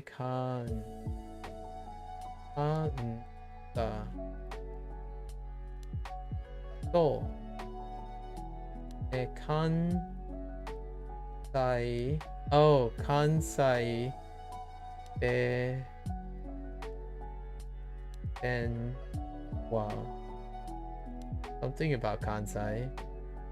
You may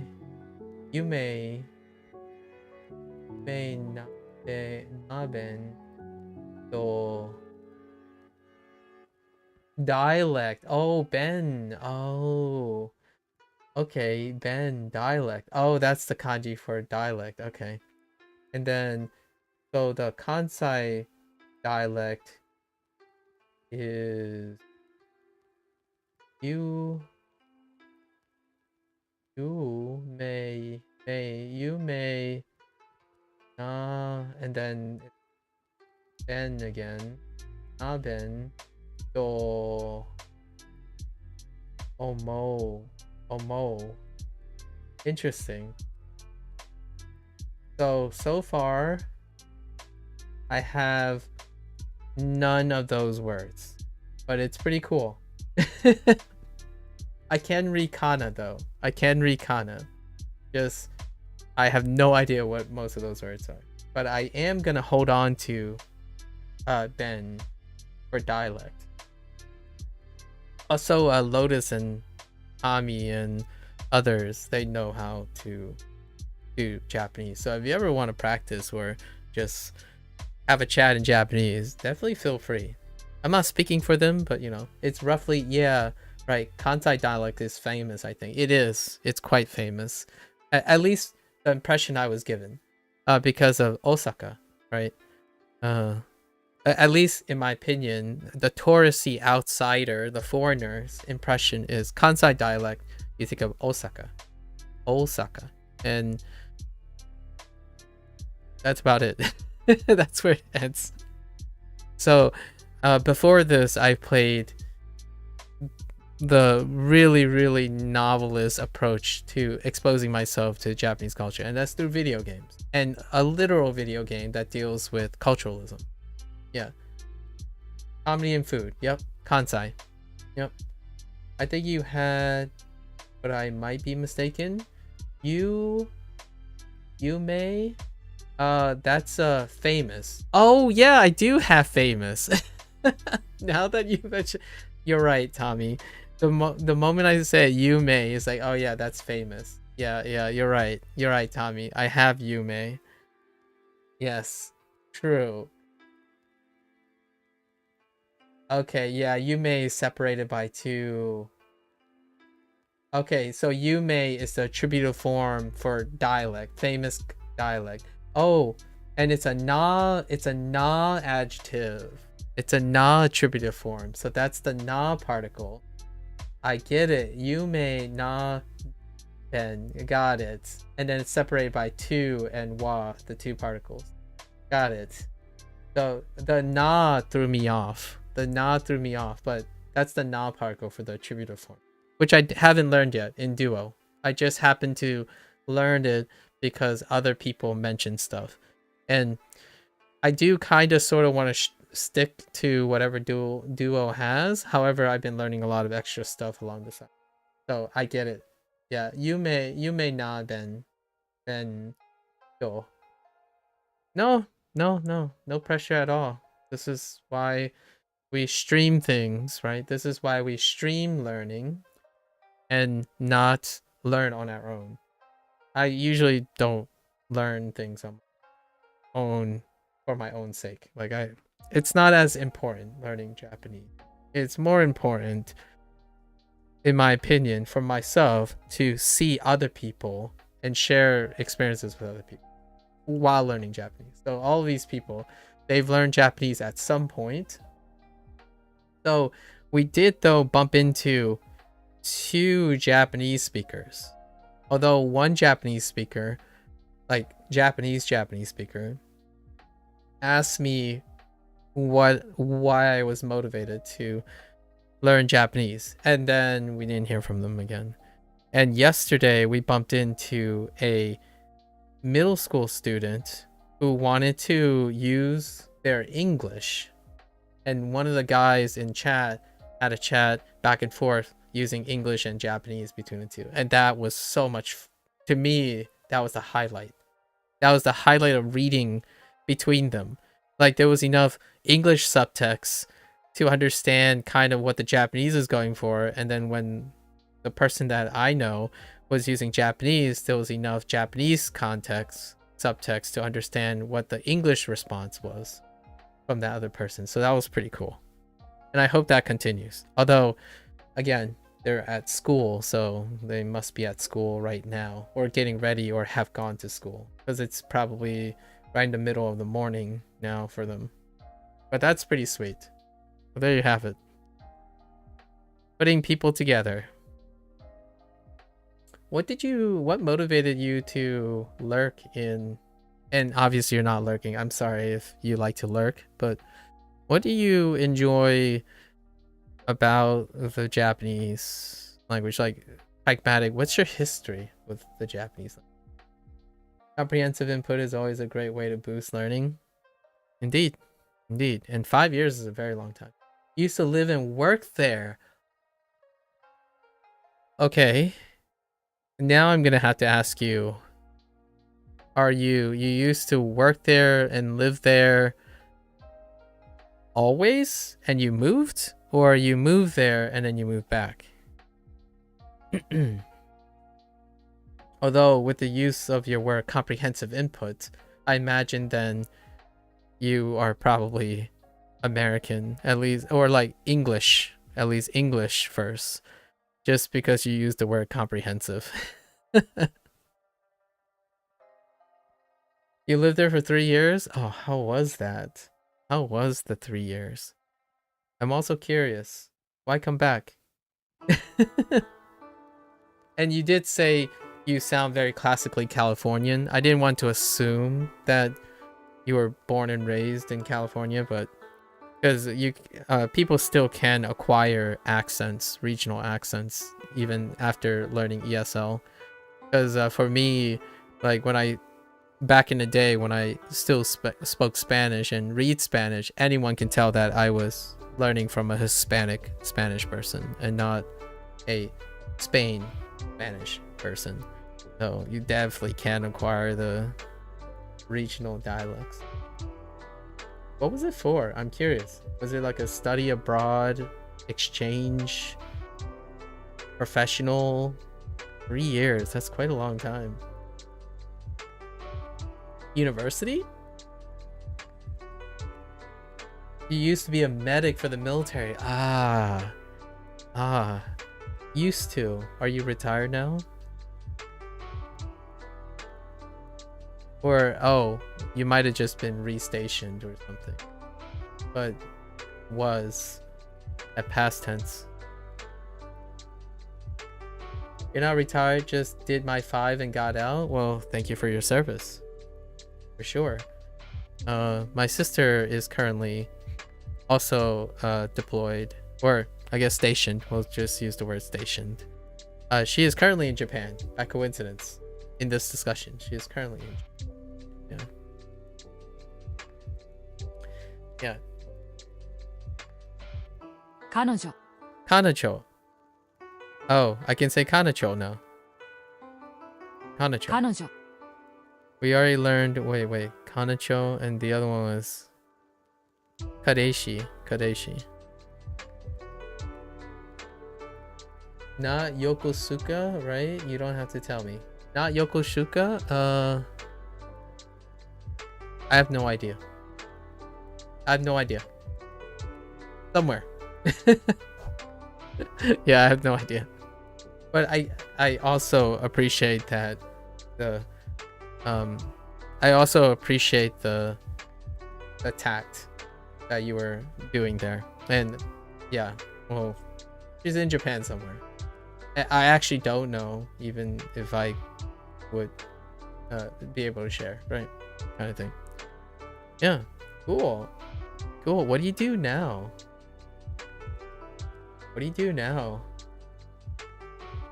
I know 2 or 3 people who were in the military and now they're doing something else.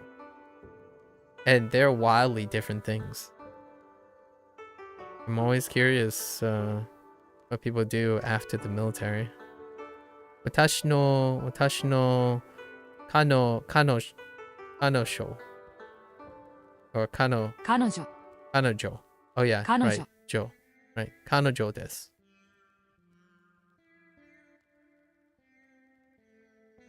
I have so many questions about Japan, being an American who went to Japan for 3 years and then came back. came back. No, I just do IT work. Going to college part-time for comp science. All right. I do know someone that thought I wanted to stay in medical field, but I can't stand the customer service part now. Okay, that's fair enough. Well, it sounds like you're a very intellectually motivated person. You're constantly looking for new environments and new learning perspective. I have no doubt you'll become a very competent IT comp science person. How long has it been since you've come back from Japan? And I want to hear immediately, just now, not like forever. I'm not holding you to these, but what are your immediate thoughts when you think about your 3-year Japanese experience? 2016. Okay. Wow, that's quite the time ago. I'm not even sure if you're in comp science in IT, we might millennial high five.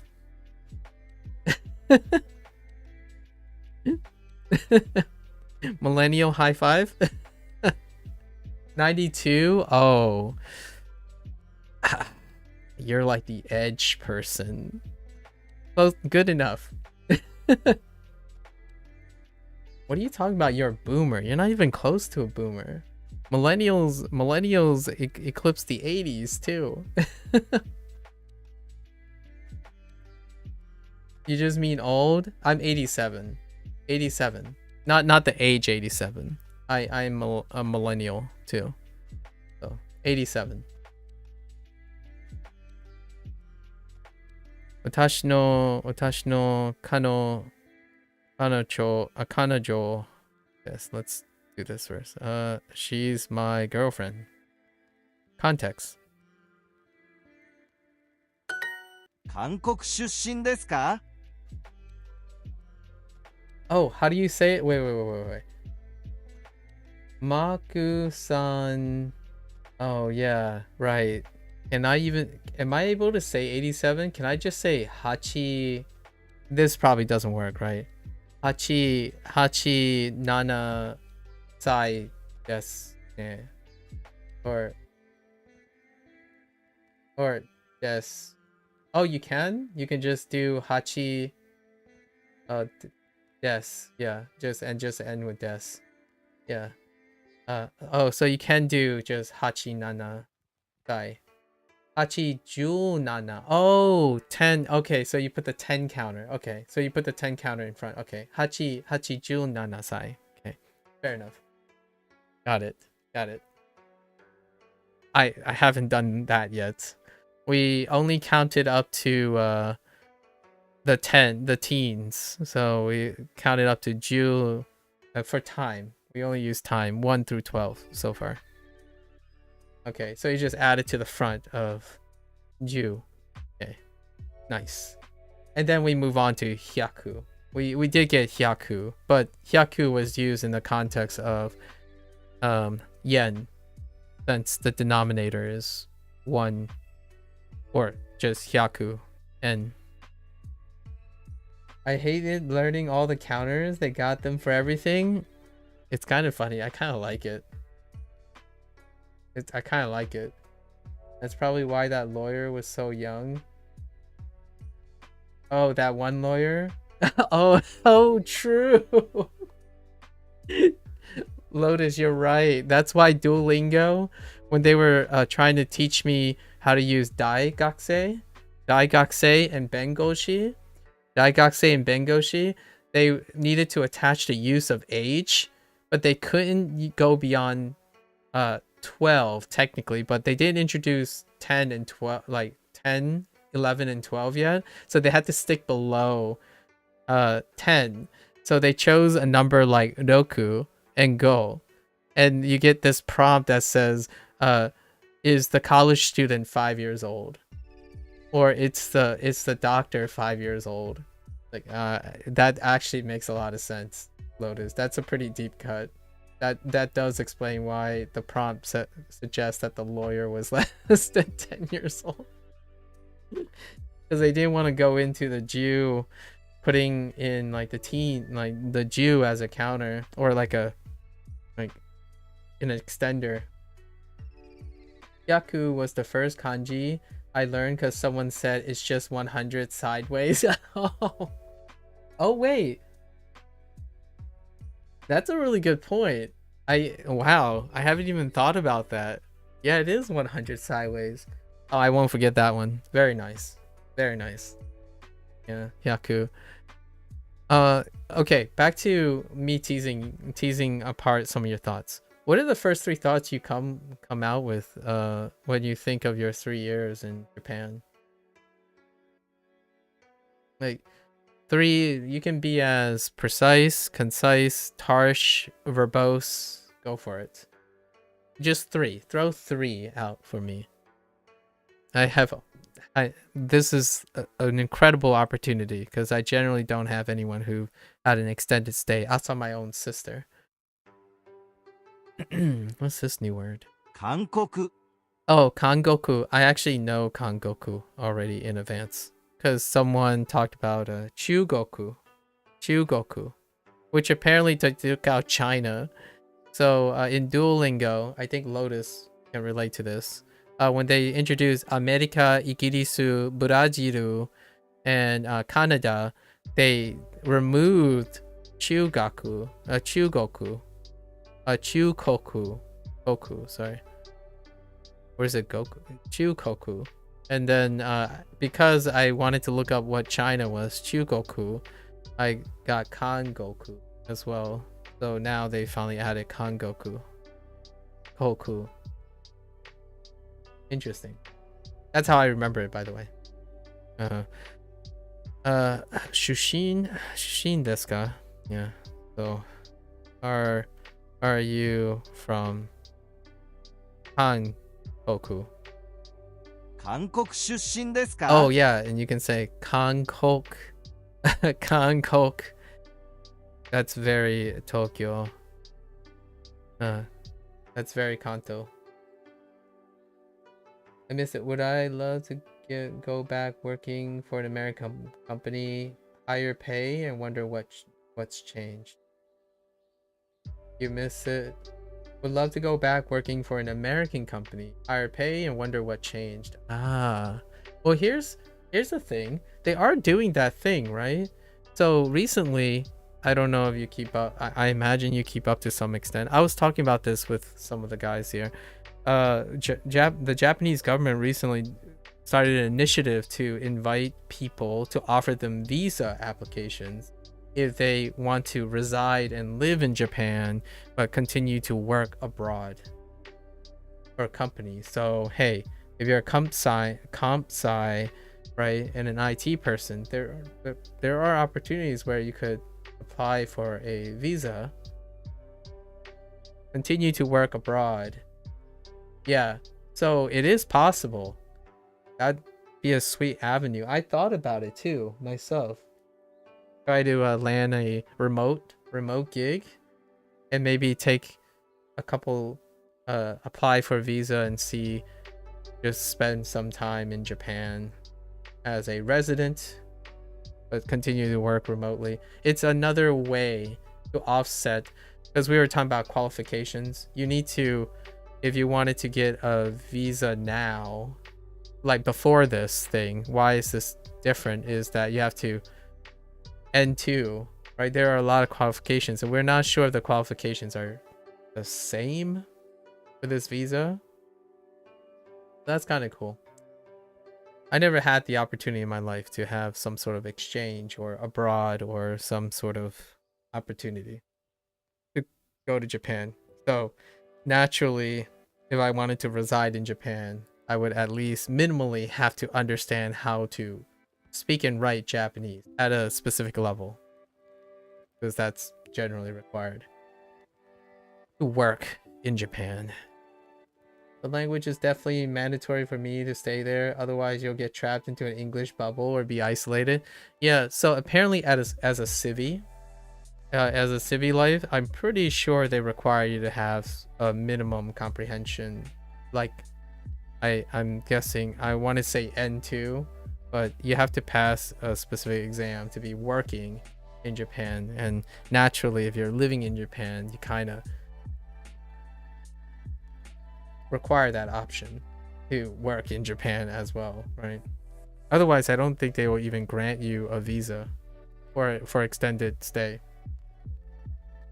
Otherwise, the other opportunities are military and study, right? Study, scholarly exchange, which I'm not part of a university anymore, so that avenue has closed. 出身 All right, so that's sweet though.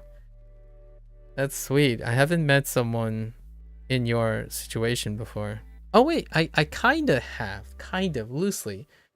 And that person is back stateside now. And sure enough, they are also interested in a comp science IT position that they're working on. And they've recently come back from being stationed in Japan. You were looking at contractor jobs through the military? Ah, I see. I see. Oh, so fascinating.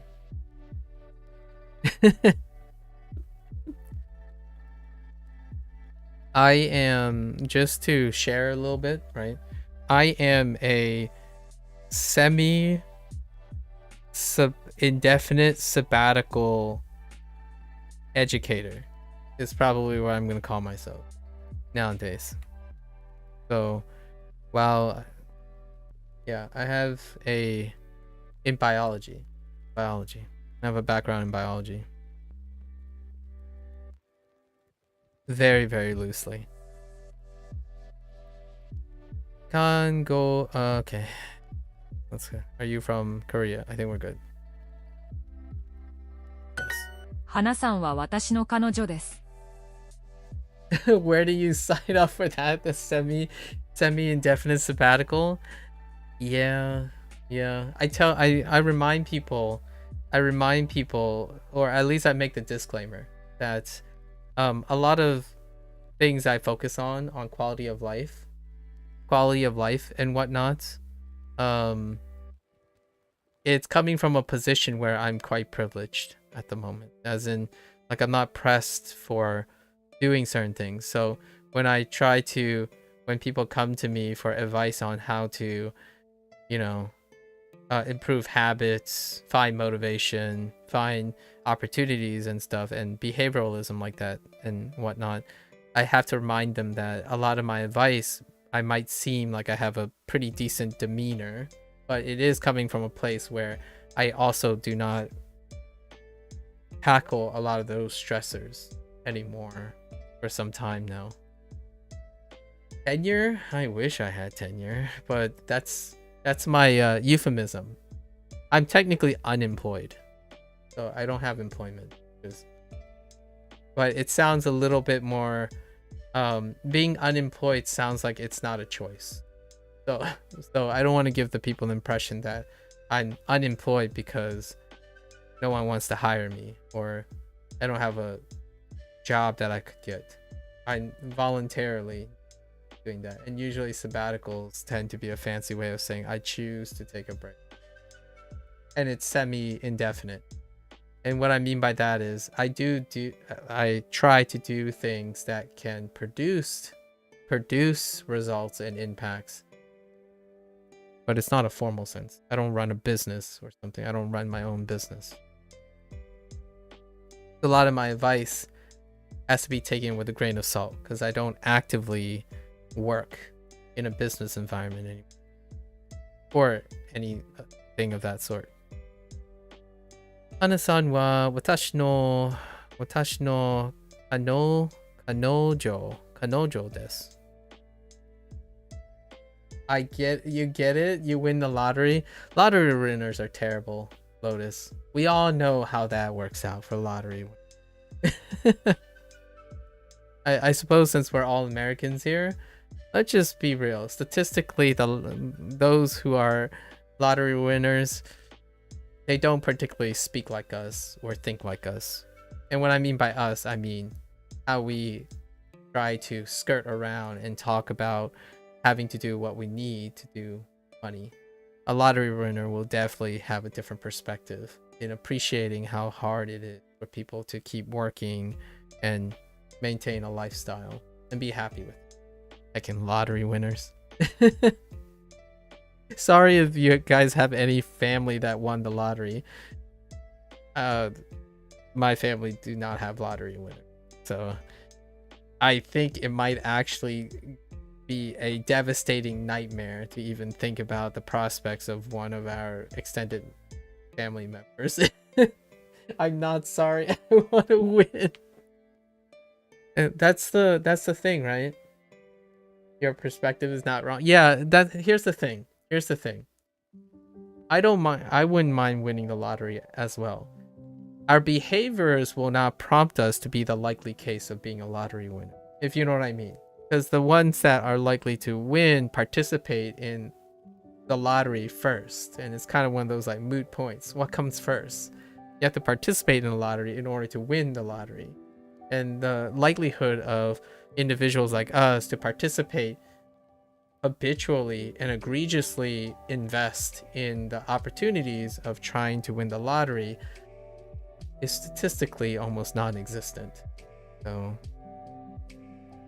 I'm not a lottery winner, just so that in case anyone knows. Okay, but here's the thing. Let's be a little bit more figurative on it. I do feel in my life, and I do feel guilt about this quite a bit. And that guilt motivates me to use my time and happiness and energy to redistribute it. So I do figuratively feel like I have won the lottery in my life. As in, I helped a lot of people helped me, and by chance, all those people were able to enable me to have the skills necessary to feel comfortable in being successful in most things that I do, right? So I gave something, but I feel more like I won the lottery because they gave back. They gave me something in order to enable me to give back, right? So that's kind of what I'm doing. I'm investing forward. I don't want to make a business out of it, but generally speaking, if there is someone that I can do the same for, I like to make them feel like they have won the lottery too. Because I'm very, very strictly serious when sometimes I share stories of my life that I really am earnestly saying I wouldn't be alive today if I didn't get lucky with the people that I've met.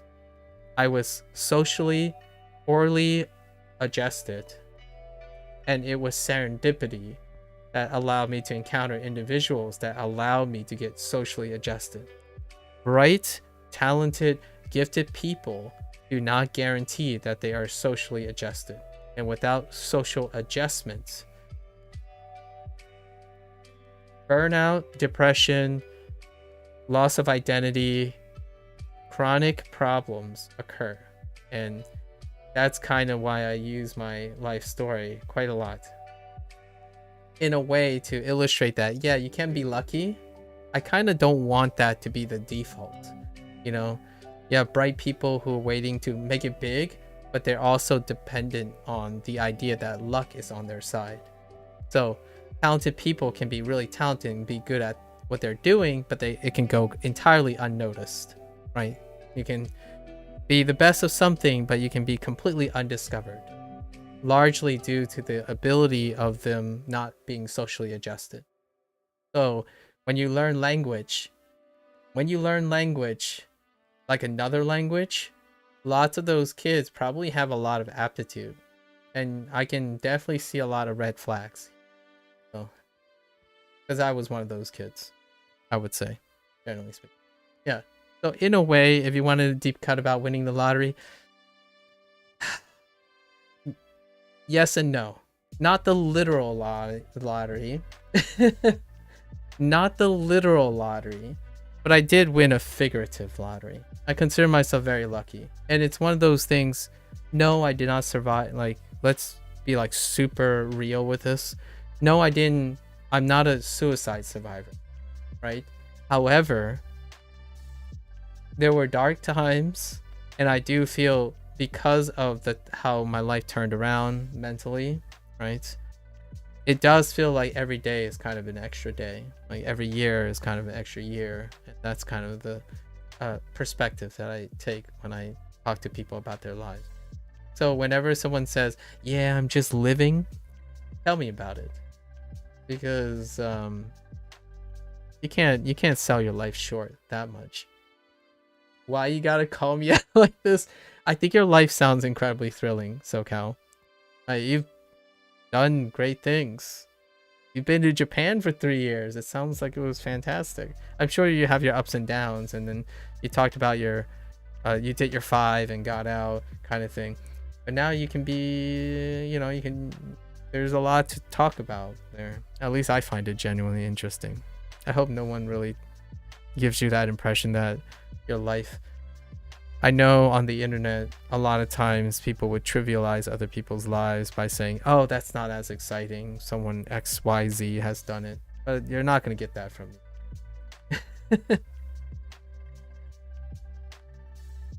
So yeah, how far are you in your comp sci stuff?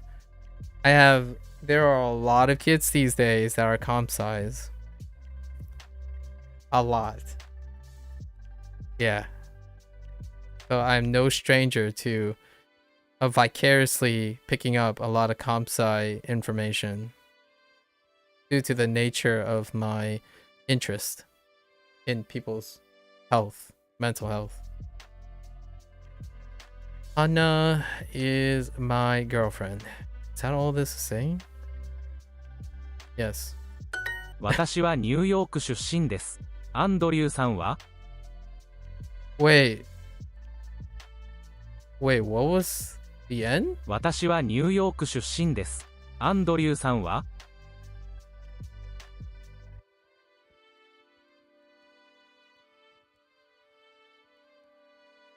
Wait, hold up.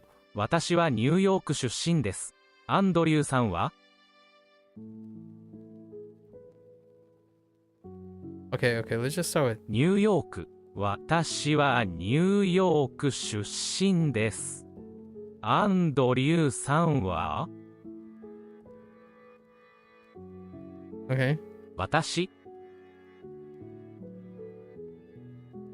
は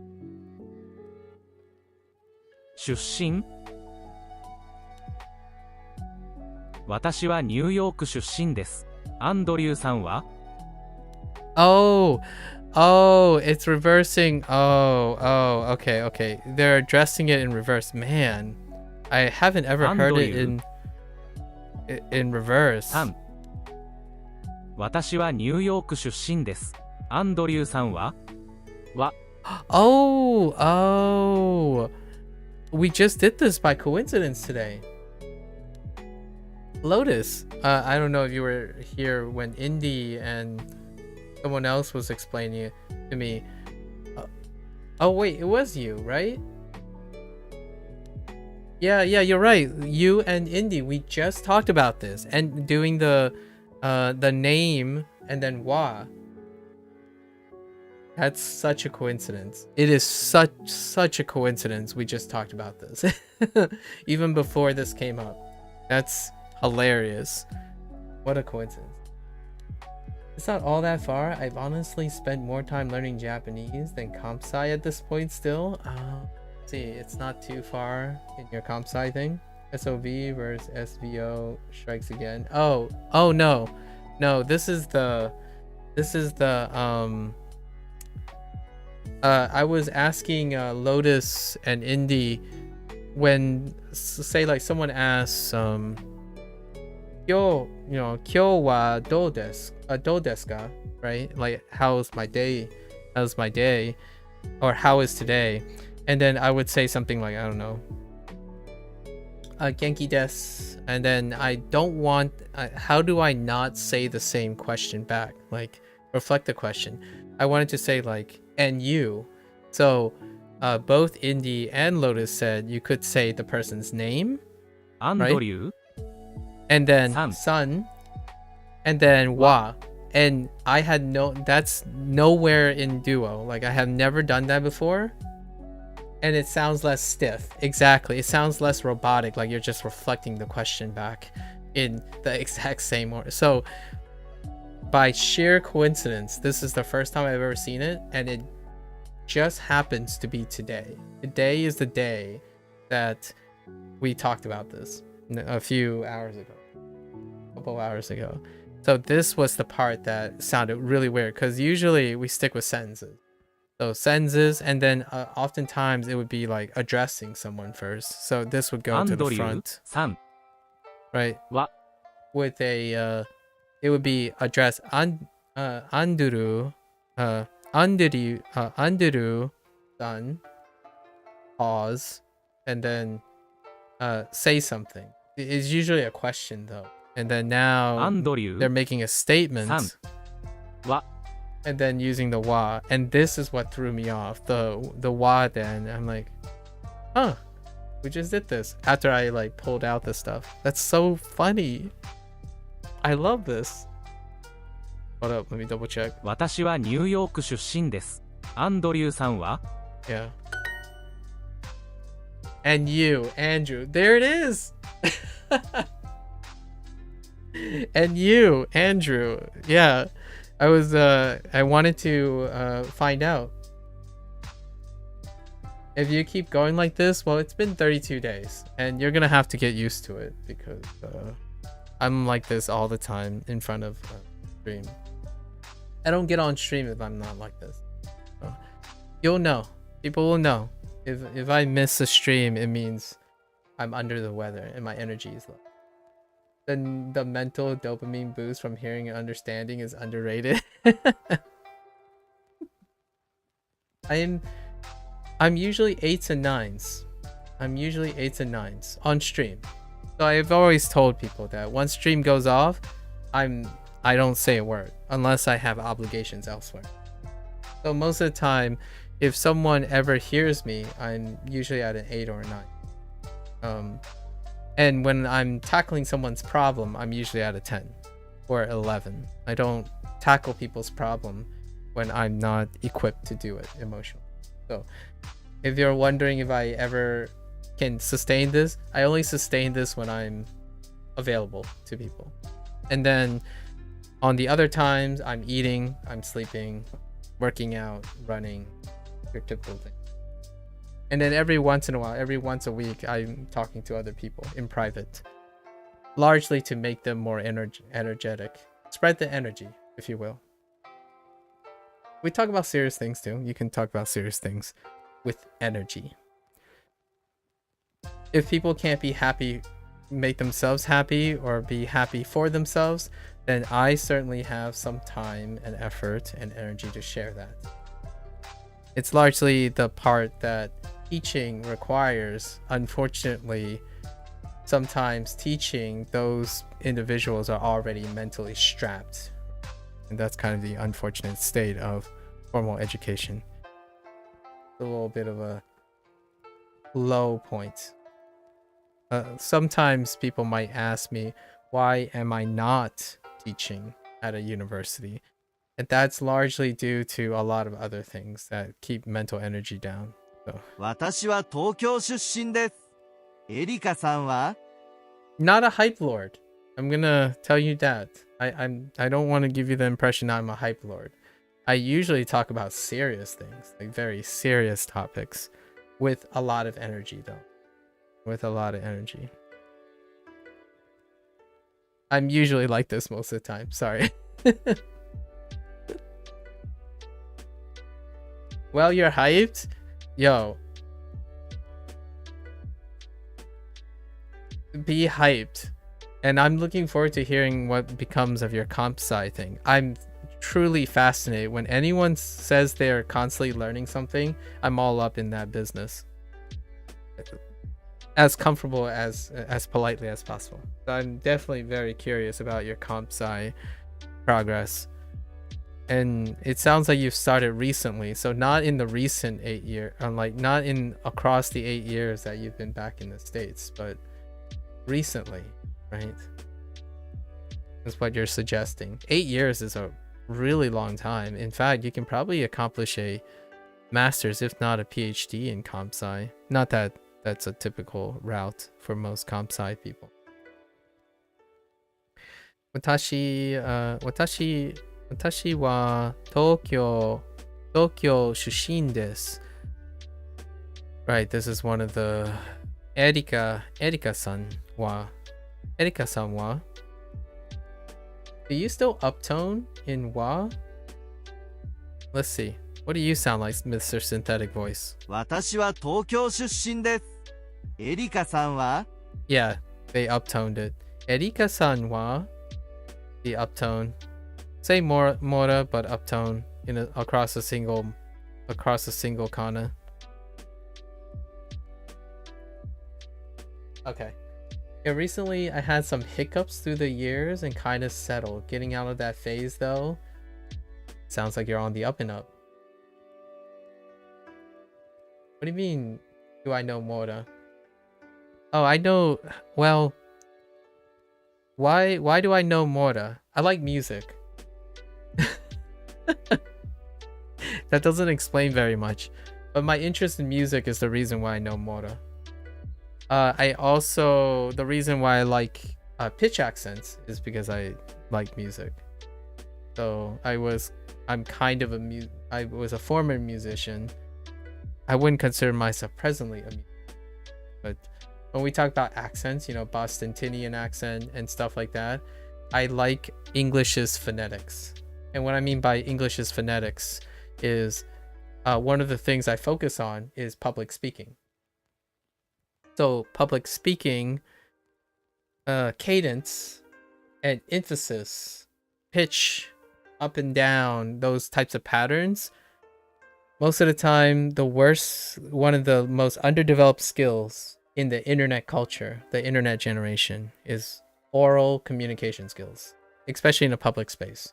So in English, there aren't too many rules about mora,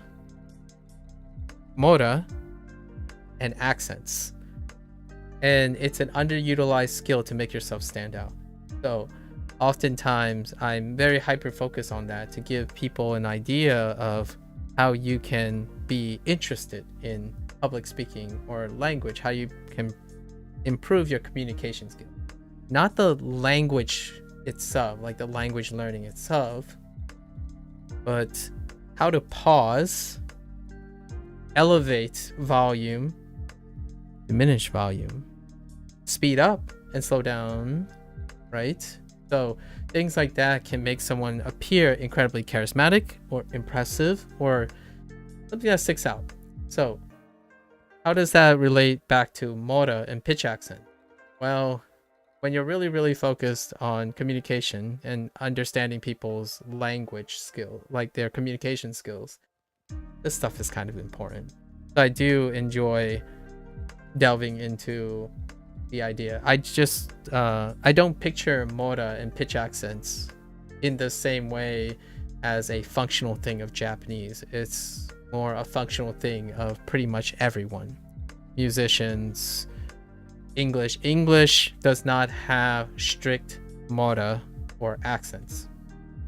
English is everywhere, and that's what I love about it, right? When you have a Hindi person learn, or like someone who knows Hindi and they speak English, their mora and pitch accent are different in English, and it's acceptable because it's an identifying feature about their English. Meanwhile, in Japan, you got to know your mora and try to know your mora and train yourself to learn pitch accent and stuff while you're doing all of this. So yeah, I'm not on top of like being able to orally make these noises and like be conscious of it, but I'm always hearing the mora in the pitch accent. Can I do them and execute them out of habit? No, not yet. Also, by the way, I don't know if you use Duolingo at all, SoCal, but Duolingo uses synthetic voices, and then they are curated by humans. So I think it's pretty impressive. Some other people say, yeah, you can hear weirdness, and that's kind of fun too. Hearing the slight idiosyncratic differences between a synthetic voice and a human voice. In my free time, I listen to conversations by other bilingual people. You use Duo for I think the first couple hundred words. That was the pre-AI voices. How was that, by the way? Like, how was the recording quality too? Like, did it sound like they were in a sound box? I've been really curious how to compare to the pre-AI synthetic voices era. I think it's just different, in my opinion, as a mechanic. And obviously, you can always go to YouTube and listen to other people's recorded voices. It was off and on, and some were crisp, but others sounded like someone's room. Yeah. That's exactly how I imagine it. Yeah. The quality, they probably hired a lot of people, and they're like different accessibilities, so there's different recording environments. It's kind of like doom scrolling through YouTube shorts or TikToks, right? But you get different audio quality and environments. Yeah, now they do I think almost everything is pre-AI. I mean, everything is post-AI, and a lot of their other stuff is post-AI too, like even synthetic conversations. If you subscribe to the Max one, there's synthetic conversations too now. I have thought about this. I'm not there yet. It's going to be another 3 or 4 months before I create my own version of synthetic conversations that I'll use, and then I will probably enter a position where I can exchange casual conversations orally. Writing, my writing's kind of suck. It's a big sucks at the moment. That's perfectly alright. Don't mean to sound like it's a downer. It's all part of the process. Okay. Yeah. Fun times. So you used it a long time ago. What do you actively learn anything language-wise anymore, or you're still just chill and like, yeah, let's just chill with Japanese peeps? Have you like read Japanese and whatnot? For me, reinforcing the sounds through listening to natives a ton was a great help. I can imagine. Yeah, I can imagine. Yeah. 私は Tokyo 出身です. And then we have Erika-san wa. So, how did they phrase this? I'm from Tokyo. And you? Erika. 中国出身ですか? 中国. Wait. 中国. Chugoku. Yeah. Chugoku. Oh, it was Goku. Yeah. 中国. I thought it might have been Koku, but Kangoku. Kankoku and Chuoku. Chugoku. 中国. Yeah, they introduced this way later now. Oh, and all the tracks changed too, apparently. I'm gonna guess with that emote and the head guard, you play Os? The head guard. Oh, the hand guard. Sorry. Oh, the hand guard? Yes, I do play Os. And the emotes are because someone else plays Os more than I do. They're like really into emotes. There's someone I met through Os. And I do play Os to some extent. You used to play a ton? I'm not surprised. Someone from SoCal who's been to Japan, who likes the Japanese culture. How can you not be at least tangentially interested in Os? It's astronomically... No, I'm just kidding.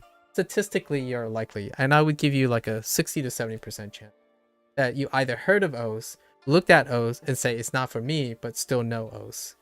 And then seeing the emote of the stream, Os, you probably at least know it's a rhythm game. And then the hand guard is because I draw.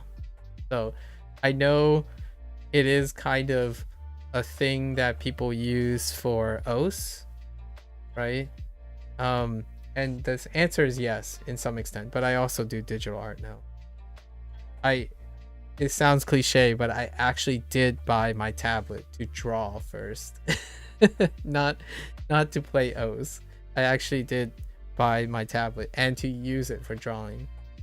Most would say, "Oh, I could use it for drawing," but I'm really using it for I'm really using it for O's.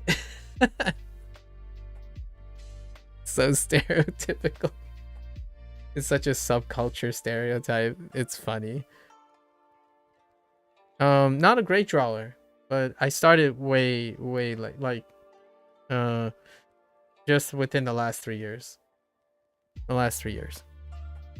It's for streaming content. 中国 Okay, streaming content. All right. Are you from China? 私もベトナム出身で So す。 you said you used to play a ton. What happened? I'm curious. Ooh, what's this? ベトナム、 Veto ベトナム、 beto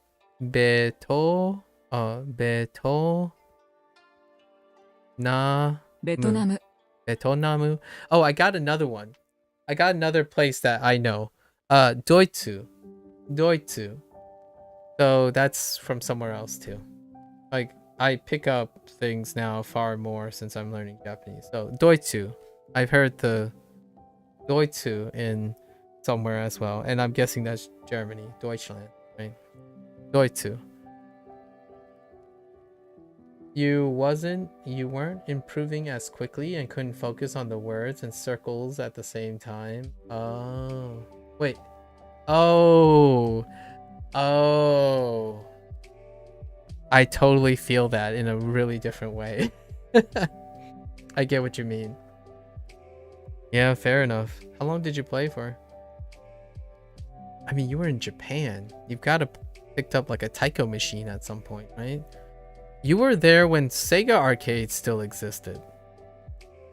They're no longer Sega arcades. I don't know if you knew. In the last few years, Sega arcades are no longer... Like, Sega sold their arcades. I don't know, they're still arcades but owned by someone else, but yeah. No more Sega arcades. It's an end of an era. Our entire era. Our lifespan's era. Wait, when you were born... Oh, you were just born when the Sega Genesis, not the Sega Master System, but the Sega Genesis was hitting stateside. Now that I think about it, because we're 5 years apart. Yeah, you were just around when the Sega Genesis hit stateside. Weird. How's that for old?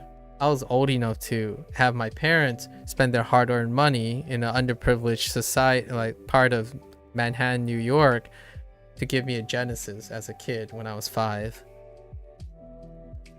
Oh, the Sega handheld with Lion King was your first console? Technically your sister. Wait, older sister? Man, that'd be the... Okay, I was about to say, like, a younger sister getting a Sega handheld before you? Man, those were expensive days. Yeah, my father got me a Sega Genesis when it came out, and I was around 5. So it's exactly the year apart that we were... So if you're 92, I'm 87, 5 years. So you were right at the time the Genesis hit stateside. RIP. End of an era, I tell you. End of an era. Although Sega's doing pretty well as a publisher.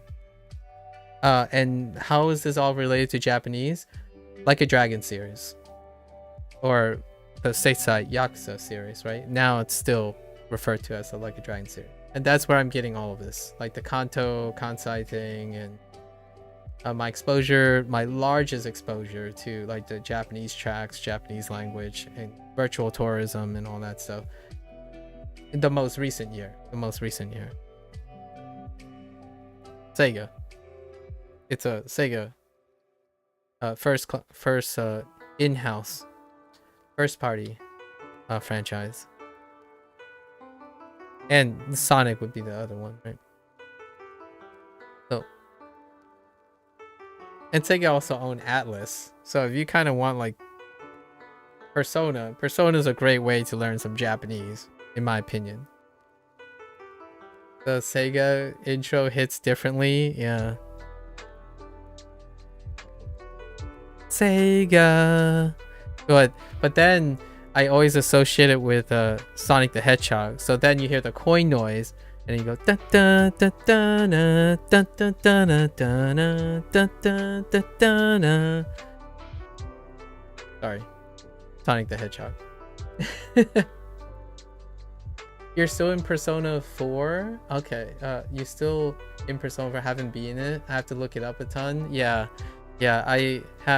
I'm waiting to go do a legacy run. Persona 3, back in PlayStation 2 days, I played Persona 3 and Persona FES edition.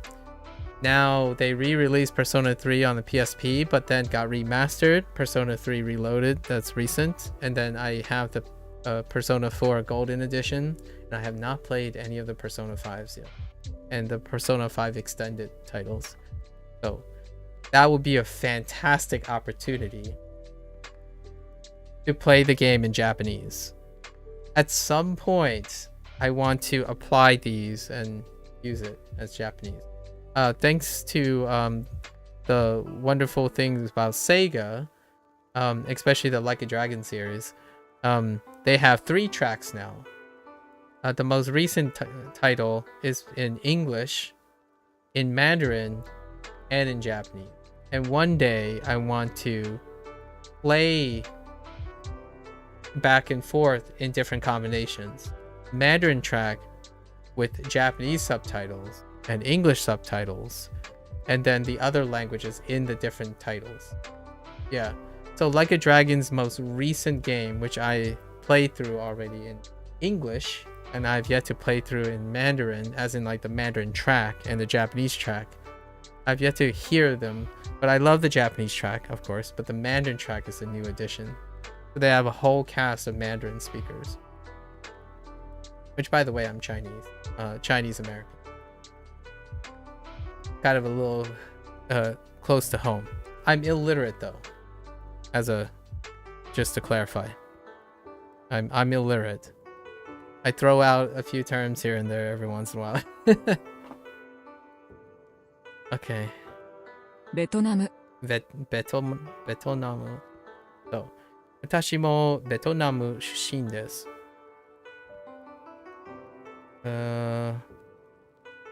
I'm from Vietnam. Well, that says. Oh, I'm also from Vietnam.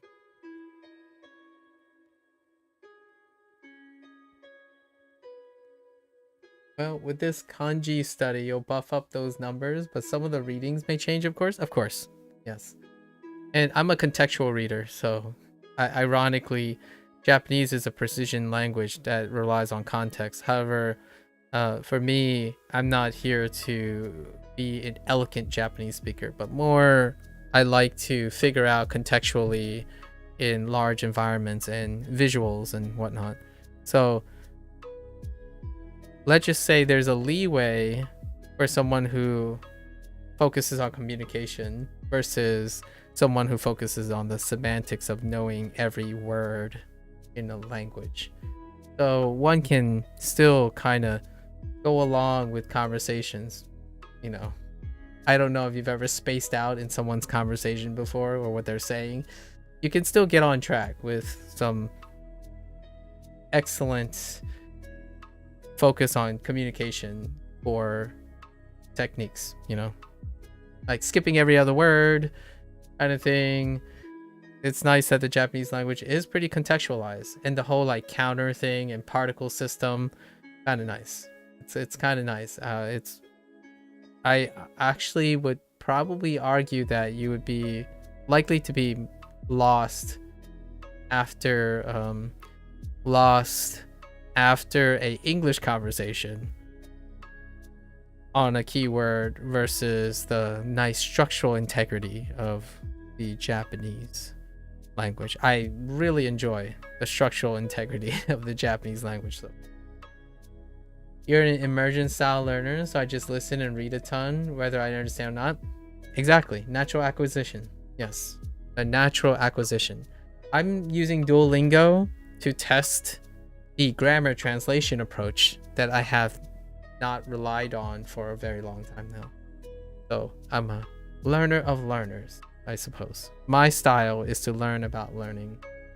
And no, I'm going very slow here.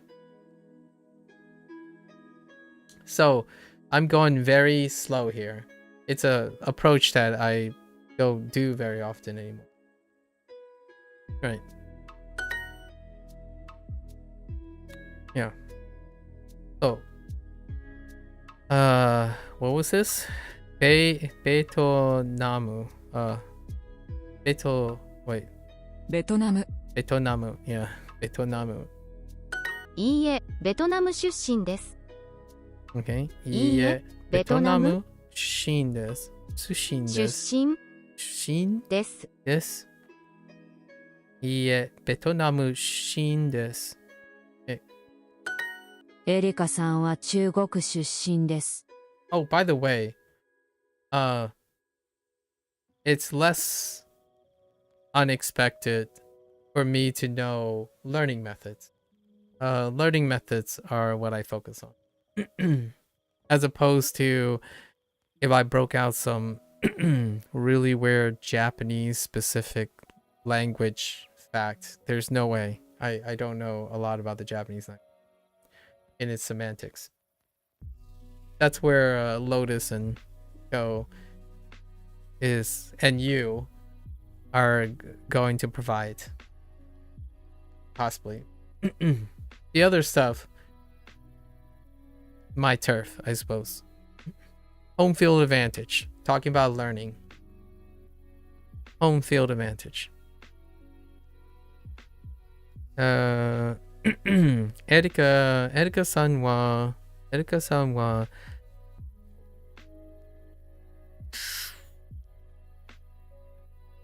oh, right. Chugoku shushin desu. Chugoku. 中国 Chugoku. 中国 Is, am I getting mowed? I'm not getting mowed. I want to mow it, but it's not mowing. No mows. Okay. Homu. ホーム N. 園 Oh, kafe. カフェ Oh, this one's still kind of uncomfortable off the tongue. Betonamu. Betonamu. ベトナム Betonamu. And then mise. 店私は韓国出身です。田中さんは It's I need to get used to hearing this pause, and it's so different. Watashi no no, watashi wa. Oh, hey. Okay, sorry. That's not, this structure is a little bit of a mix-up. Watashi wa kankoku shushin desu. Tanaka-san wa. How do I? 私は韓国出身です。田中さんは Yeah. Tanaka-san wa. Okay. I'm from Korea. Guess we'll add the Mr. They take Mr. and no Mr. 私の友達も韓国出身です。私の友達も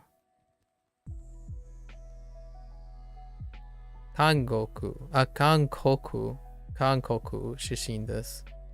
Okay, my friends are also from Korea. My friend is also from Korea. They choose plural or not. It's kind of funny. The colloquial interchangeability of using is and are in English is a sign of a native English speaker. Isn't that weird? I don't know if you guys noticed that, but the non-conjugation of the linking verb is and are is kind of a common colloquial simplification that happens quite often. So like what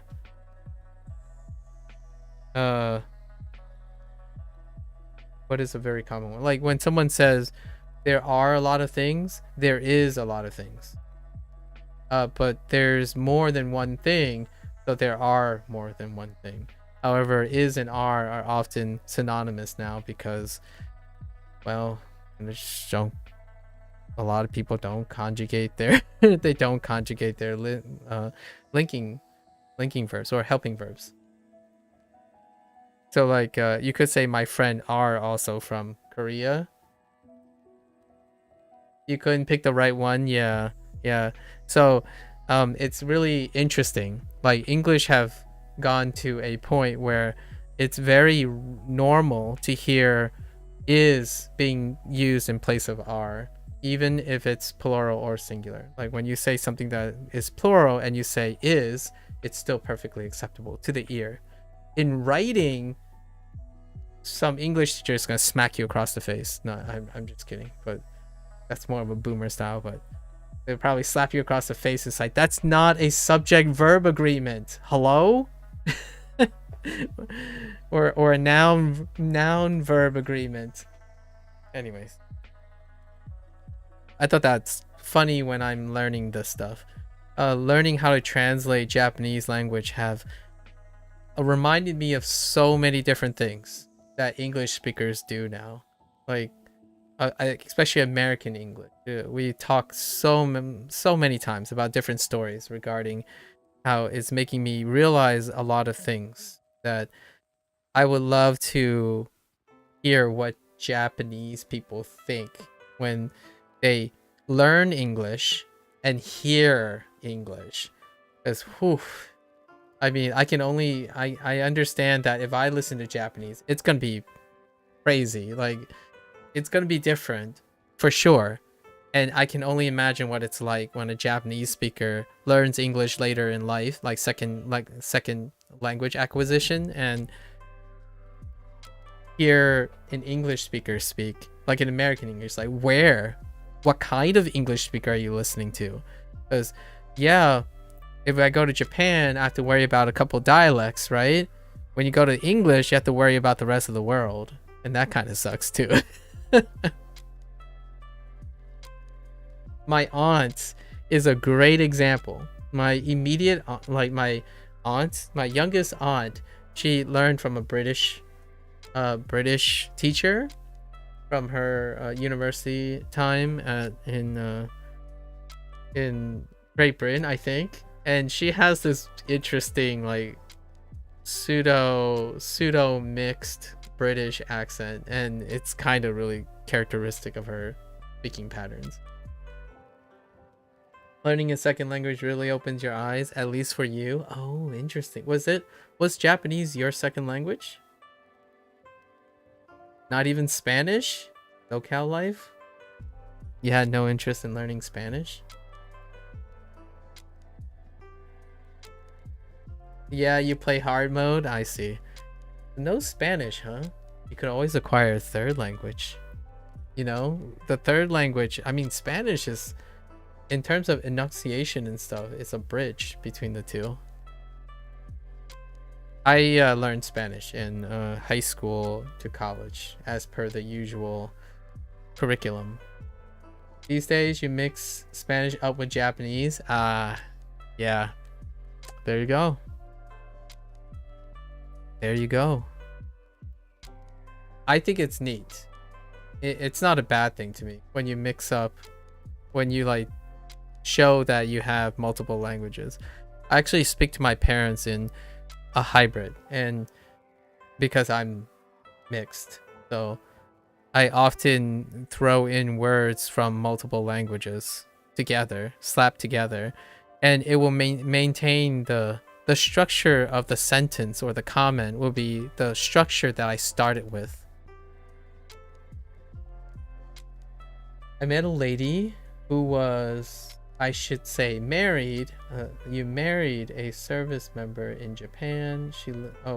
When you were who was dating a service member in Japan. She lived in the South for I think 20 years, and she had a Japanese Southern accent. Oh, that's so cool. That's kind of cute. That's kind of cute. So you married her, huh? Southern That's wild. That's pretty cool. And that's also incredibly adorable. It's incredibly endearing, sorry. I use words like cute and adorable, but that's very endearing. Endearing. Love it. It was adorable, and she was like 70, which made her so proud. Oh my gosh. Oh, that's so weird. That's so cool. That's excellent.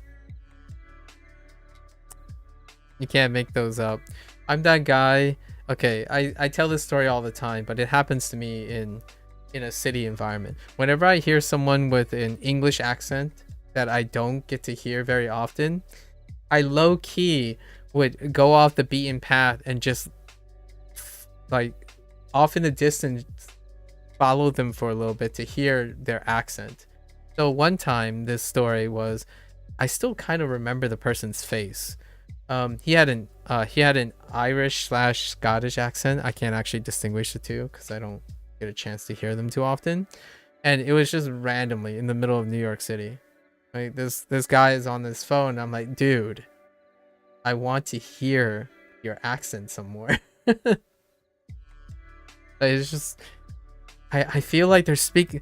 It's one of those things, you stand there, it's like they're speaking my language. Well, you know, like the same language, but they're so different. It sounds like they're like from a different planet, and that's kind of nice. That's kind of nice. Not just a different language. It's that weird feeling where you know the language they're speaking, but whenever they open their mouth, they're just saying something else. I mean, like, they're saying the same thing, just you can't shake that feeling. It's the same with Chinese. It's the same with Mandarin. Only since I'm illiterate and I don't command the Mandarin as well, it's kind of difficult to know if it's even different sometimes.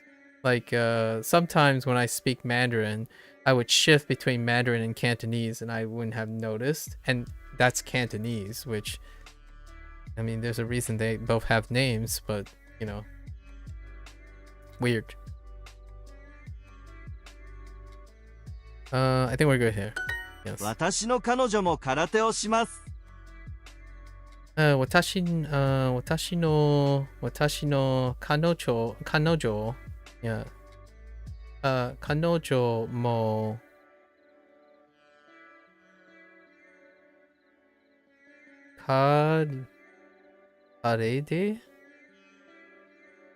Kareishi? Oh, yeah, Kareishi. Wait. Hold up. 私の彼女も Oh, 彼女も Oh, karate. Sorry. I don't want to talk about it. I thought about something else. Sorry. Karate o shimasu. I'm not gonna reveal what I'm gonna say. I'm pretty sure I just said orally kareishi, right? Did I say kareishi?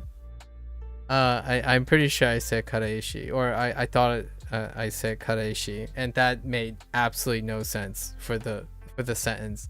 And I was like, oh no, that's karate. Hey Cozy, yeah, we're still going. It's usually 6 hours, something like that. 6 hours, something like that. So my girlfriend also does This is another common colloquial in English. When you say this, also do and does. Do and does. That usage, colloquially, when you speak, it's often just do. And that's kind of funny. My girlfriend also do karate.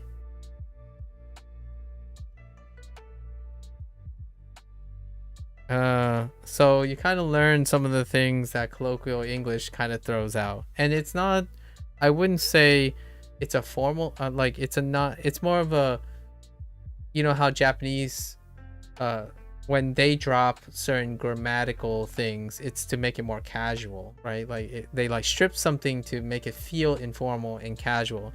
Meanwhile, in English, that's more the norm. At least the colloquialism. It's norm, and yes, it can be more casual, but it's kind of the norm. If you point these things out, like, I don't know, if you're a ESL person, right?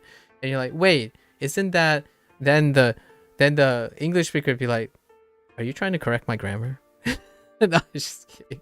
Obviously, that's not, but it's one of those things like, dang, you know grammar better than I do. That's the kind of thing that I feel is a common occurrence. So in this case though, my girlfriend also does karate, I think. The grammar police, yeah. The thing is, a lot of times people say, how can you tell a native, right? A native English speaker. And I don't know if this is true for Japanese. Actually, SoCal, you might make a comment on this. I don't know if it's the same for Japanese, but in English, there are more grammatical mistakes, or quote unquote, not mistakes, but grammatical leeway to a native English speaker. I get it when I'm translating. I tend to use broken English because I'm just translating raw without correcting. Yeah. So oftentimes, one of the characteristics when people think about English is native English speakers actually, they don't necessarily deliberately make grammatical mistakes. There's more grammatical tolerance. The flex in the grammar is looser. And I'm not sure about Japanese, where maybe a native Japanese speaker is stricter with grammar. I don't know. I have no idea. It makes me feel like they are. So like when you become a native Japanese speaker, you command Japanese grammar stricter, and you become actually even more precise, as opposed to in English, there's this funny duality where the longer you have spoken English, the laxer and laxer your grammar points are. To the point where I almost feel like I feel like it's misleading. It's misleading, basically. Like, you just have, when you sit there and you listen to an English person, immediately you'll find points where, if I were sitting in the shoes of a Japanese person, right? If I was sitting in the shoes of a Japanese person and they finally learned and they cleared, I don't know, C2 or something, then they go and watch like a streamer talk in English, and immediately I would not put it past them. Within an hour, they probably find 14 to 15 weird grammatical speaking differences that are technically, if written, they're grammatical mistakes. I don't know if it's the same for Japanese. I feel it's almost the opposite, where when you become a skilled native Japanese speaker, you're more and more consistent and adherent to grammatic acceptance. Oh, you're not gonna lie, I understood textbook Japanese long before colloquial Japanese. Oh, okay. Not that I'm some expert. So, or the sentence is broken. Yeah. So here's the thing though. English, it's weirder to have fragments. However, in Japanese, you can have fragments in sentences, even formally, like in written. And I thought that was a wonderful, someone mentioned that before earlier on, where you can actually write fragments in Japanese, and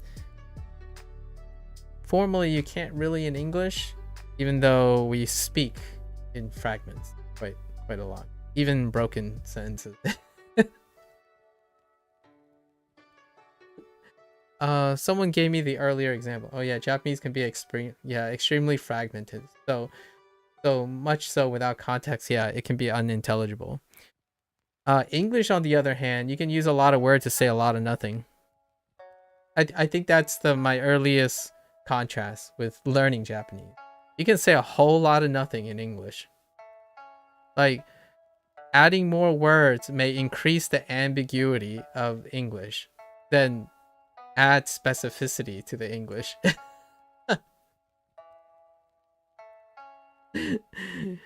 Like, yeah, we have experts on that. I think you know where I'm going with that. We call them politicians. I knew you were going there. That's such a millennial comment. No, but that's no cap. That's no cap right there. It's too much will just bore people. Yeah, no cap. That's one of their skills. That's their skill set. Subterfuge, right? To be incredibly agreeable and nebulous so that you're not strongly being targeted for having an extreme stance one way or another in order to, navigate potential pitfalls in having aggressive language, right? And Japanese has a built-in politeness, a built-in passiveness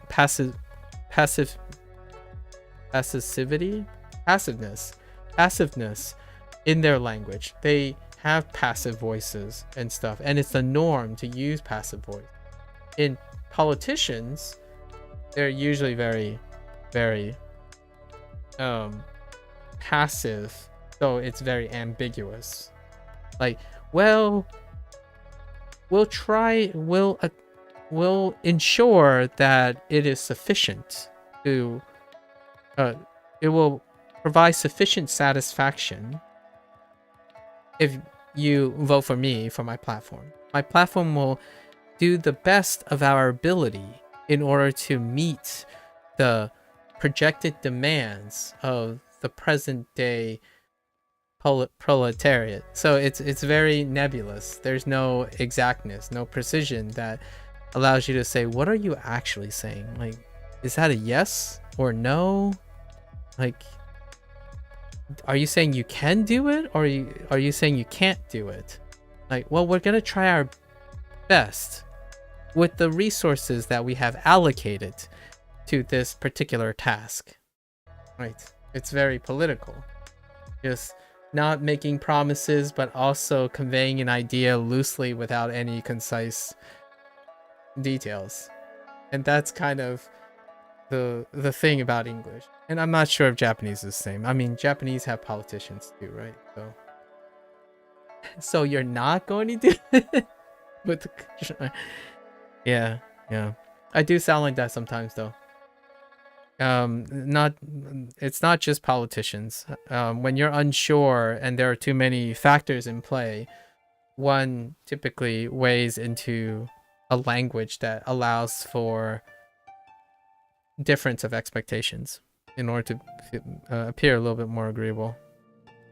I'll never be able to do that in Japanese. What I mean is, that's not my goal. I don't want to end up being at that level. I think just casual speak is good enough for me. Anyways. 妹も韓国に住んでいます。 I would love to ask a Japanese person who has enough proficiency in English to provide a deep cut on how Japanese politicians sound, like the nuances of the Japanese language when it comes to being less precise, like deliberately being less precise with intent as to not spark like panic and controversy. Curious, very curious. I obviously don't know. I probably won't ever know enough Japanese to really get the essence of it. Yeah, that's a native level question. Yeah, to have them try to explain like a bilingual native level question, someone who is native like in English and native in Japanese, so that they can explain the intricacies and subtlety details of the Japanese language at a high level, while also using a high level English to portray the nuances in our political sphere. I don't know anyone like that, so opportunities. Imoto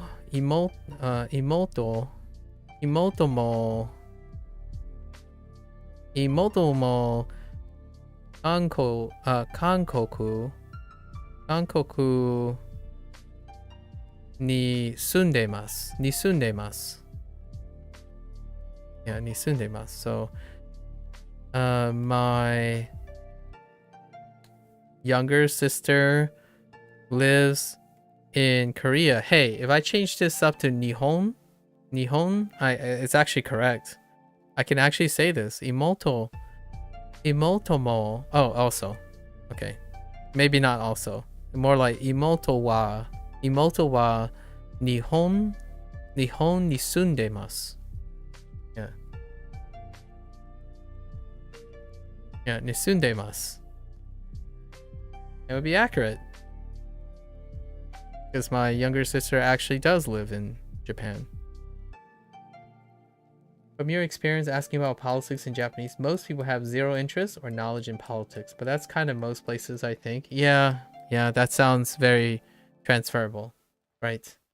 The immediate concerns and priorities of civil life can be quite detached as long as, you know, you have privileges and enough efficiency and for daily activities, function, cost of living, and what. Yeah, so for sure. I don't know much about American politics, just as a disclaimer. Tangentially, I'm only familiar with how the skills necessary, perhaps, to be a politician, as opposed to what it's like to, what the opinions and platforms and stuff of a politician. So I don't know the semantics of politics, but more about the skills deployed in politics, especially public speaking.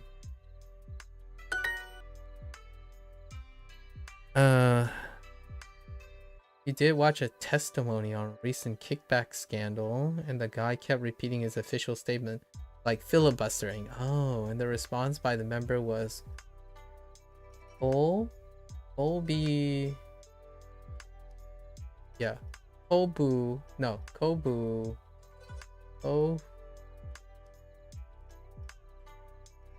Hey, no, Bay.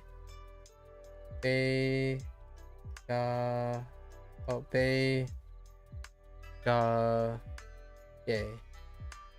It's just only copy paste. Oh, copy Vega. Oh, wait. I'm missing. Oh, their pace is different. I see the copy, and then you have the. Oh, a got a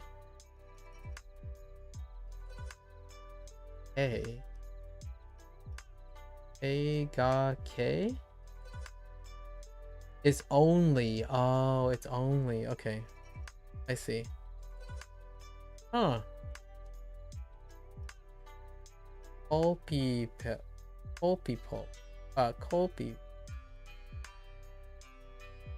Está solo. Yeah. Está solo. It's only. Yeah, it's only copy paste. Copy pay. Yeah, copy pay. Interesting. That is deceptive though. It's just / only copy paste. That's a little sussy. It's almost like in a way pleading the fifth. Like, I don't know. Or like not trying to self-incriminate. To avoid self-incrimination. Avoid self-incrimination at all costs. Stick with your original take and do not just accidentally slip any additional information that can be used to incriminate them. Yeah, fair enough. Safe play. Safe play. Are you from China? What is it? Chu? Chu? 出身、出身、出身、中国、中国、中国、中国出身。出身はですか？ですか。 Wow, they couple these together. Japan conviction rate says just spill the beans. Though yes, that is one of the I did watch a web mockumentary, like a YouTube's expose, a YouTuber's expose on the criminal justice system in Japan. And you know why? Here's another deep cut. Because of the Judgment series, also brought to you by Sega and the Like a Dragon devs. So Judgment and Lost Judgment, and I was interested in that because the main character is a detective and he was a lawyer, so he moonlights as a lawyer. He grew up and wanted to become a lawyer, then something hit them, then he became a detective. And the criminal case, like they had criminal settings and stuff in the Japanese setting, so I was tangentially interested in how that works. And they actually mention statistics like that in the game about Japanese conviction. And in this case, the topics were really dark. The first one was about serial killing, but largely serial killing, also a conspiracy, a mass conspiracy about hiding illicit drug trials. But the second one was about suicide linked with bullying. So they really tackled some heavy culturalisms in Japan, all within the scape of detective work and law enforcement. Yeah. So when you say Japan's conviction rate, that's one of the details that you come across when you try to read about the Japanese justice system, criminal justice system, from a foreigner's perspective. Yeah, and you do come across the idea of the Japanese conviction rate. Yep. Yeah, heavy topics.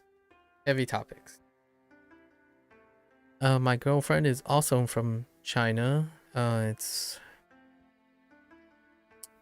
kanojo, watashi no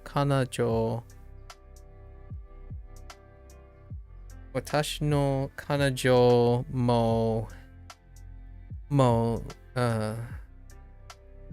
Chugoku Shishin desu. Watashi no... こちら、 Whoa. こちら、こちら、 Sorry. こちら Okay. の It just... こちら I know it's Kochira, but it totally reminds me of Gojira. And when I hear him say it, こちら I just think of Godzilla the whole time. So sorry. That's why I'm chuckling or smiling every time I accidentally click on Kochira, not Gojira. I just hear it though. こちら、こちら Gojira. Anyways, 私の彼女も中国中国出身です。出身です。出身です。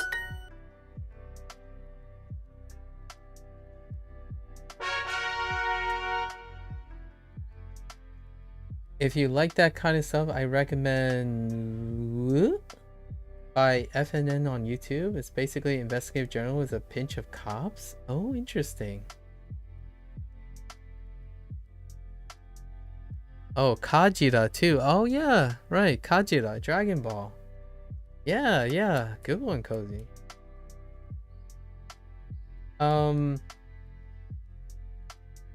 Interesting. FNN on YouTube. I'll keep that in mind. Is it in Japanese with English subtitles?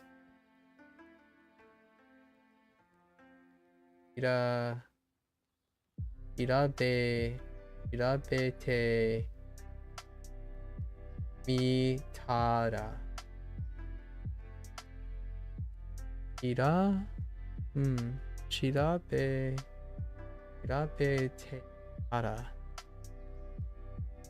It doesn't sound familiar, but do they speak in Japanese? It's in Japanese, but some of the popular ones I think have English subs. I'm not sure. Cool. I'll have to. I am looking for some interesting programming to get like a little bit of immersion here there. Yeah. I still hang out with the guys every once in a while. We're about to start a new anime here, so there's things I do right now. SoCal, I basically just watch YouTube shorts of like multilingual people chat back and forth. In fact, I've gone down a rabbit hole. So there's this one person who's he's Nordic. I think he's Icelandic. I don't know if he's Icelandic, but he always talks about the funny interplay between Norwegian, Finnish, and Sweden, and the Faroe Islands and Iceland. I have no idea what he's saying most of the time. It's just funny. Like he talks about how all of them have their like. There's always an oddball out from the Nordic language, you know. So I have no idea, but it's just really entertaining. And he speaks in English, so he speaks in English except for the vocabulary words. So then you can kind of say like, oh yeah, yep, that sounds the same. And then now, right now I'm in a rabbit hole where there's this guy. He has immaculate teeth, by the way. His teeth is so immaculate. He's a Mandarin speaker. I do know Dogen, so I do watch Dogen. Well, now I do.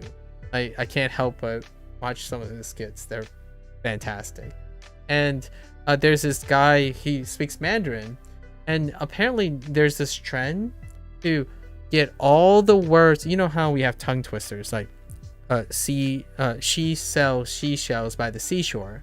Well, this guy who speaks Mandarin, all he does is do that, only in Mandarin.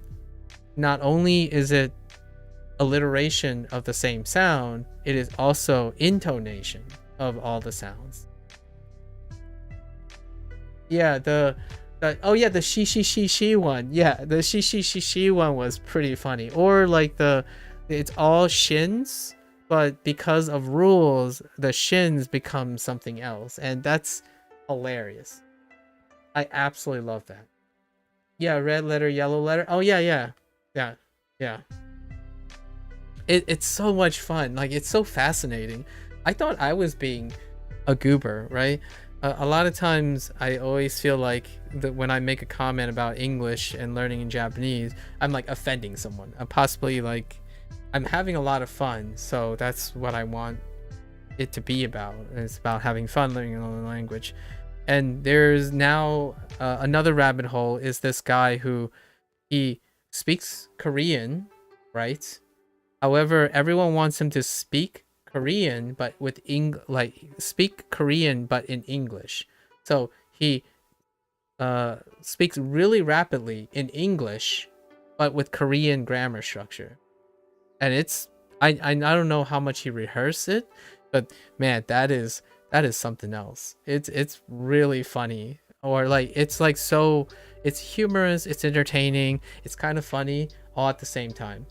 Yeah, basically, you know how well, I'll give you an example. I do this. So like anime ga wait. Ga suki desu. That's actually a new thing. So instead, he would just say anime I don't know what he's gonna replace with the particle. I'm guessing ga is the particle, and then skides, right? Skides, he's gonna say the English in that order, as in, and he just says whole sentences. I'm like, dude, do you do this all the time? And I look at his stuff, it's like, he does do this all the time. It's kind of like we're doing the translate, you know how when you first learn, it's like, wait, you just set the subject, object, verb, and then subject, verb, object, that kind of thing. But then he takes it to the next level where he do participle, like prepositional phrases, gerund phrases, and like oh, okay. And it sounds when I'm listening to it, it sounds weird, repulsive, neat, and normal all at the same time. Like, it sounds normal because he's normal. Like, he's saying it like it's normal. Like, he's got the uptones, he's got the pitch accents. Like, it's like he's actually saying an English sentence, but all the sentences is just out. Oh, it's kind of like there's a condition. It's not like dyslexia, but it's not a good thing. Sometimes when you have like trauma to the brain or like something where you start losing some of your executive function. So when you're speaking, everything gets jumbled. All the words get jumbled, and it's kind of like that. Only it's normal, right? Because this guy's literally doing it, and he's not tripping on anything. So the tone is the same. I'm like, believe me, I understood the sentence. Like, he said everything out of order, but I understood the sentence. And to me, that's probably what you're doing in Japanese, in my opinion. Eventually, when you learn a language and you swap to a different grammar system, you're basically doing that. It becomes normal. So if you command a language so much that even if you spoke it out of order, it still makes sense. Like, that's pretty cool. Like, he's talking to it, and it's so, after maybe 5 or 6 minutes, it sounded normal.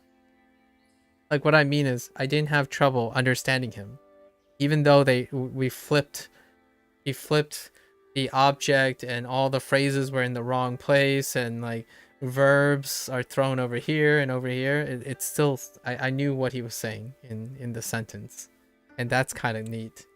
A lot of people in the comments felt that it was more like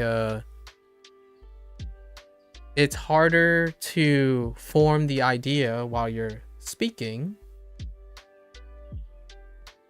If you had it in the right order, you could make the sentence but change it while it's going. So for example, you could say, you know what? I'm a little bit, no, I want ramen right now. So like, you're in the middle of the sentence and your ideas can flow dynamically. When that guy was speaking out of order, most of the people in the comments said, oh, now I just have to form the entire sentence first, then speak it. So that's kind of cool. Yeah, when I got to a stage of reading Spanish, I didn't have to figure out order or whatever. You already know what it is. Yeah, that's basically it. Yeah. It's, yeah, the reverse engineering thing. Pretty neat. I thought it was such a interesting emotion. All this stuff is because of Japanese, by the way. I didn't know this stuff existed on YouTube. And YouTube, obviously, if the algorithm provides, it continues to provide. So now I'm going even deeper into the rabbit hole. Like, is someone gonna speak Japanese in an English structure? My mind's gonna be blown. I don't even know how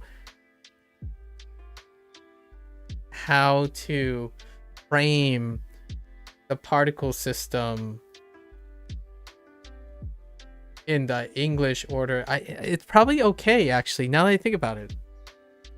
It's kind of modular, if you know what I mean.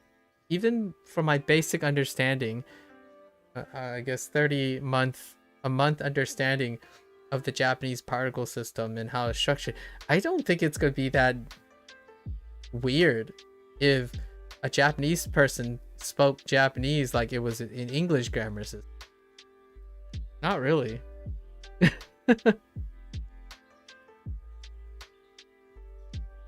Although I did have a bunch of people who translated what I was saying, like when I make a grammatical error.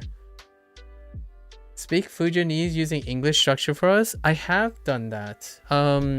There are examples of it. So I don't know if my parents ever correct me on grammar. So for example,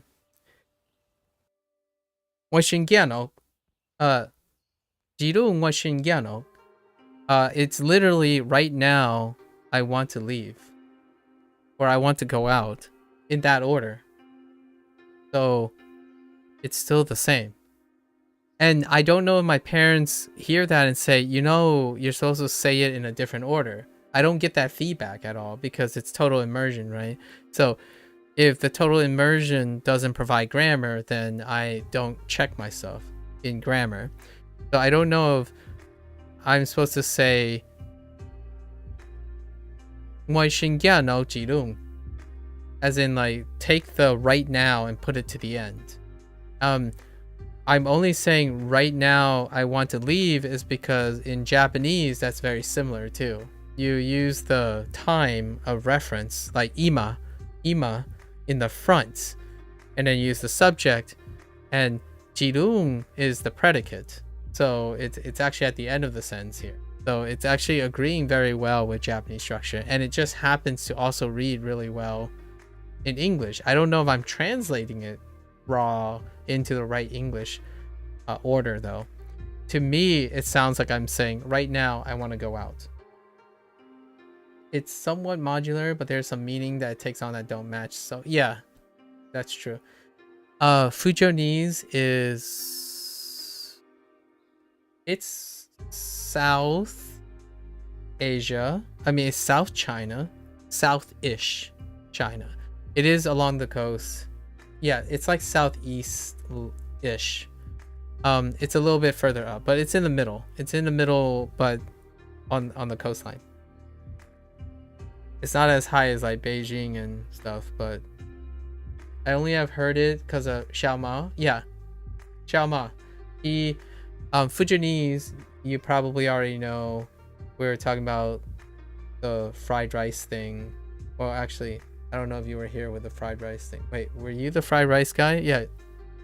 Someone here was the fried rice guy. Well, Xiaoma went to Manhattan, right? Where he hangs out in Manhattan quite often. And Fujianese, you weren't the fried rice guy, yeah. Is he actually fluent?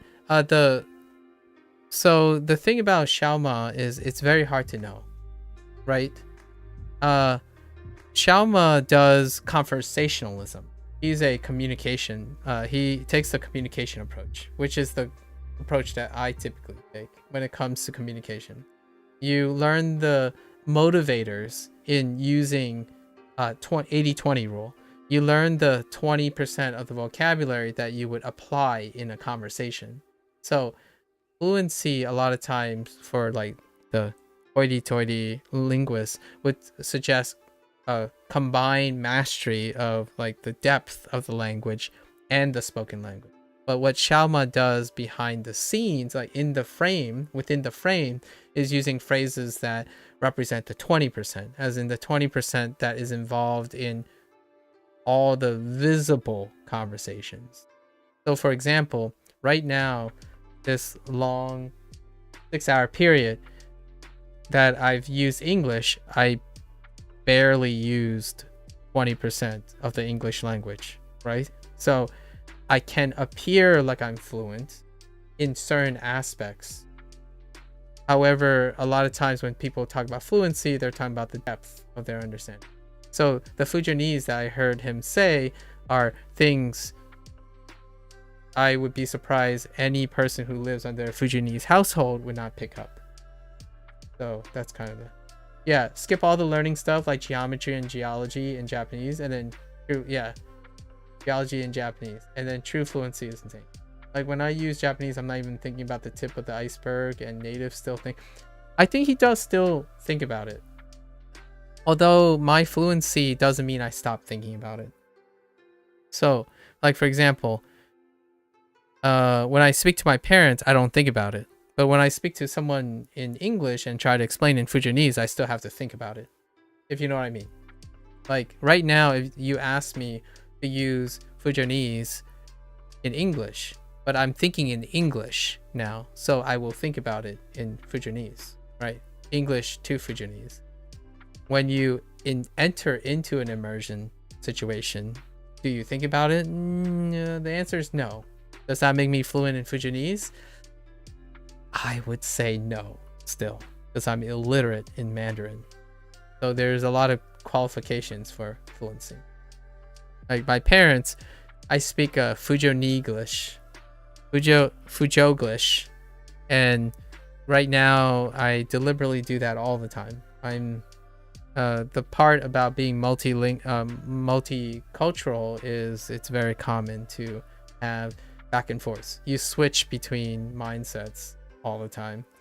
Like if I start speaking Fujianese, I'm gonna start putting interjections in Fujianese. Like喂，知道買我選講什麼啊？亞遠 and these are like filler words. Like I can't process. Like I use like.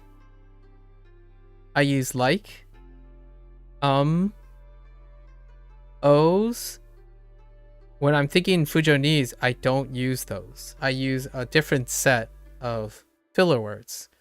And then when I think about Japanese, I use eto, so. So when you switch over, you kind of just you kind of know what mode you're in, or someone should be able to tell what mode you're in, because even your filler words change and your filler word thoughts change. I'm trying to think what I do in Spanish.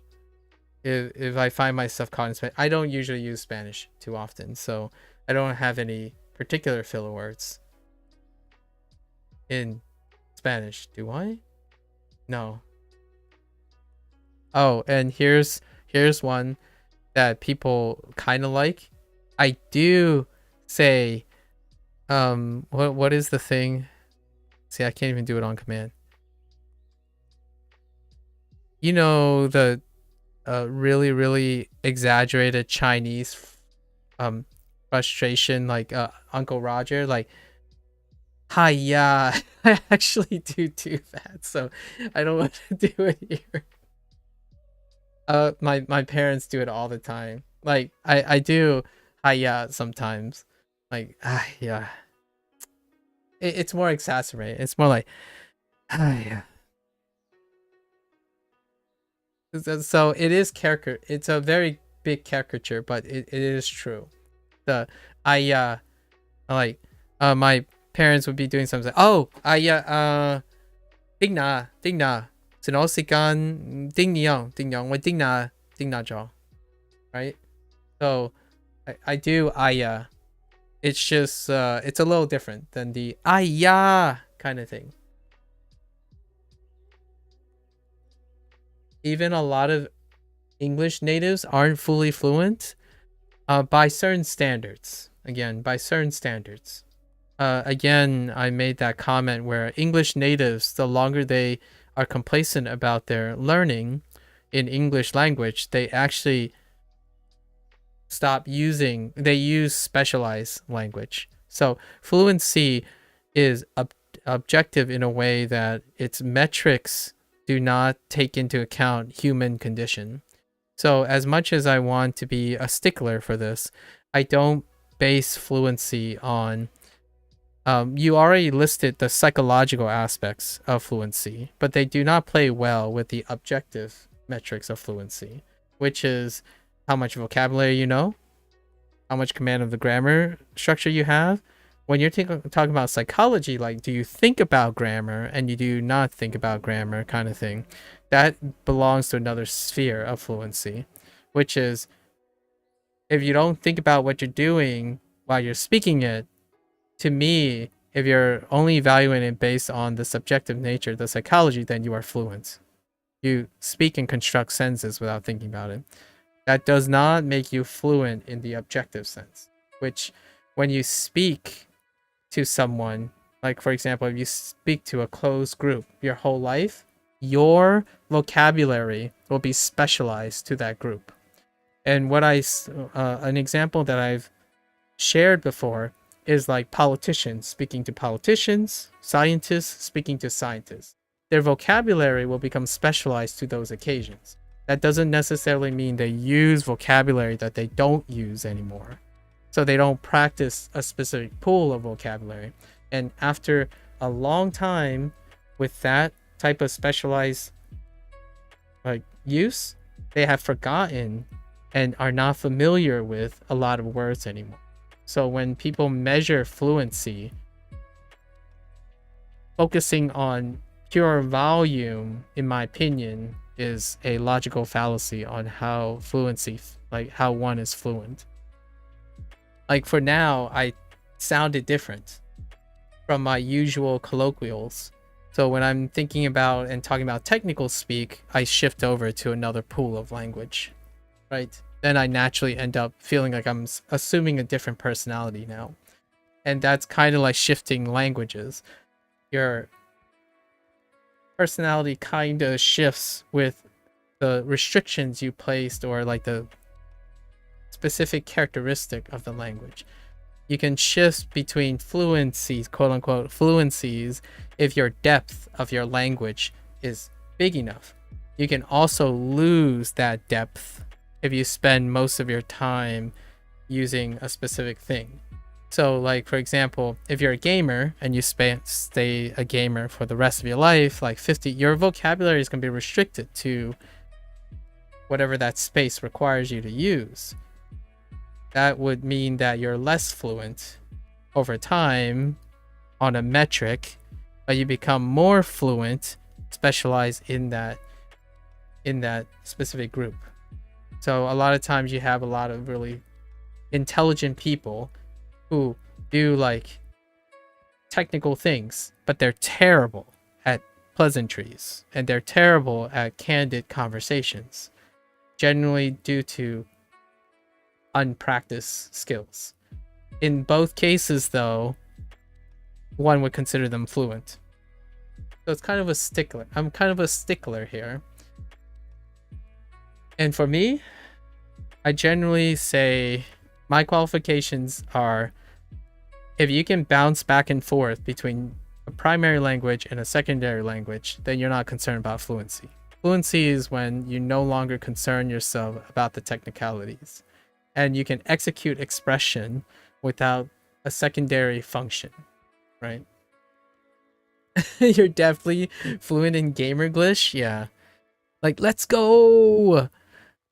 Imagine explaining that to someone. I mean, like, the closest thing I would say is Eco, but I don't think Eco will ever capture let's go.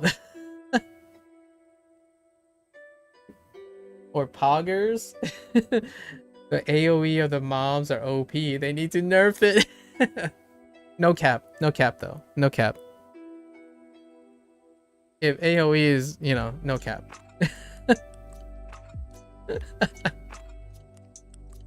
That's what I mean. So, yeah. Just imagine how a 5-year-old would speak and speak that way. Yeah. But here's the thing. We can no longer speak like a 5-year-old. So does that mean we don't understand an aspect of the English language? The answer is kind of yes. If you're a teacher and you have to talk and empathize with a 5-year-old, then you have a restricted capacity of your English, right? Not that it's a desirable. Being fluent in a language doesn't mean that all the things you know about a language is desirable. For example, in English, you can be a proficient person in Shakespeare. You know, like Old English. You can know an incredible amount of Old English. Does that mean you're fluent? Does that contribute to your fluency? Or does that contribute to someone perceiving you as fluent? You go around and speak Old English, and yes and no. I think most people can still understand you if you speak Old English, right? All those words still exist. in Japanese, it might be the same, right? In China, it's even crazier. In China, like, because you have traditional Chinese versus simplified Chinese. So I don't know how they navigate that. If someone goes around only using old Chinese, right, old Mandarin writing style, I don't know how people view each other on that kind of situation. I don't go around and say I can't even do an old English thing. I even took a class on like classic British literature, and I still can't remember most of the old English kind of things that they do, like adding ths to the end of words or something like that. Cometh thy something. Cometh thee yonder something. I don't know. I can't do any of that. Just don't do it. Just saying. Weird. Japanese simplification era. Yeah, I know. I don't know how old the kana system is. How old is the kana system? Hold up. Kana writing system. How old is it?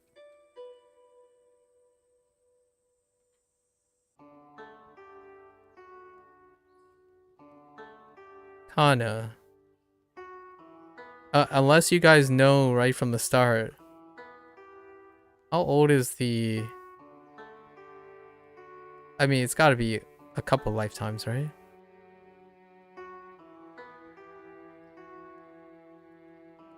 History, here we go. 1900s. However, rules for their users as per the spelling reform. The most modernized version of the kana system was around 1946. I mean, I'm just cursorily viewing this, so if anyone has more insight to it. Yeah, it's within the last, like... So... I don't even know what that is. SoCal. Pew... One... What? I don't even know what that is. Yeah, it's somewhat recent. It's definitely recent. Not within our lifetimes, but within 2 lifetimes. Within 2 lifetimes. So our grandparents.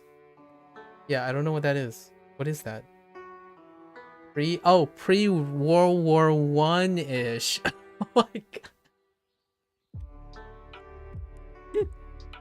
I didn't even make that. I didn't even make that pre-World War One-ish. Oh my gosh, without space? You just Japanesed me. You didn't put spaces. I had no idea, like... EWW1 question mark ish. It looks like it's pre-World War One, yeah. So the modern kana is post World War One, or not post World War One, but post World War Two. World War Two. It seems like there was a major reform of it after post World War Two. So pre World War One was when it was first developed or something. I didn't read the whole thing, so it's somewhere before pre World War One, and then post World War Two there was some change to it, and then now we have the contemporary kana system. So not that old, not that old. Thank you. And China, we know, shifted. China shifted to simplified. In fact, it's nationalized, right? So in Mandarin, the simplified Chinese system, even though the traditional Chinese system is being preserved in the country, the nationalized requirement is the simplified Chinese. So yeah, different things. I'm looking forward to Mandarin, by the way. My goal is in a half a year to a year, I will start to learn synthetic conversations in Japanese, and I will move to Mandarin and use Duolingo again to spark my interest of Mandarin. That's the plan, anyways, barring anything. So Anime ga sukimasu. I like anime. 野球が好きです。野球が好きです。好きです。I can get behind this. It took me this long to say I like something, but I'm okay with that. 野球が好きです。野球が好きです。趣味はありますか？ The kanji list gets consistently updated. The list is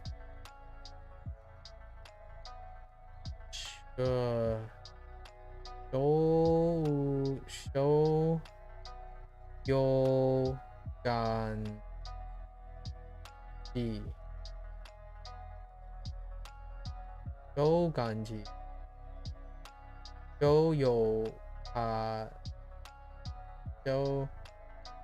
Oh, I get it. Shokanji. Okay, Shokanji. That makes sense. I'll have to look at it in the future. You can keep reminding me. That's kind of cool. What does show mean? Like new? Show kanji? New kanji? I don't know. Show. Where have I seen show attached to?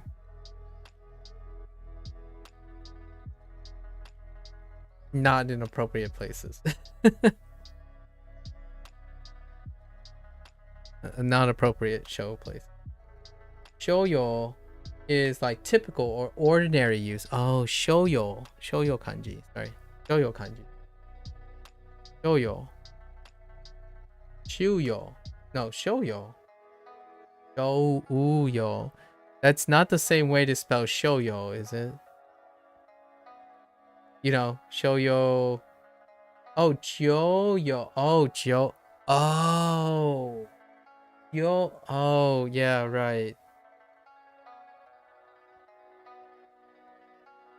Right, because of the dakuon, right? Joyo. Whoops, joyo. Sorry, joyo. Never mind. Then whatever I said before doesn't matter. I'm not embarrassing myself for your entertainment.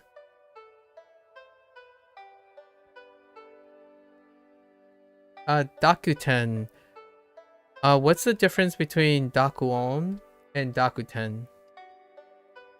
In Duolingo is listed as a dakuon. So what is the difference between on and ten?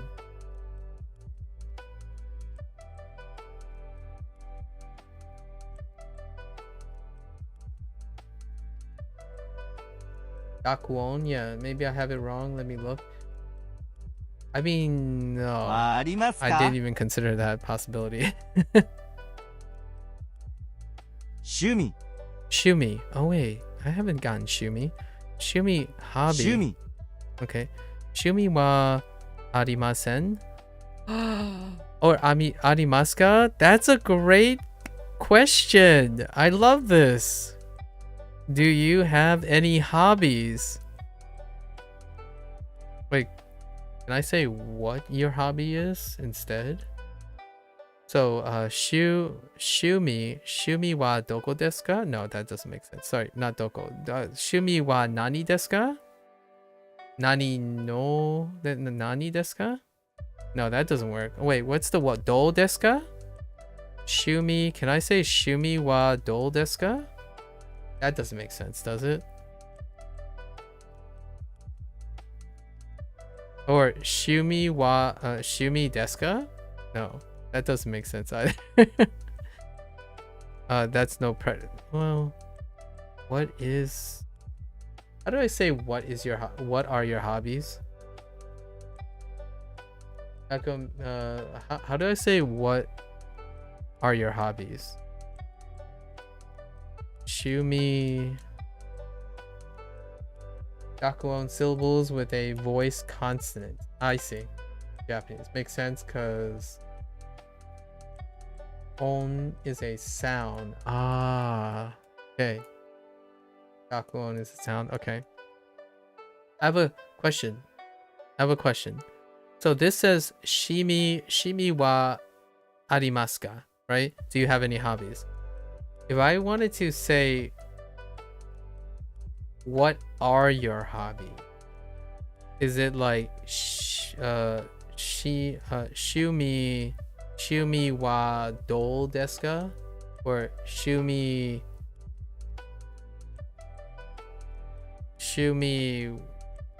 desu ka?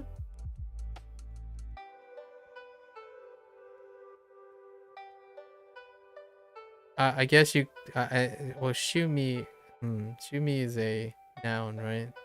趣味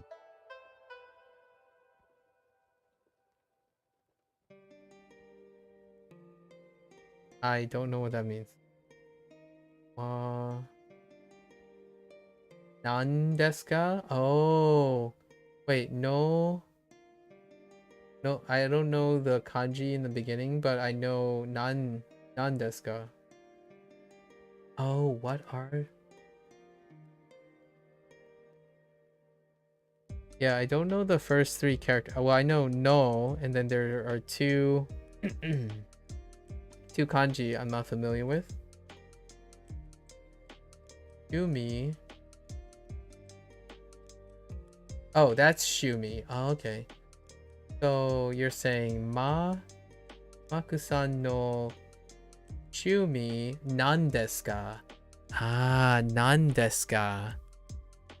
Okay, I understand. Got it. Thanks. Is that expressing the same thing, SoCal? So if I'm saying, like, instead of saying, do you have any hobbies? I don't like that because that's a yes or no question. You know what I mean? So I don't usually phrase questions in yes or no. Like, I understand in Japanese a lot of times when you're talking in public and stuff, you're talking about short answers like yes, no, make it quick. And then, however, when it comes to like sitting around and talking, I preferentially don't like asking yes or no questions because the answer is just, do you have any hobbies? But is it expressing what are your hobbies here? So if I set this to a Japanese person, right? Shumi wa arimasu ka? Am I asking, what are your hobbies? Share them, or like name them and describe them, or do I say what you just said, which is no shumi nan desu ka? If I say no shumi nan desu ka,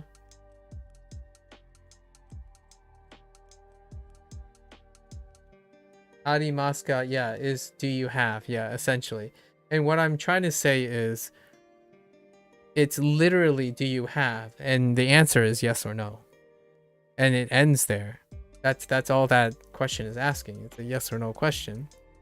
So I was thinking of how you phrase it so that it's not a yes or no question. It's getting the person to share something, and oftentimes those are the type of questions I ask. I like to ask, what are your hobbies? Not, do you have any hobbies? Because the answer is yes or no. My sense is raw. Maku hobby is what? Oh. Okay. Can I say Anata no shumi nan desu ka? Does that work? Just messing, just throwing in random things I put together. So anata no, if you want to know what it is, yes. Oh, okay. Got it. Just to get you up to date, anata wa / like anata in general is not something Duo taught me yet. It's something other people have shared. I would say at least 15 to 20% of things are just picked up from other people. So not yet. I keep telling them, I keep making this joke that the reason why no one else is talking is because I shoved them into a storage locker so that they can't keep spoiling a 1,000-year-old language for me. You know, that's the inside joke. When someone comes out and say, oh yeah, well, you know, there's this funny, interesting, get back in the locker. Nah, I'm just kidding, but it doesn't stop me from absorbing all the extra stuff. Okay, yeah. Anata is kind of weird to use unless it's someone you know or is below you in standing, stuff like that. Oh, really? So, is it more the latter or the former? Usually you say the name or omit it. Okay. So then I can just go up with no shumi nan desu ka? And that's fine. With your root where you drop the no, yeah, so there's no particle to yeah, so just imply it. Yeah, his is, yeah, got it. So you ask shumi nan desu ka? Nice, I get it. Neat. This is very important because I have to use nan desu ka a lot. Like, I want to know a lot of things. So whenever I get a new thing like hobbies, job, can you do that with job? Like whatever the word for job is, and say nan desu ka? Does that still track? Just throw in a different noun? Yes? Okay. Cool. I'll start with that. It still tracks. Nice. Thanks. I really appreciate it. I really appreciate this. I'm getting... I want to use phrases. I'm doing what Xiaoma does. Right? SoCal. I'm doing what Xiaoma does. So while I'm learning this, it's great. I'm learning these phrases and stuff, but I typically use them once in a blue moon. Like ordering food. Like, when am I going to be streaming and ordering food? And ordering food to someone who responds to that, right? The only thing that I can say is sushi, and it might even sound weird, like sushi, and I actually say tempura in the restaurants, like tempura, udon, ramen. I actually say those things. However, you don't order it in Japanese. So here now what I'm thinking is I'm doing what Xiaoma does, where if I'm streaming, what are all the phrases that I can say commonly in Japanese as a fun thing? So Genki desu ka was someone's first thing, so I definitely say Genki desu ka quite a lot. And then, people say like konbanwa, pretty common. Yo, Indy says kyo wa dou desu ka? Kyo wa dou desu ka? Also, is there much synonyms or Japanese, or is this straight for like only one? Oh, she's talking about sorry. Oh, I don't know why I keep saying she. Cozy is talking about I'm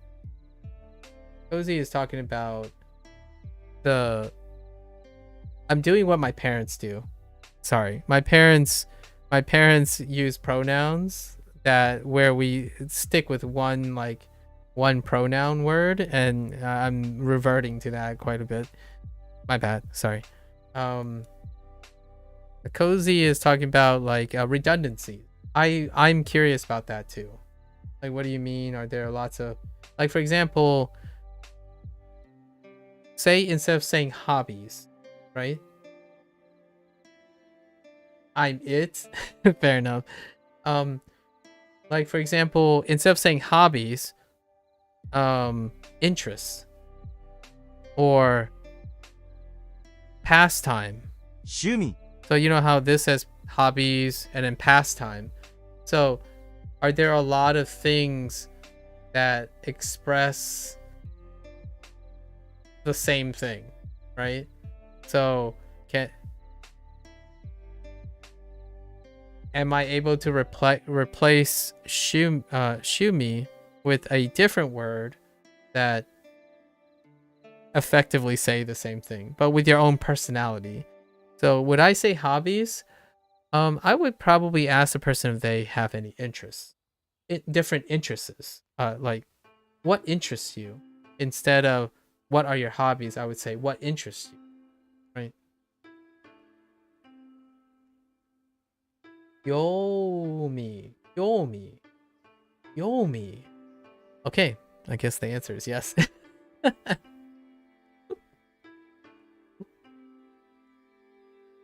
Japanese has a ton of synonyms, translations. The more you learn, seems like artistic expression. Yeah, artistic expression is pretty much what I enjoy. I definitely enjoy artistic expression. So I wouldn't ask someone about their hobbies. I would largely, the true phrase is what you just said here. So I would say, Kyomi nan desu ka?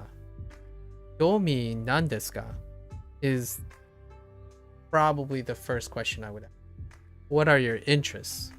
As opposed to what are your hobbies? Interest is wider than hobbies, right? Not everyone considers things they do hobbies. I might consider them as hobbies. Like, for example, when someone says, oh, I like eating.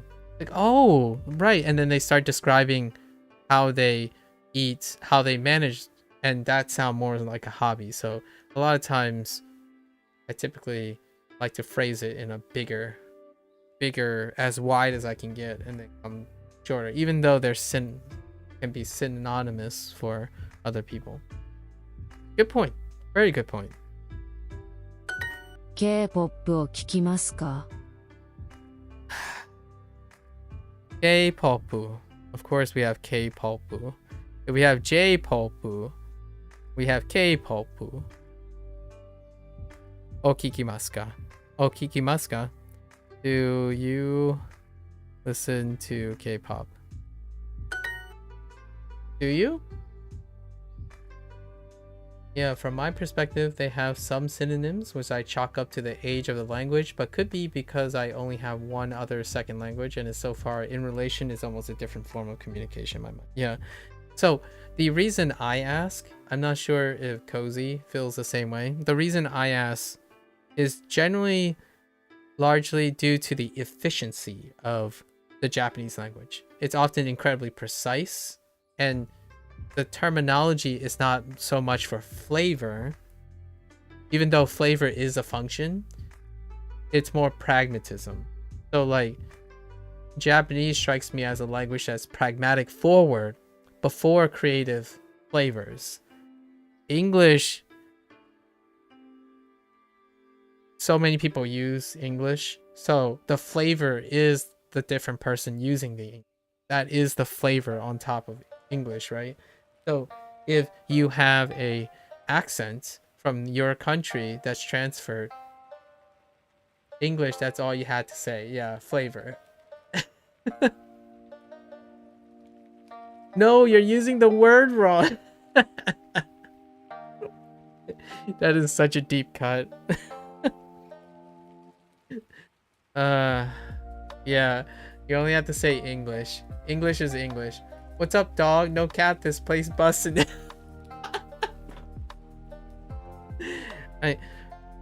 If I didn't stream on Twitch, right? If I hadn't been a Twitch streamer all this time, I would not be aware of half the things you just said.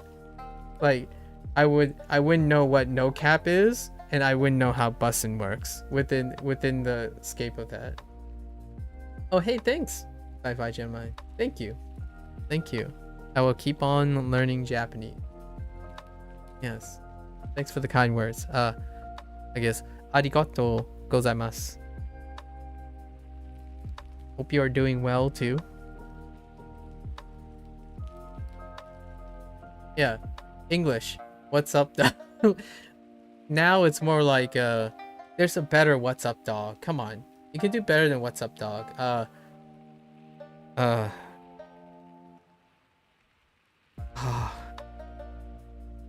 I want to say story bro. You probably won't say story bro. No, I do understand. I was thinking of something that isn't between just my friends and I. So me and my friends, we do something else. We just say pep. Like I kid you not, we use the word pep. PEP. Yeah, I know, not an actual story. I got it. But we use PEP. Pep. Pep.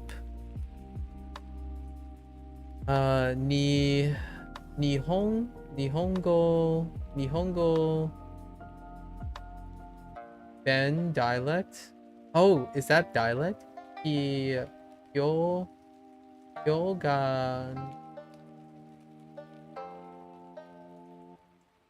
Yogan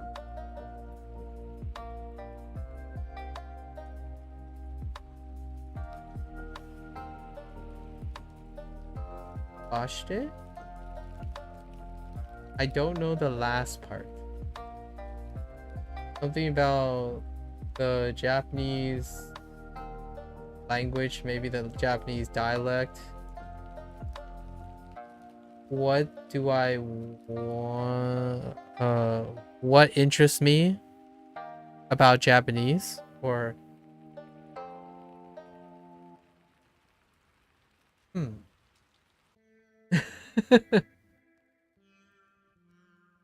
sorry, I can't. I'm not well enough to understand that at the moment. Maybe SoCal. Nihongo Benkyou Ganbatte. Oh, thanks. I got it. Yeah. The moment you put it together, I got it. Yes. So I am familiar with Benkyo. Benkyo only because of something else, and Nihongo and Ganbatte. So that's how you. Oh yeah, the TT. Oh, I see it now. Yeah. I only know Ganbatte as Ganbatte. Thanks. I appreciate it. Fine. You work hard to do your best.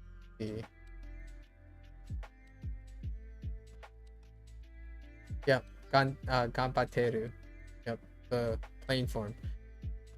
Oh. Huh. I only know Ganbatte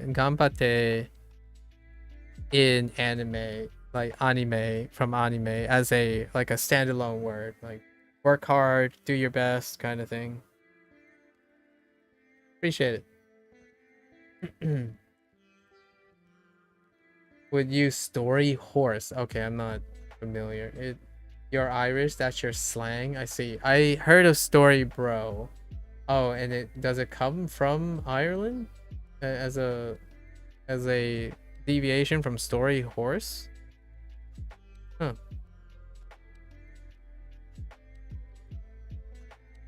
All right. K-pop. K-pop. 毎日 K-pop を聞きます。 I did not get a lot of lessons done. That's okay. We had some great conversations. That's around Japanese. 毎日 K-pop を聞きます。Okay. I sometimes I listen to K-pop every day. 日本のゲームが好きです。日本の So this means, oh, you can modify it. Oh yeah, we know this. Why is this listed as a new word? It's just Nihon. No, it's a topic modifier. Geimu ga ski desu. So I like Japanese games. I like Japanese video games. Oftentimes, games is a colloquial for digital video games. Fair enough. Oh, maybe it's no. It's fine.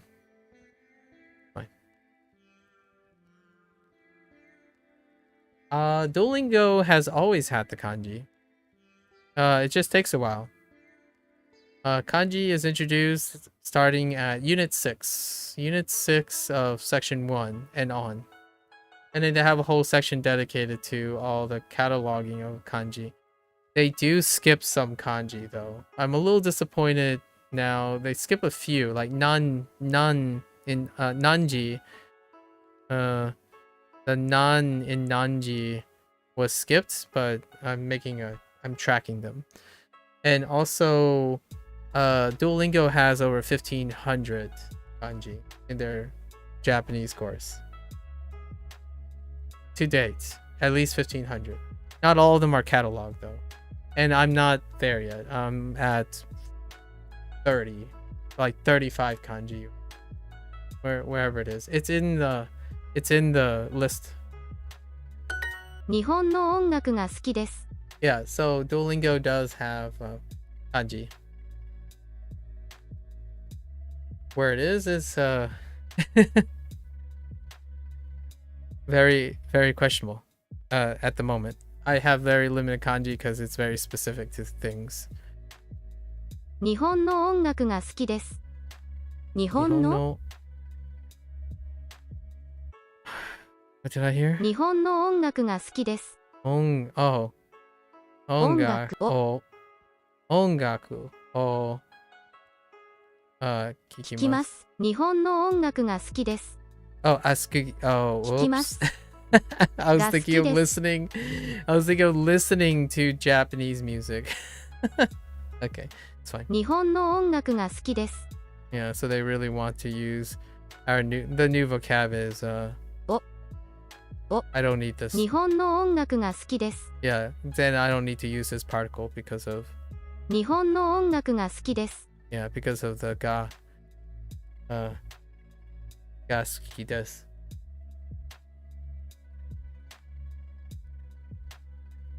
$1,500 is really good. How much is there? A lot, yeah. If we're talking about like some standardization, just to give you an idea, 1,500 is it might get you past N3, right? And then 2,000 might get you past N2, which is it's enough for conversation. It's enough for conversation and reading, in my opinion. Sorry. In my opinion, it'll get you through going to Japan, kind of thing. Yeah. That 2K is 12 years, so it'll get you into like the high school. It'll get you past high school. Is what they're aiming for. Oh, it's only 1,400. Oh, okay. That's lower than I thought. Yeah. 2,000 is the commonly used stuff. Yeah. Oh, it's even lower. Oh, 2K is N1. Okay. Yeah, so it's around N2. Duolingo wanted to, that was their implicit goal. They wanted to include past the N2 requirement. So it's 1,400. Yeah, so that's why they have, I don't know if it gone higher or not, but it's either 1,500 or 1,600. In terms of the literal kanji, not teaching the kanji per se. The kanji shows up. That's how many kanji shows up, apparently. Allegedly. And I'm only not even close, right? It's only been 32 days. So not even close. 日本の音楽が好きです。 Okay. エリカさん、趣味はありますか？ Erika-san, Shumi wa ari sorry. Shumi wa arimasu ka? So, Erika, do you have any hobbies? I just don't ask this. Just saying. I just don't. The reason why I smiled and chuckled is this type of question in English. I don't know if it's the same in Japanese. Obviously, I'm not speaking from a Japanese perspective. But to me, when I ask someone, do you have any hobbies? I don't know. I'm gonna, as a person who speaks English, I suppose, do not phrase your questions like this. It's I discourage people from phrasing the question like this. It can be very weird. You can have some mixed results when you go up to someone and say, do you have any hobbies? As opposed to what interests you, or what hobby, like what are some of your hobbies? It's definitely weird to ask in Japanese unless you know them. It may even give them some people anxiety, revealing that much. Yeah, that's fair. It's like, do you have any hobbies, man? I'm like, oh, whoa. It's weird. It's lots of mixed results. I'm not so sure about this. It's a hit and miss way of questioning. Very hit and miss. It's kind of like asking, do you have a job? Guys, you go up to someone and say, I know we've known each other for a little bit and we've shared a drink. Do you have a job?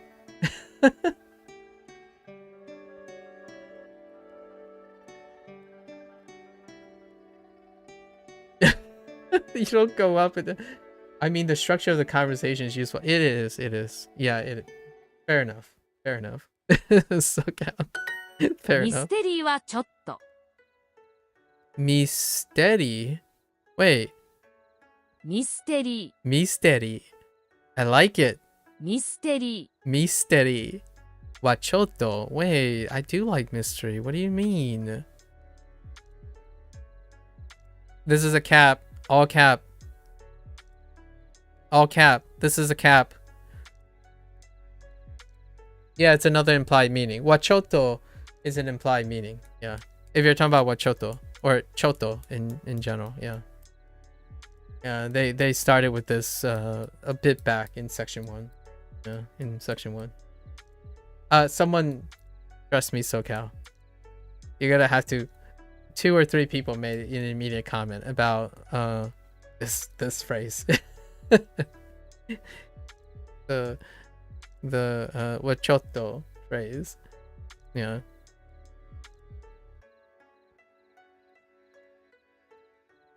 Watashi no nihongo wa chotto.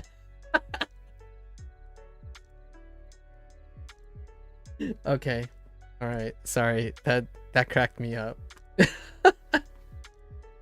See, here's the thing, SoCal.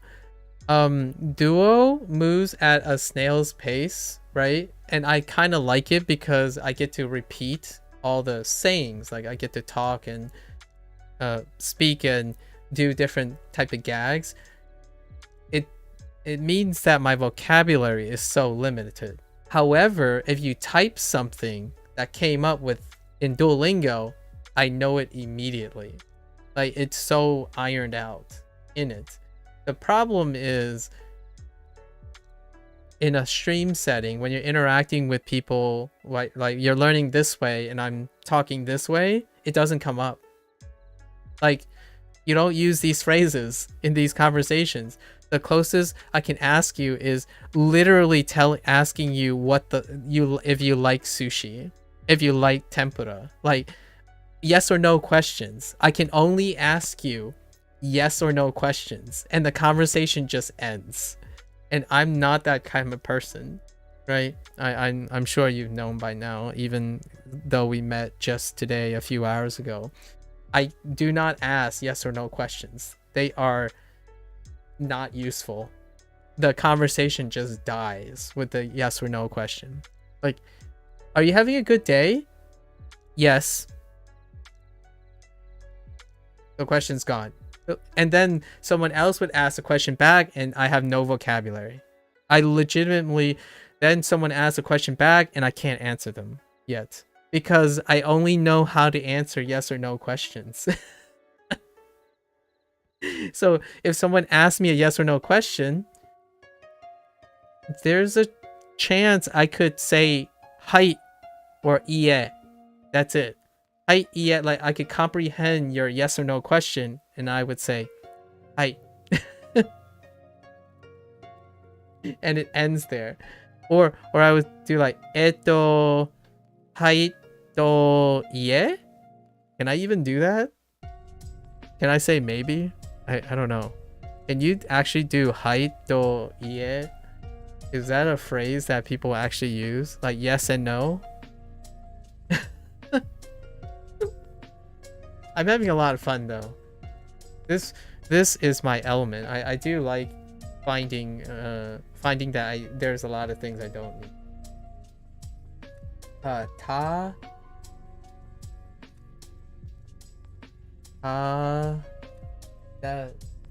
can't even.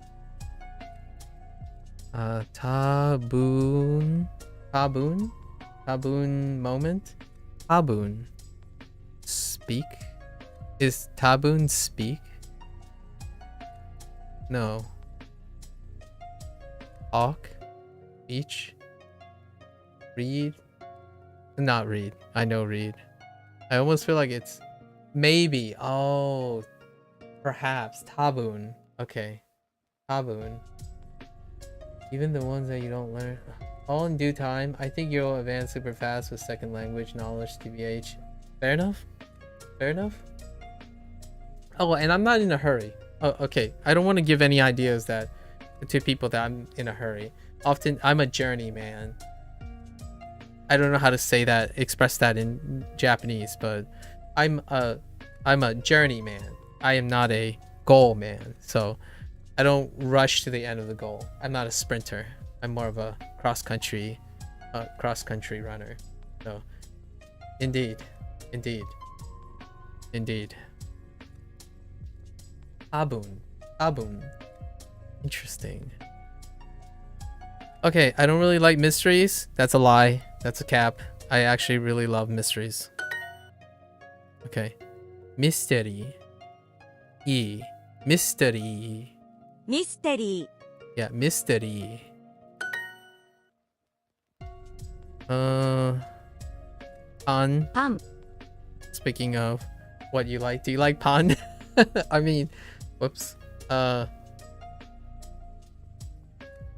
I can say it now. So, pan wa suki desu ka? Yeah. Pan wa suki desu ka? Pan ga suki desu ka? Right? Suki desu ka? I mean, that's a polite way, but I guess you could just say pan wa suki ka? Or do you even add the ka? Oh, wait, can you just say ka at the end? Like, pan ga suki desu. Oh, no, I do need desu. Yeah. Ka. Desu ka. Yeah. Pan wa suki desu ka? To ask if you like bread. Yeah, fair enough. Nice. Oh, which, by the way, this is kind of weird. Most other places, like, I know I have a point of reference. A lot of people offer like YouTube channels and what. This is usually one of the first verbs, predicates that people introduce. Ski, right? Or like suku. Wait, what is the root for ski? Is it actually ski? The plain form? You like it, or is it sukiru? It's probably sukiru, right? I'm not sure. No. Most people will respond with just ski desu. Oh, noru. Oh, it's just ski. Okay. So ski is the dictionary form, is an adjective. Okay. So ski, most of the earlier ones, they would introduce ski in the dictionary form and then use it as a predicate. Use it as a predicate right away. And Duolingo, I'm in it over 30 days and they introduce it here. This is the first time, by the way, today, pretty sure. Yeah, it's today that they introduce ski as a predicate, use as a predicate. Right. So that's kind of neat. Although I kind of wouldn't mind. I generally like to ask what people like. And I still haven't gotten non-deska. Like, you can do non onto other things. The only time I've used none is all the counters. So nanji, is actually the only time. And then some other people said that none, you can put none in pretty much any counter. So like none sai and like non, and they also told me that none is the concatenation of nani. So fair enough. If only I paid attention in English, I know what a predicate is. Oh, just for the record, learning Japanese had made me remind me of why I love grammar, why I love English grammar. So it went back, and now I know for sure what is progressive future, like future perfect, past, present, right? Past, present, future, but not only that, but perfect, the perfect form, the progressive form, or the continuous form, and bringing back like gerund phrases, participles, predicates. I absolutely love it. It's so much fun learning English, relearning English grammar with Japanese, because it's very difficult to translate the grammatical structure without understanding the jargon that's involved in English as well. Yeah, I wish I learned English grammar outside just osmosis would help in Japanese a ton. Yeah, predicate, the reason why I use predicate is in Japanese you have verbs in a position. However, those verbs don't have to be action verbs like our action verbs. So oftentimes they become predicates, and predicates can be adjectives and verbs. So like ski is a predicate. However, in the sense of the English, you don't want to get it confused with it's a verb. Like there's no, it's a distinction made in Japanese, or a use case in Japanese, but it doesn't translate to English. So I'm using predicates instead of verb most of the time, because it's more accurately defined as a predicate in the position. So instead of saying subject, object, verb, it's subject, object, predicate. And even more upon that, it's more topic, subject slash object, predicate, because the topic can be outside an extension of the subject object, which agrees with the predicate. And that's what I know so far, not from Duolingo per se, from the pattern that I know from Duolingo. And that's because I love grammar, but I'm trying really, really hard not to skip ahead. I actually, one of my goals is to see how Duolingo does it. However, I have excess knowledge now, which is great. It's great. I'm just absorbing, I guess, in an osmosis way from that. So that's kind of how I see it now. You have topic, subject, object, and predicate. Good foundation is paramount for an adult. Yeah, for an adult, for sure. For a kid, you kind of just totally immerse yourself and get slapped out of it. So for us, second language acquisition, good foundation is quite paramount. For a kid, you win or lose, because you don't have intellectual structure yet. Usually the only foundation you're given is people who prescribe you a foundation, which is school. And unfortunately, good foundation is subjective in school. You don't choose what your foundation is, as opposed to as an adult. So I agree with you. As a secondary language, good foundations paramount. In kids, trial and error is paramount. The willingness and the motivation. Yeah, the willingness in terms of a kid, if it was younger than 13, right? The willingness is I would change it and say it's not about foundation, it's about motivation, developing problem solving and critical thinking and communication skills right away. A kid goes through trial and error, and without problem solving and critical thinking skills, you can't develop the necessary tools to create foundation, or to determine what is a good foundation. And that's usually what NA education is supposed to encourage you to do. By the time you get to college, you hope to have the foundations, quote unquote, the initial foundations for problem solving and critical thinking skills. So then whenever you have a problem, you can solve it. You can improve upon it and whatnot. And unfortunately, there's a reason why some people don't go to college, and they're, you know, and I'm not talking about their happiness. That's problem solving and critical thinking skills don't automatically equal happiness. You can be very lucky and stick with whatever you learned initially and stay with that for the rest of your life. I kind of sometimes dream of that, you know, getting that dream job, the whole idea of a dream job. I've relearned, I continue to learn new things because I don't stick with a dream. There's no dream job. There's no thing that holds me down for life. I have to constantly learn. So when I think about foundation building, yeah, my foundation is problem solving and critical thinking. So when things go not so great, then you can always reinvent. そこ Like digression. Right. 明日。明日 What was this? Mystery. Mystery. Mystery. ミステリー Mystery. J-pop. J-POP Ooh? アンドリューさん、 Little side up 趣味はありますか？ I do have to finish this lesson and then I have to wrap it up for today. Okay.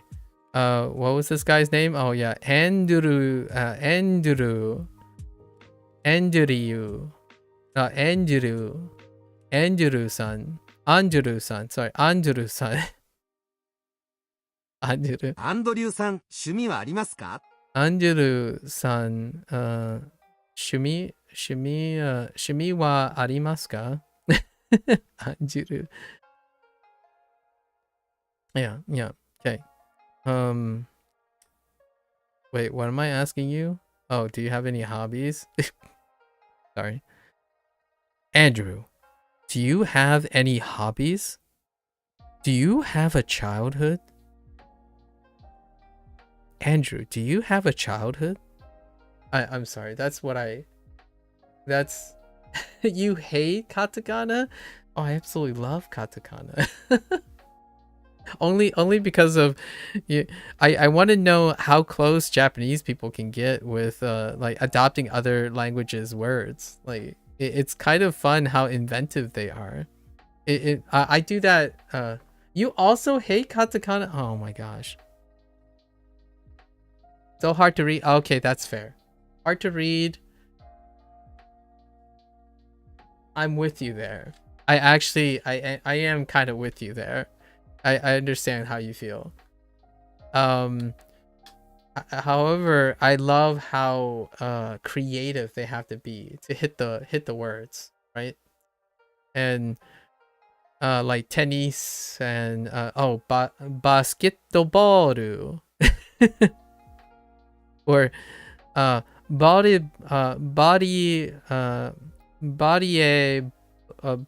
ball Jusu, Nusu, Rajiro. I don't know. Saying is fun. I think saying katakana is fun, at least. Bosque? Yeah, I heard Bosque. Yeah, I heard a lot of modernizations of like a lot of alternatives of the incredibly long ones. Although here's one. It's not the same, but I've been watching some YouTube videos of like people who say, "Oh, don't say this. You're gonna be like some old." That's 10 years ago. So I've been seeing what I guess contemporary youth, if you classify that, like youth Japanese people say like, oh, don't say this, just say this. And there's things like that. Basketball is just basket. Yeah. And then you get stuff like han be han no han bo go oh hamburger hamburger versus ba goo hambu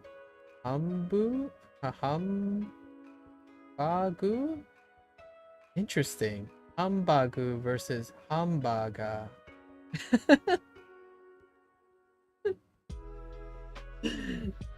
Okay, wait, do they which one's being used? Or do they use both? Hamburger versus humbug bagu. Yeah, which one is being used more often? Hamburger or hambagu? Oh, hamburger versus burger steak? Really?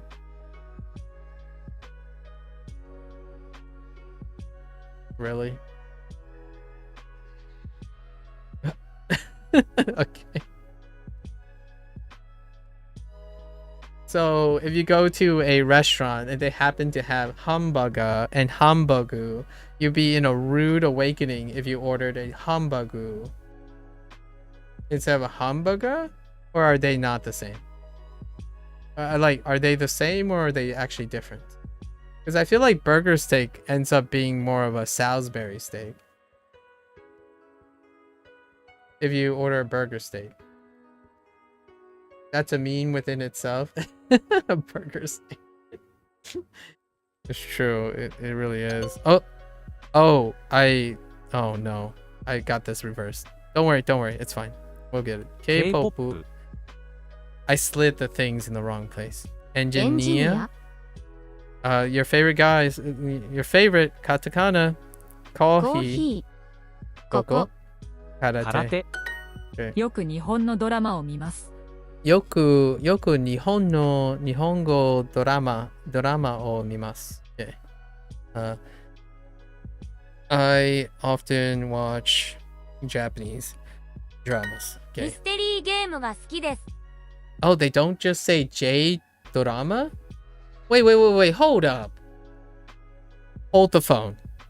Shut the front door. Have a seat. And listen. You mean they don't just say J drama? I mean, they say J popu, but they don't say J drama or K drama? I refuse to believe they don't say that. Instead they say Nihon no drama. There's no way. Someone, I need real life examples. Do people actually say Nihon no drama, or do they say K drama? I have heard of K drama, but not J drama. Okay. That's fair. I can't say I've ever met someone who said that, so oh no. Okay, I'll take K drama. Fine. I'll take K drama. K drama I'm okay with. Sure. Nihon no drama. Fine. That's okay. I know people don't say J drama, but there's like, you know, there's lots of abbreviations here, opportunities, you know, like esports, right? You know, esports. I bet that's a thing. It has to be, right? Esports with a capital E or lowercase e if you prefer. I'm not sure if they actually say K-drama in Japan though, only in my area. Ah, okay, I see. So what would that be like? Kankoku no drama, I guess. Oh, it is? Esportsu. Okay, got it. Nailed it. Okay. Me. What was this? Me. Wait. Misu. Oh, mystery. Mystery.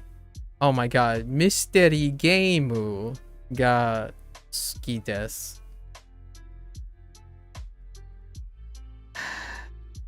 Okay. I like mystery games.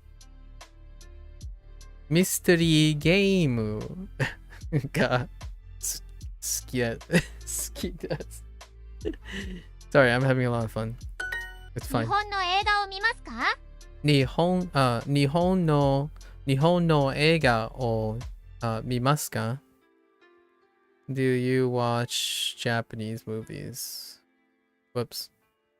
Do you watch Japanese movies? 日本の映画を見ますか? Okay. And then I made the アンド mistake リュー here. さん、趣味はありますか？ Andrew, my man. Andrew, listen. Wait, how do I say listen? Can I just say mimas really politely? No, not mimas, sorry. Kikimas, like really politely. Just kikimas. No, it's probably the probably the command form. What's the command form of kikiru?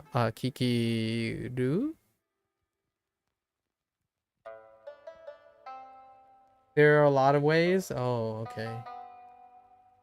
Un I te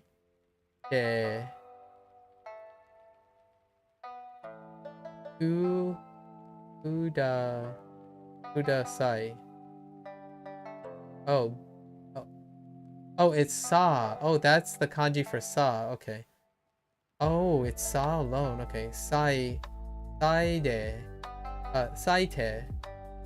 Saite kudasai. Or saide. No, saite kudasai. No, key. Sorry. I can't actually see close enough. I need to watch key. Sorry. Ite kudasai. I really need to increase the font size of my Twitch chat. Maybe like double the font size. Sorry. Yeah, kiite kudasai. Okay. Kiite. Oh yeah, that's the command. Yeah. Because yeah, in hiragana. So I can't tell if there are two lines there. Sorry. That's why. Yeah. It sucks. I need to increase my Twitch font. I'm gonna have to remember that. Anyways. Kite kudasai. Oh, okay. I'll have to use that from now on, okay? How do you say hold on? I don't have the hold. How do you say hold? I know. No. SoCal. I said this a bunch of times. When people type certain kanji and I don't know the kanji, like the regular shape, it might as well be a white box. Like some kanji is legitimately just a white box. You see some thick kanji, like yeah, it's just a white box. Like it's legitimately, I see a tiny, which by the way, I know I haven't revealed this, but my second monitor is kind of dead. So it's half its backlights are missing. I do have IME on. I do. I do have IME on for keyboard inputs. It doesn't help with it still doesn't help with Twitch chat. Twitch chat is pretty small, but I do have IME on. It is there. I do keyboard entries in Duo. Maybe it's because my computer is in Japanese, so it has the characters. It has the characters. No. Oh, I see what you mean. Sorry. So okay, I said it may as well be white boxes.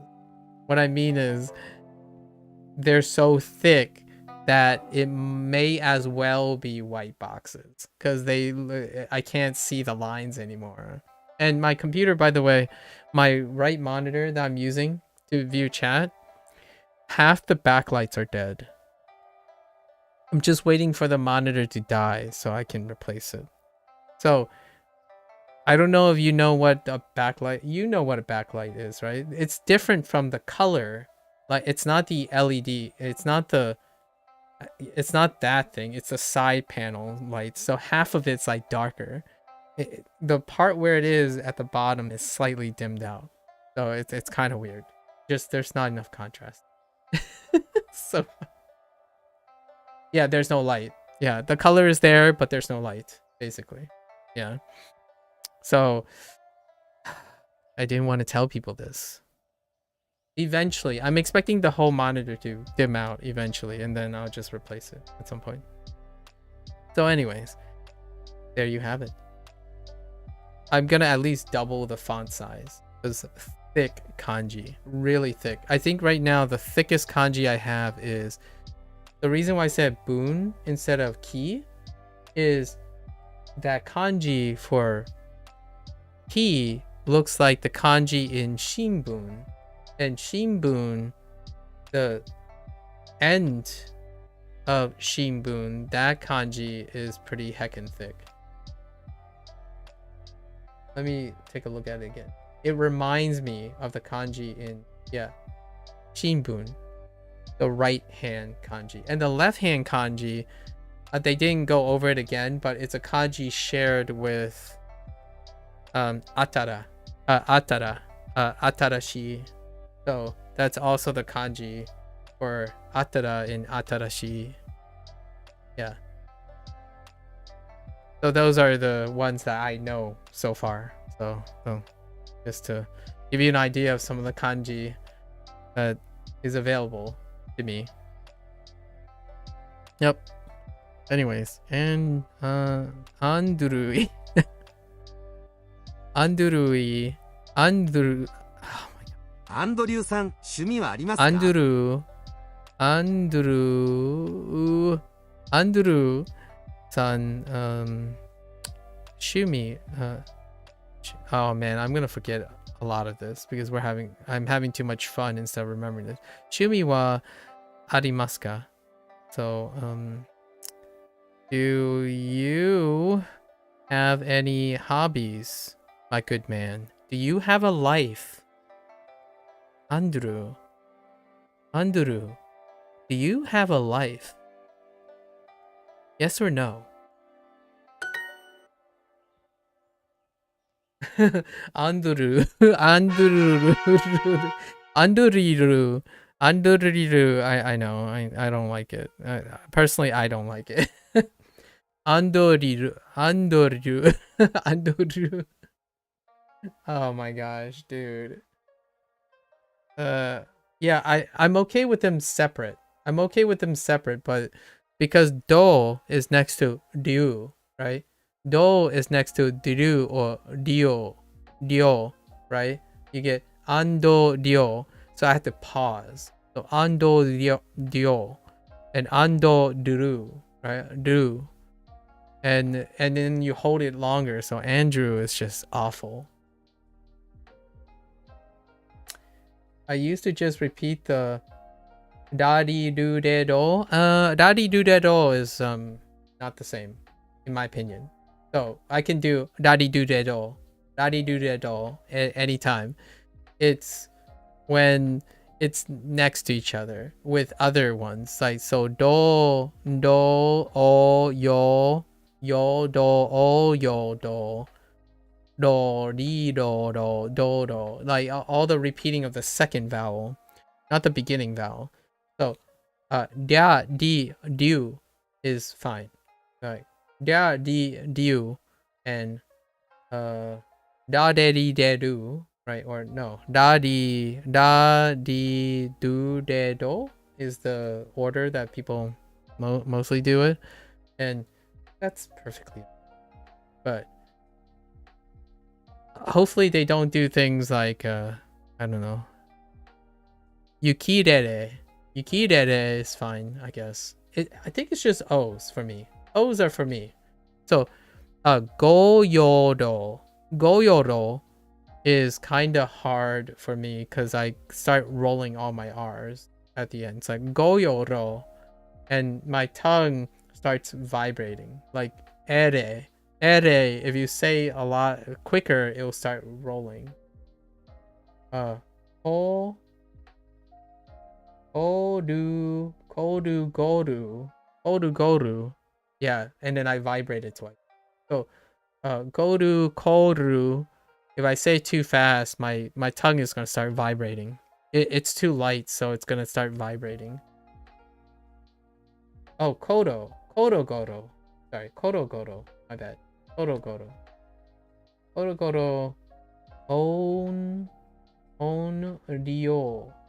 On ryu. Oh, on ryu. Ryu. Transfer from N to on Ryu. On Ryu. Oh, that's a good one. On Ryu is, that's a sussy one. Okay, here's another one. Here's another one. I've made mental notes of these.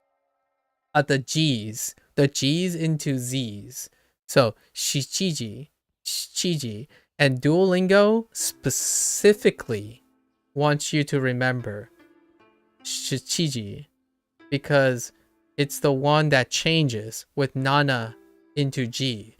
So it's shichiji and heck.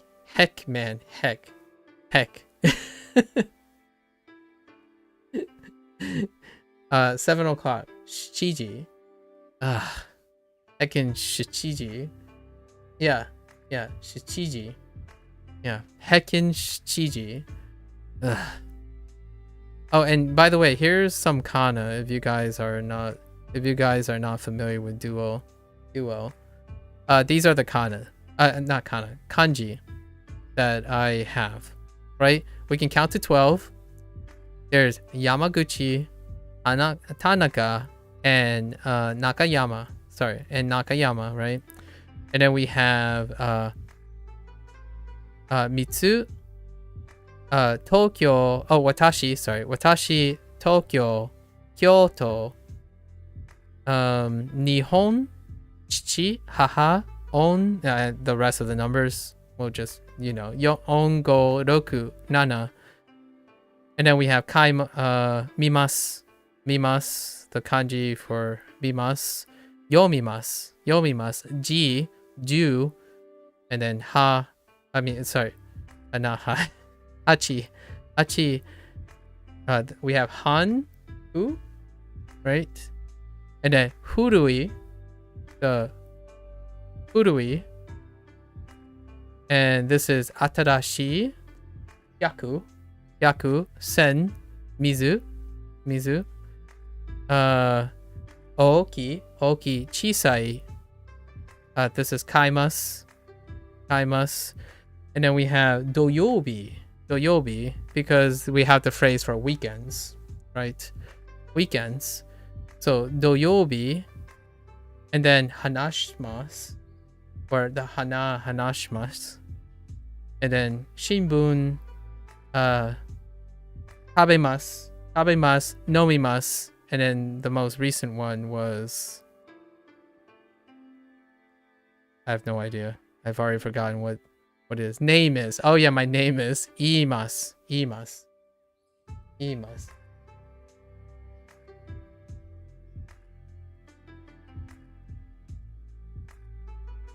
Yes, very thick.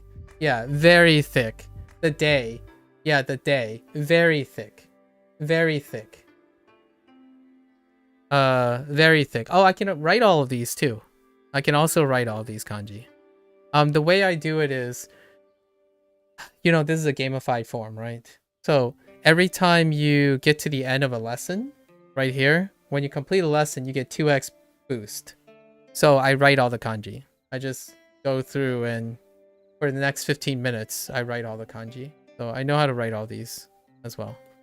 And then every 4 days, I write kana in this structure. So I write all the kana in this structure. It takes about 2 minutes, 1 minute each. That's kind of how I do it on the outside, but it is due to the structure. It is due to the structure of Duolingo that I am doing this. So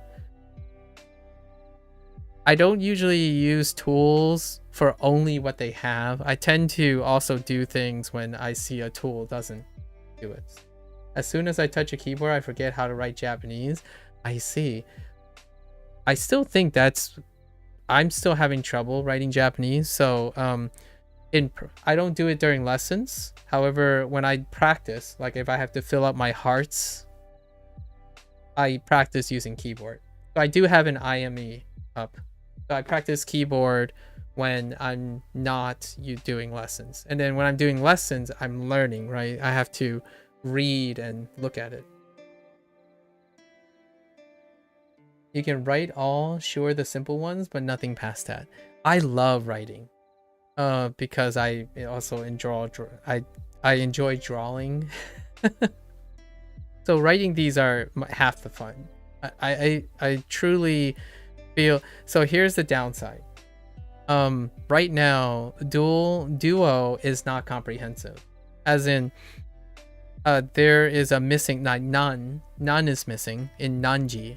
So they introduced a kanji for none, and in Nanji, and it's not here. And there's one for either Yasui or Takai. Is not here too. So it's still fun. I absolutely love kanji. Kanji is when I started this journey, I'm gonna call this the journey. When I started this journey, foundational work and raw abstraction and recall is probably my weakest form. But kanji plays to my strength. So I know a lot of people say like kanji is not they always talk about the kanji is the part that they work on, and then they get kind of dull and mundane and working. This is my favorite part, actually. And I love when people share kanji, but I have no idea what the kanji is. So it'll be a while. Yeah. So I really absolutely kanji clicked with me so quickly. I actually remember kanji better than I remember kana, even as a building block. So right now, I think I have more kanji than kanji characters. Wait, let me see. 7. Hold up. Do I have more than 65? I don't think I have more than 65 yet. So 7. Oh, these are in 5 rows. So 7. Okay. So 19. 19, 21, 26, 31, 33, 37. I only have 41. 41 right now. So still not more than a standard set of kana. Hiragana has 65. 65 plus dakuon, which is either dakuon or the little whatever you call the circle thing, right? 65, 66 if you count the little tiny thing, and each. So that's fine. I like pictorial stuff. I'm terrible with reading comprehension when it's not pictorial, in my opinion. So yeah, just a little. If you come back in 30 days, I might have 100 kanji in another 30 days. Maybe. By the way, I really appreciate you guys hanging out. It's a wrap for me today.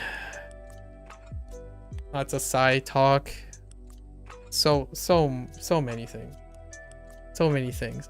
I would love to hear if it like. I know it's been a while since you guys probably have learned Japanese. I always wanted to know, what are the sticking points? Like, what are the memories you have in learning Japanese? And I would love to hear in the future some of your experiences with Japanese. The other guys and I, we share through Duolingo. Like, they actually have a different Duolingo experience, so we would exchange ideas on our experience. But I imagine neither of you probably have something so embedded in Duo.